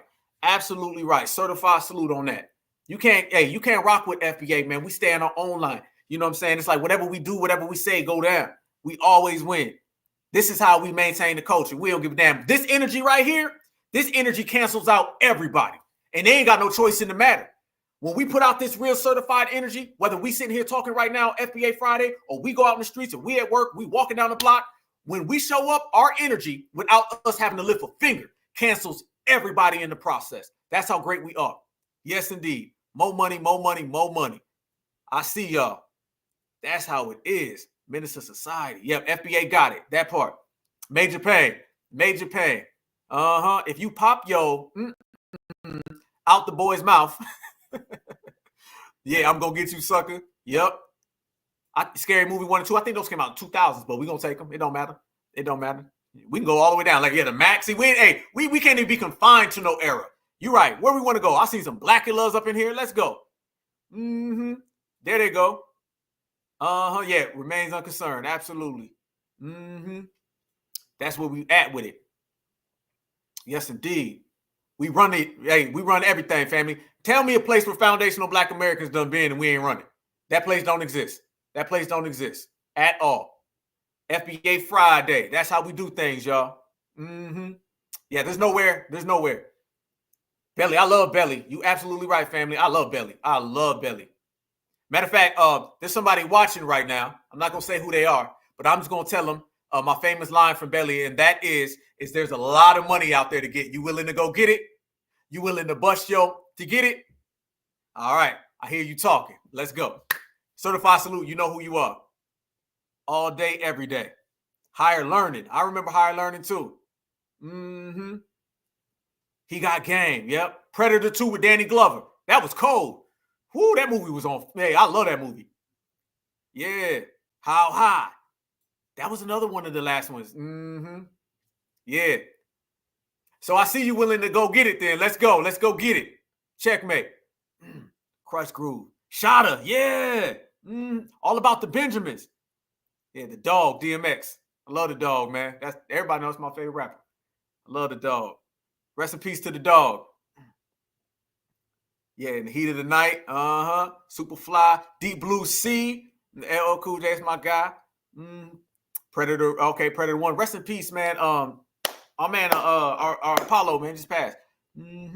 Shaft. I see him. Damn, we got him.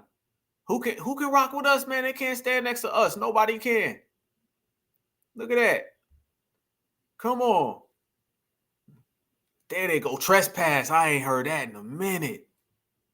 Car Wash. Don't get me started on Car Wash. We be up in here Daddy Rich all the time. Eve's Bayou. Yep. Oh, man. We so good. We got people, we got legends that made movies about legends, and those movies are legendary. Okay? Come on now. How are we on it? Carl Weathers. Yes, indeed. Rest in peace, family. Rest in peace. And we hold ours down, too. We hold ours down. Yeah, LL, stay with it. I told y'all, man, LL, that's my dude. Much respect to LL. The Wash with Dr. Dre and Snoop. Yep, that movie's good. That movie is really good, actually. Yeah, RP to the Dark Man. Yeah, that's my man. X all day. Let's go. Yep, Blue Hill Avenue. Ricochet. Oh, damn. Oh, you done went there with that one. Damn. Yeah, Set It Off was crazy. Bone Thugs that did the soundtrack for that one. Days of Our Lives. Much love to Bone, Ohio. Anaconda. I seen Anaconda in the theater too. And I remember the foundational Black American sisters that were in front of us. They were jumping every single time that snake popped out. Let me tell y'all, I went to go see Anaconda in the movies. It was me, my mom, and my brother. And it was packed. And I was young.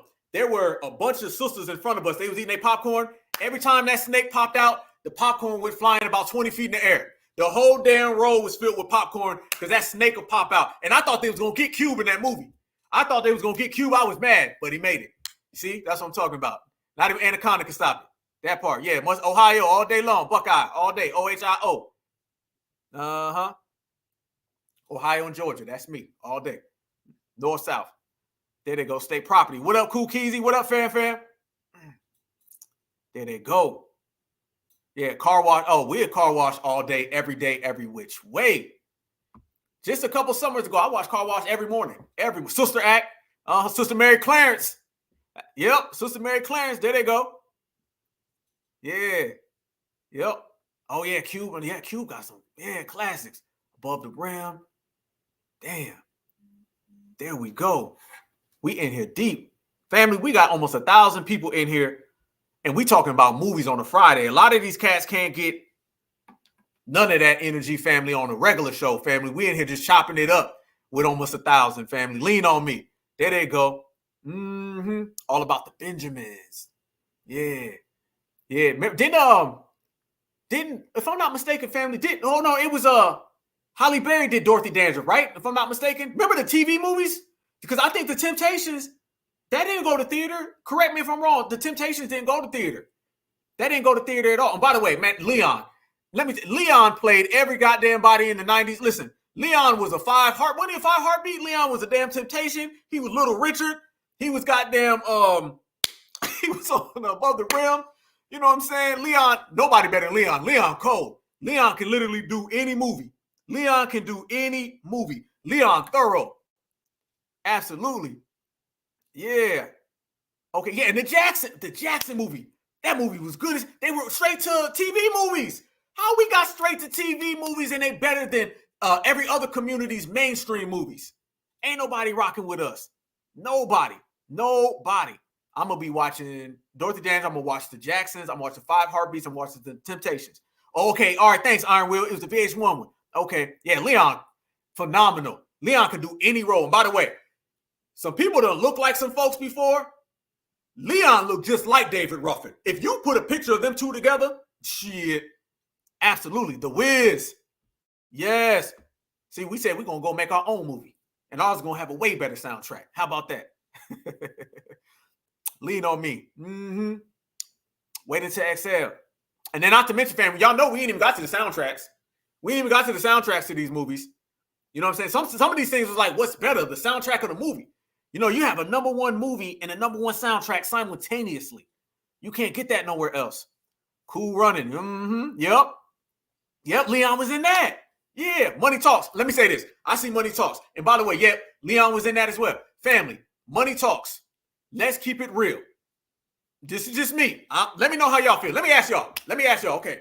$1 million question. We've been debating this in my family for years. And you know I got to talk to y'all because y'all going to be the deciding factor, okay?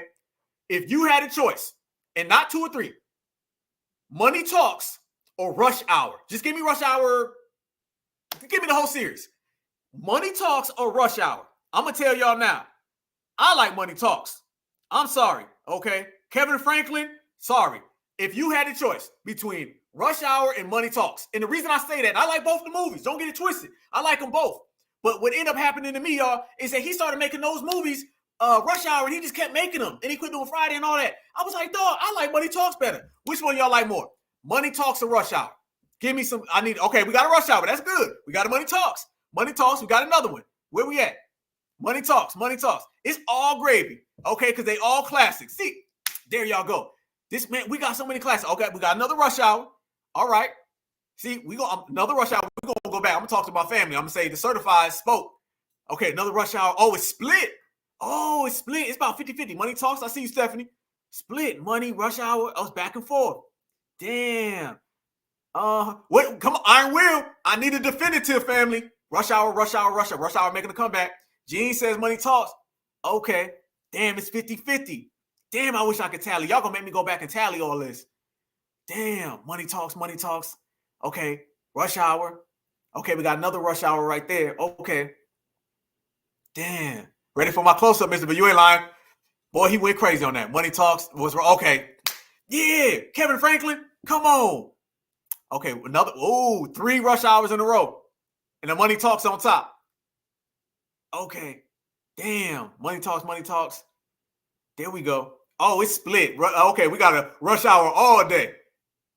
I ain't mad at that, family. Great White Hype was dope. Great White, not Keenan, Damon Wayans. Crazy movie.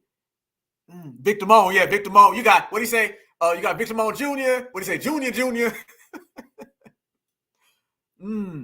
Money Talks. Okay. Damn. Oh, yeah. You know what? No, you're right. Yeah, we're going to have to set up a poll. I'm going to do, on the next episode, family, we're going to make this a poll because we got to get some definitive answers up in here. Hold on. Can I do that now? Let me see if I can do that now. Let me see if we can do that now. We here. Yeah. Let's see if we can make a poll tonight. Let's see how we do this. Yeah, Chris Tucker in his prime. I don't know, y'all. Chris Tucker in his prime was something else. He was something else. Let's see if we can. Let me see if I can make a poll. Let me see. Oh, man, they not let me make a poll, y'all. Damn. Okay, we're going to have to do that the next time. Next time, we're going to be making us a poll, y'all. Yeah, the Money Talks intro. Yep. Damn. We're going to get a poll next time. I promise you're going to do a poll next time all the way. And that's going to be the first question. That's what I'm going to start having to break it down. We got so many classics. Just like when we did the TV. No, we didn't do TV shows yet. We did the music. We did the R&B groups, the men and the women. Yeah, we're going to have to break it down both ways and just do an actual, like, a poll. But keep it, like, within 1 or 2 because we got so many legends. All right. Yeah. That man was, boy, he was on something. I love the part when he jumped out the damn helicopter and he landed in that water. Boy, he said that water was cold as hell. Set it off. Love set it off. Dead presidents. I love dead presidents. Absolutely. Yeah, Chris Tucker in his prime, y'all. Woo. Put it this way. I remember going to see a movie. I don't even remember what it was. And y'all know sometimes the best part of the movie is the damn previews. I'm sitting there in the theater and they start showing the movie that was coming, but they didn't tell you what movie it was.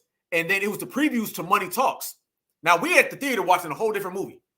When Chris Tucker turns around and he smiles at the camera, the whole damn theater started cheering. And this was for the preview. The preview of Money Talks got more of a response from the audience than the damn movie we went to go see. That's how hot he was in the streets. It's the same energy like Cat Williams had when he was just running it. There ain't nothing like us, y'all. Beverly Hills Cop.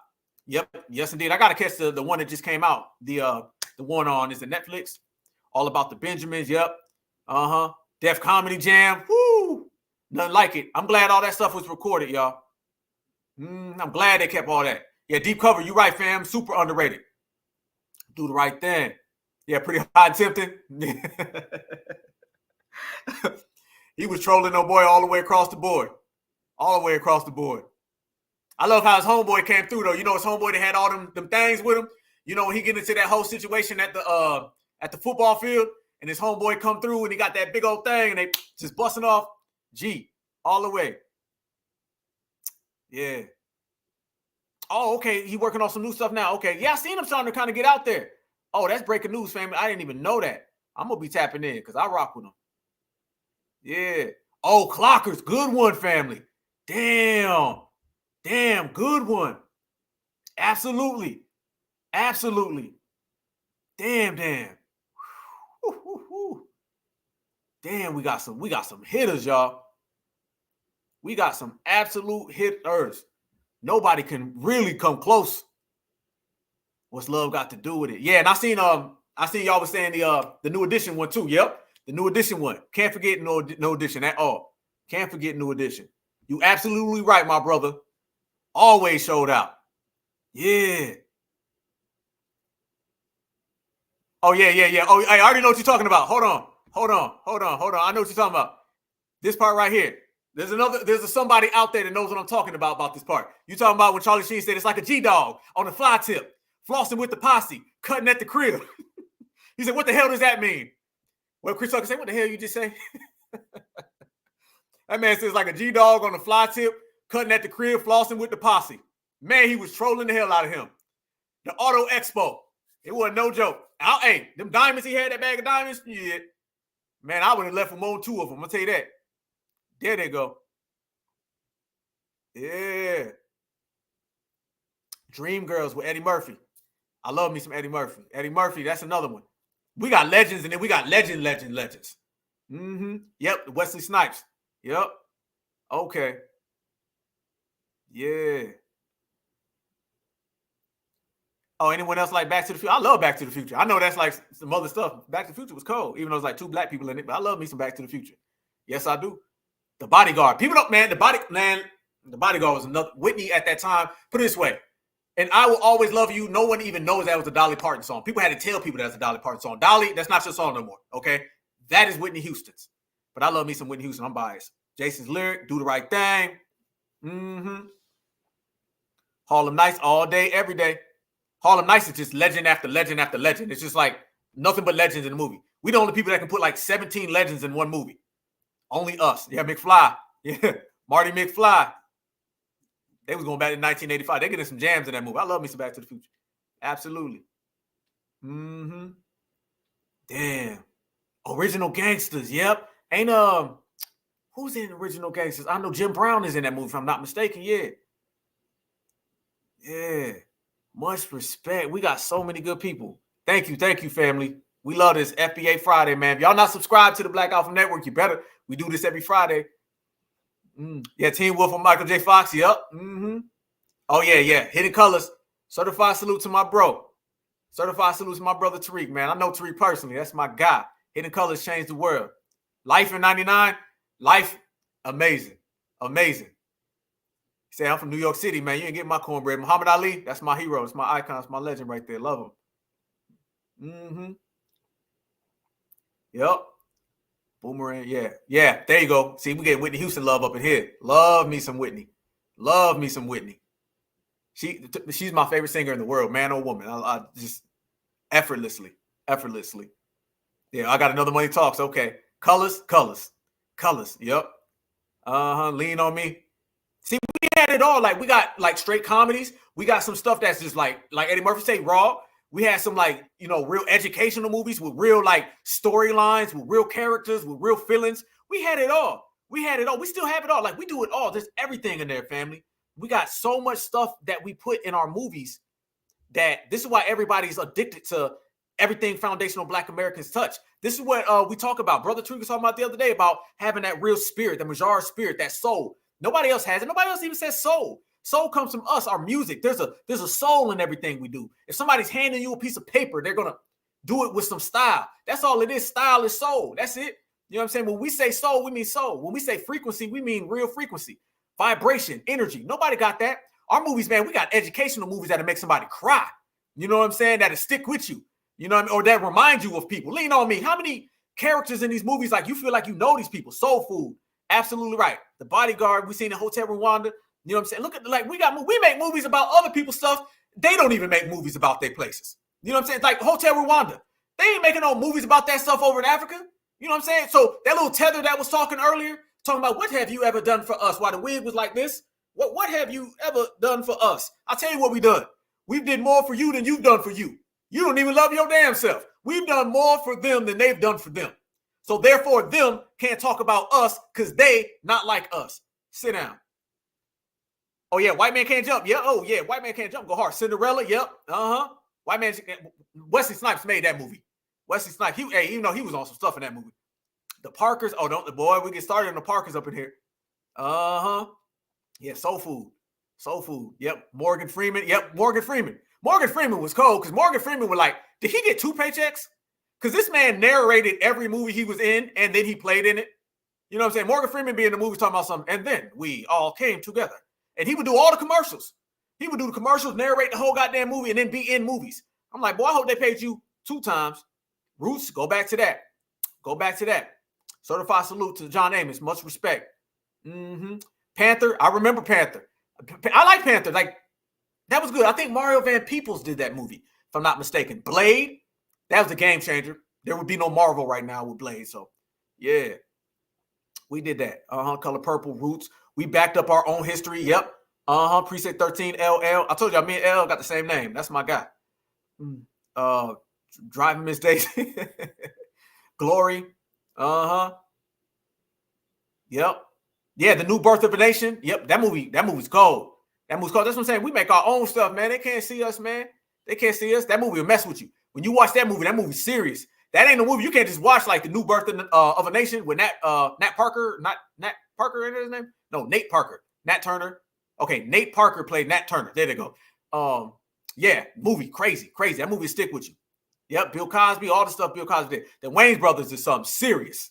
Every one of them is funny to me. Every one. My dude is Damon. I love me some Damon's like the superstar. You know, my wife and kids, all that with Damon, and then Keenan. Keenan crazy too. You know what I'm saying? And I love me some Sean and Marlon. They were like the younger folks that they got him. Yeah, RP Debo. You know, Debo, man, come on, man. Everybody. We got it all. What you want? Nutty Professor. Come on. Martin Lawrence. Eddie Murphy. We got the Wayans brothers, man. Come on. Chris Tucker. You know what I'm saying? Green Mile. I see Major Payne. Come on. Can't nobody see us, y'all. Certified salute. That looking like my brother Eastside. Every day, all day, family. I see you, brother. Certified. Let's go. Ghost Dad. Brother, no, you didn't put Ghost Dad in there. Man, I used to love me some Ghost Dad. This, man, you ain't lying. I'm about to go watch that. My brother loved that movie. Yeah, Ghost Dad. Ghost Dad was one of the most underrated movies out there. Ghost Dad was a damn good movie. Yeah, Pam Grier. Pam Grier, they say black don't crack. Pam Grier looked like she did in 1970. Certified salute to her. Much respect. Yeah, Ghost Dad. Coolie High. Yup. There they go. Don't be a menace. Yup. While drinking your juice in the hood. Yup. Any Given Sunday. Ain't that the movie where L Cool J knocked out Jamie Foxx? What did Any Given Sunday? Correct me if I'm wrong, because I heard LL. I heard the stories. I heard LL to lit him up. Yeah. Ghost Dad. Appreciate that, family. That was a good movie. Very underrated, man. Very underrated. I like that New Birth of a Nation. I thought it was good. I thought they did a good job in that one. I like that New Birth of a Nation. I thought it was good. I thought it was real good. I thought dude did a good job, man. You know what I'm saying? It was some good moments. I mean, how can you mess that movie up? I thought it was good. Ray. Absolutely. Ray. Yup. Oh, Pam Grier's from Denver. Okay, certified salute. All the way. Much respect. Remember the Titans? Yep. Okay. Damn. Yeah, Eddie Griffin, my dude. Eddie Griffin on the radio. Y'all go watch the movie, the comedy special Voodoo Child. Eddie Griffin. Super funny. Your Daddy Daycare. Yep. Shaft, you can't leave out Shaft. The Last Boy Scout. Super good. Bruce Willis and Damon Wayans. I actually just watched that like a year ago. Damn. Norbit. Oh, man. Friday After Next, Dr. Doolittle. Mm-hmm. Leonard Part 6. Oh, there they go. Mm-hmm. Eddie Murphy got a lot of classics. The Sinbad Show. Man, I remember the Sinbad Show, man. That was on for like a season or something. They canceled it. Actually, I just watched something about Living Single and like how they did that show dirty. Because let's be real, the Streets was on Living Single. Friends, man, wasn't nobody on that stuff. Nobody on that. House Guest. Oh, man. House Guest. What was his name in House Guest? Man, I know Sinbad did it, but damn, I forget his name. Yeah, I love House Guest. I rock with Sinbad. Yep. House Guest. Uh-huh. He said he's going to be a millionaire. He played them folks, didn't he? He played them folks. Oh, Maple Ridge. Uh-huh. Absolutely. Yeah. Mm-hmm. Much respect. Much respect across the board. Anybody? Okay, yeah. Anybody? Hold on. Shaft. Okay, yeah, I love Shaft 99. That was cold. Sammy L came with it on that one.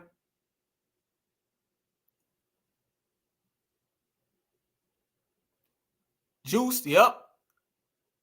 Jingle All the Way. Uh-oh. Yeah, Sinbad was in there too. Yep. Jingle All the Way. I love Jingle All the Way. That movie funny as hell too. You got to have Demolition Man. Simon Phoenix. Yes, indeed. You see, listen, other people's movies be cool, but if it's got an FBA in it or one of us, man, you know it's different. You know it's different when they throw one of us in it. Like, just like Sinbad being in Jingle All the Way made that movie dope. Straight up and down. Cop and a Half. I remember that movie. Yep, I remember that. Uh-huh. Anybody remember a movie called Ride or Kinfolk? Any of y'all remember that movie? Ride or Kinfolk? Yep, one of those two. Yep, Ride or Kinfolk. Anybody remember those? We got legends. Billy D. Williams. Billy D. Williams is like Pam Grier. Billy D. Williams will still get your old lady. Billy D. Williams will come in the building at 80 years old. You be 20 years old and he gonna leave with your girl. You do. I don't care who you are. Billy D. walk in the building, you better grab your woman. Billy D. still on that player. There they go. Mm-hmm. Yes. Ride. Okay, we can ride. There they go. Yep. Uh-huh. Fifth Element. Yes. Corbin Dallas. See, like Chris Tucker made that whole thing. Get on the Bus. New Jersey Drive. Yeah. Okay. Oh, yeah. Yep. See, okay, we got some people remember. Yep. Uh-huh. Yep. Living Large. Damn, you ain't lying. Uh-huh. Damn, we got some movies. Superfly, yep. Oh, man, even the horror movies. Yeah, that's another thing with us, man. Our horror movies are better than everything we do is better. Our comedies are better. Our actions are better. Our horror movies are better. We just bring that real stuff. Yeah, Billy D 100% on that Mac. Mm-hmm. Billy D. A lot of people want to be like Billy D, man. Billy D was on that game. That man was a personification of smooth. That man was in damn Star Wars. That man do it all. Brown Sugar, Fat Albert, I Am Legend, Will Smith. Was Certified Salute to Will, man. Will had a lot of stuff. Bones, yep. I got the hookup. Uh-huh. Foxy Brown, yep. Yeah. Damn. Oh, damn. Richard Pryor, yep. Damn. Absolutely. Yeah, Ride, yep. Ride, uh-huh. Eve's Bayou, yep. Damn, we got some stuff. Ain't nobody. Yes, sir. Ghostbusters. Don't even get me started on Ghostbusters, family. Don't get me started. We be in here Ghostbusters all night. We be in Ghostbusters all damn night. Uh-huh. We be Winston up in here. Shout out to Ernie Hudson. Shout out. Ghostbusters all damn day long. Think of the song. That's like the Halloween, like, think all the Halloween stuff. You talk about Thriller, Michael Jackson, Somebody's Watching Me by Rocco, which is really Michael Jackson did the hook. And then you talk about Ghostbusters. What's dude's name? The same Ghostbusters. Billy, what's his name, man? I'm sorry. Much love. I love Ghostbusters. What's bro's name that do the Ghostbusters theme song? Because I just see he still performs that song. He still performs that song everywhere. And that's like, that song right now is getting crazy spins. Crazy. That really like took that movie to another level. Oh, yeah, I love some Ghostbusters. Hell yeah. I love how Ghostbusters, they had all the scientists, but Winston, they had a black Ghostbusters. And if you remember, Winston was like the off the block guy. Remember the lady said, do you believe in this? Do you believe in this? Do you believe in this? Do you believe in this? And he was like, shit, if it got a steady paycheck, I believe whatever you say. They put in a brother in that. Bobby Brown saying Ray Parker Jr. Ray Parker Jr. There you go. Ray Parker Jr. You know he still performs that song. I literally saw him perform that in a crowd. It wasn't a little crowd. Thousands of people was watching him. He still performs that song. Much respect to Ray Parker Jr. Yep. That was dope right there. Yep. Much love and respect to Ray Parker Jr. Get yours, family. Without that song, that movie don't hit the same way. And then, yep, Bobby Brown did part 2. He did a theme to that, and that was a classic song. Yeah. Absolutely. Ray Parker Jr., If There's Something Strange in Your Neighborhood. Come on, family. Is that movie the same without that song? They probably generated billions of dollars off of that record. Ray Parker Jr., much respect. The Toy with Richard Pryor. Yep. That got all types of like racial things in there. Yep. Absolutely. Absolutely, family. See, y'all got me on some Ghostbusters. I love Ghostbusters. Y'all gonna make me turn that up tonight. Yes, indeed. 1, 2. 1, 2. We skipped the one with the girls. That was trash. The next ones is cool, but we're getting on 1 and 2 tonight. Yeah, On Our Own with Bobby Brown. Yep. On Our Own. That was huge song. Huge song. I think I was in like kindergarten or something when that came out. Yeah, I don't even know if I was in school yet. I might have been in preschool or something. I don't know. Long time ago, but I remember that damn song. Great song. Ray Parker Jr. came and then they brought back Bobby. Bobby killed that song. Didn't he do that?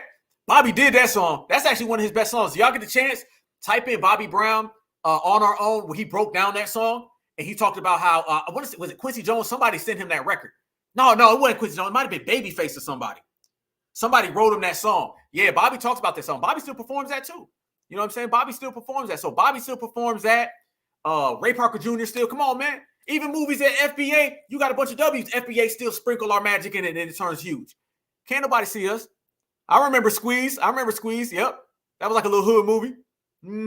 Welcome Home, Roscoe Jenkins. Love that movie. That man came back. He fought every damn body at his family. Drumline. No, you're right, family. Drumline. Absolutely. Drumline. Good movie. Classics. Just hood. We didn't need to be like box office classics, even though we had those.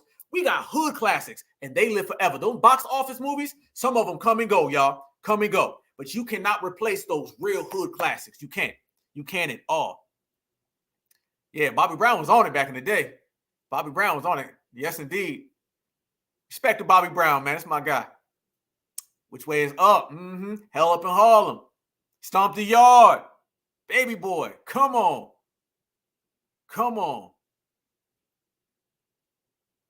Okay. Yes, indeed. I like Rush Hour 1, and then they start kind of trailing off to me. But I like Rush Hour 1 more, the most. 2's pretty cool. That part where the guy kicks Chris Tucker and said, "Which one of y'all kicked me?" Funny as hell, just like that. Trading Places. Oh man, classic. Eddie Murphy had nothing but classics. Trading Places is hilarious, super hilarious. Ride. Yup. 98. There was Ride. Yup. There they go. Drumline. All right, family. Man, we chopping it up, y'all. We go all damn night. Family, next time I'm going to have a poll, and we're going to literally break. I think we're going to do TV shows. I'm talking about all of them. Living Single, we got to put that on there. Martin, all that. We're going to have a whole one, family, and we're going to chop it up. Come on, y'all. How many other people are out there? Almost 1,000 people, and it's been over 1,000. We done went through the whole political lane, and now we're talking about movies. We're talking about TV shows. We're talking about actors. We're talking about FBA legends. You only get that right here in Certified Black Society from Foundational Black Americans, y'all. Nobody's like our family tree. Nobody's like us. They can try, but they're going to fail. And we always going to prevail. That's it, y'all. All right, 48 hours too. Love that. Man, y'all stay good, man. We've been in here for 4 hours doing the damn thing. FBA Friday. And we're going to continue to put in that work, y'all. We're going to continue to let the whole goddamn world know that we run it. Remember, every single thing you do, family, if you woke up a Foundational Black American, you were already winning. And we win all the damn time. Certified. Y'all have a safe weekend.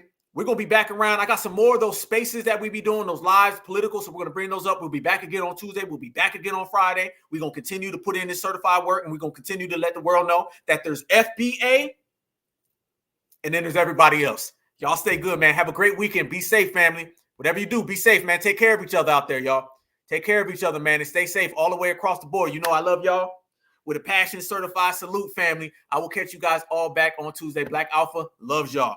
Stay safe, family. Remember, black is beautiful, and beautiful is always black. Certified salute. Free Huey.